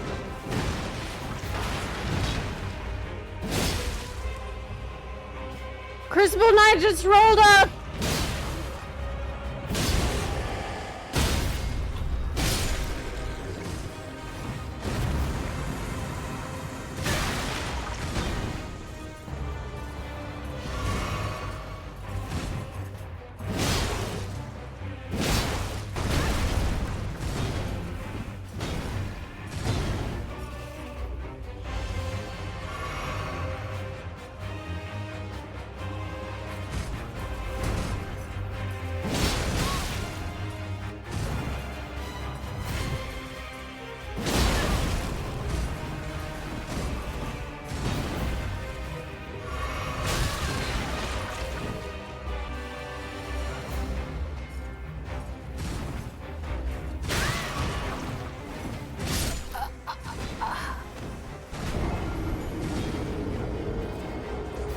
I got blocked by shit in the room. Oh boy.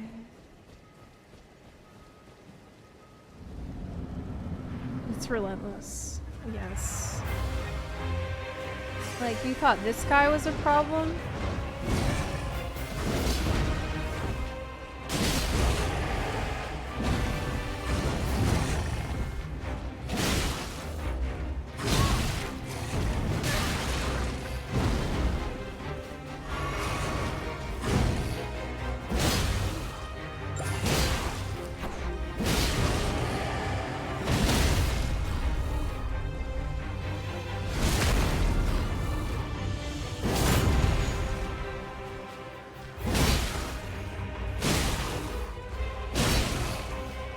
How are you not dead?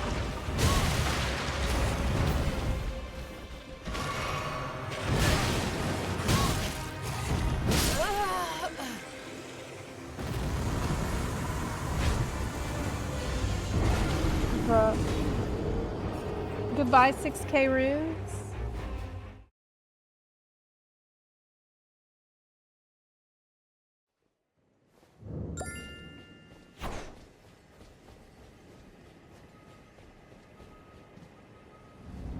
Why didn't he die?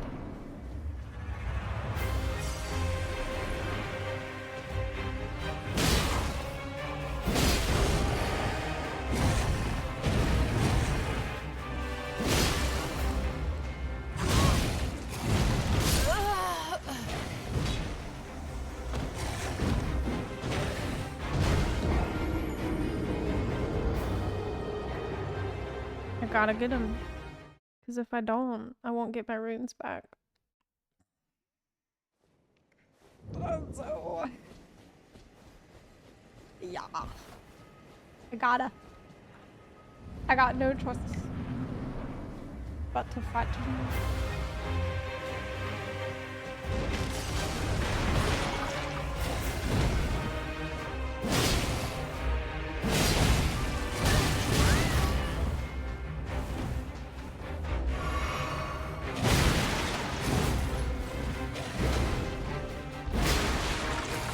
Fuck.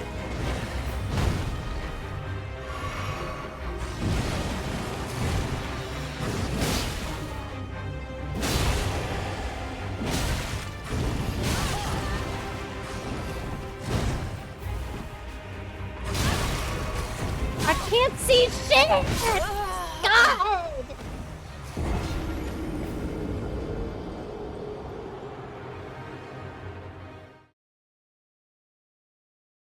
Can't see anything.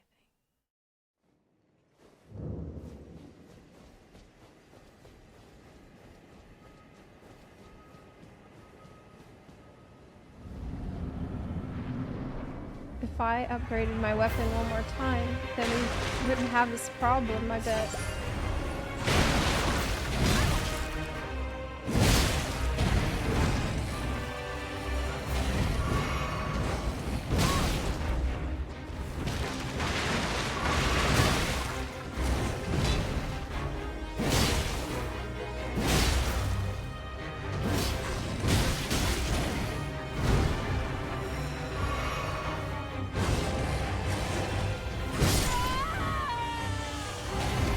One shot.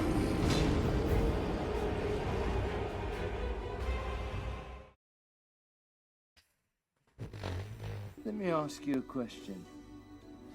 And be honest. 42? What? Are you asking? Yes, that's my level. I never know these days. What do people need?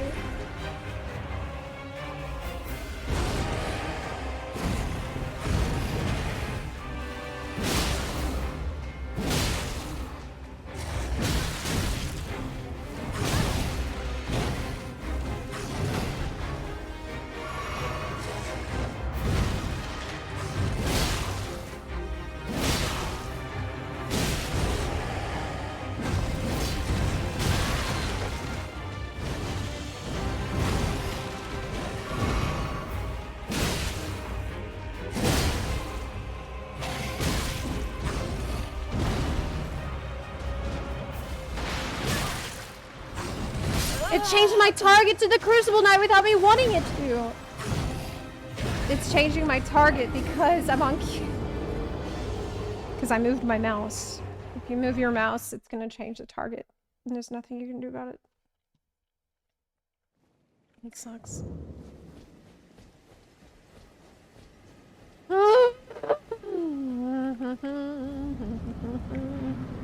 That means I have to kill it much faster.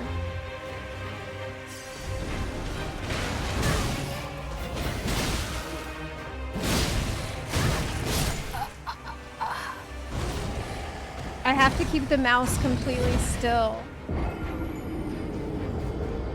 to do it. Yeah. Yep.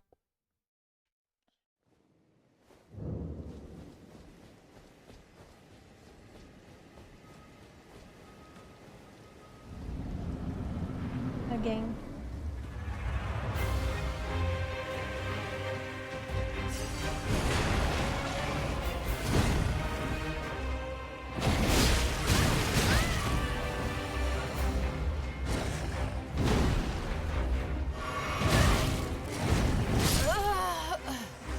I think I'm getting worse at it because I'm fatigued. I might give up for today. Might just stop for today. I'm tired. And I need to save my energy for tomorrow. Tomorrow's a very exciting day. Tomorrow we have the DLC. That's huge.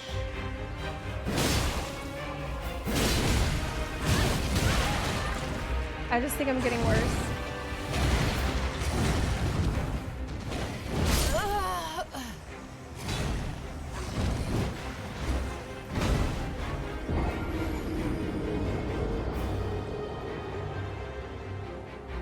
Oh, but I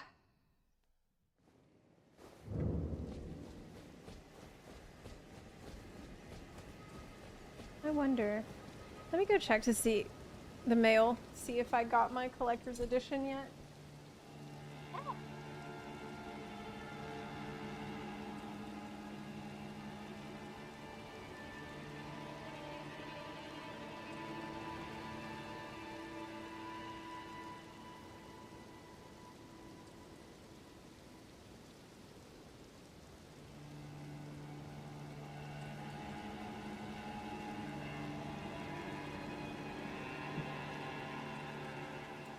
No purse.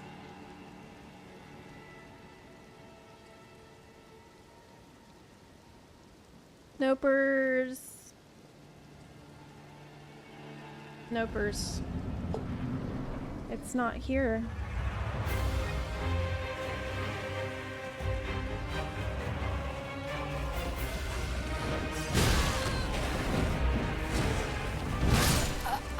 I think I'm just going in to collect runes and dying every time.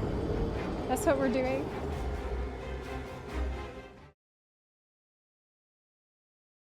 I wonder what happened to my game. Like, shouldn't it be here by now? Did anybody else order it and did you get yours already?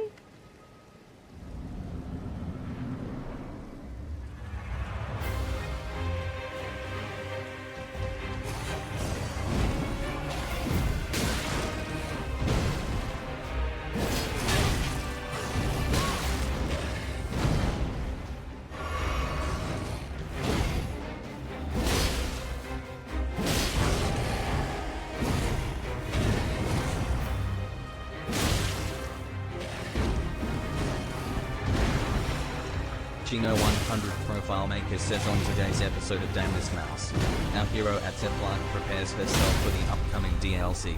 By using the keyboard and mouse, she ensures her hands are capable of holding the 18 inches of pre-order goodness. Oh my god. That's too funny. Oh my god. It's true, like, I'm always on mouse and keyboard, but I will complain about it the entire time.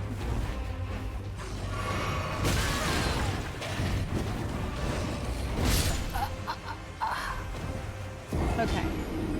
I'm gonna stop. I'm tired. I am too tired. And I want to save my energy for tomorrow because we have a really big and exciting day with the DLC.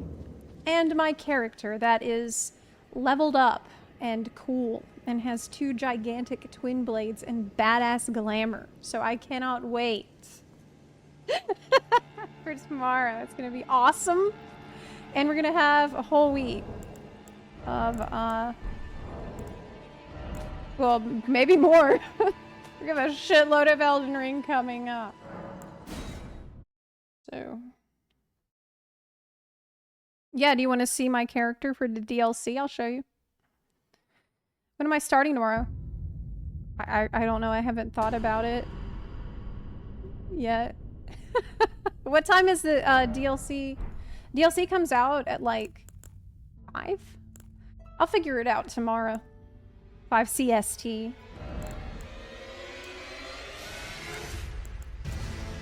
That level 124 character at Round Table Hold. I just want to take a look at her.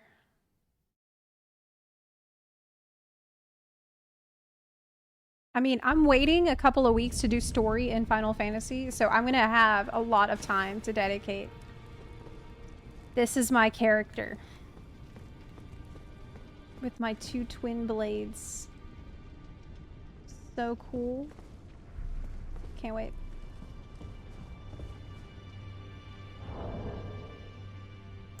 I saw people saying 50 Vit was under-leveled. We have 41, and I have 50... I have 500k runes. Okay. Well, we'll pick up there tomorrow.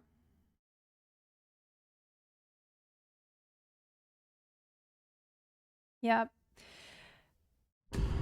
We'll see how it is. I'm really hyped.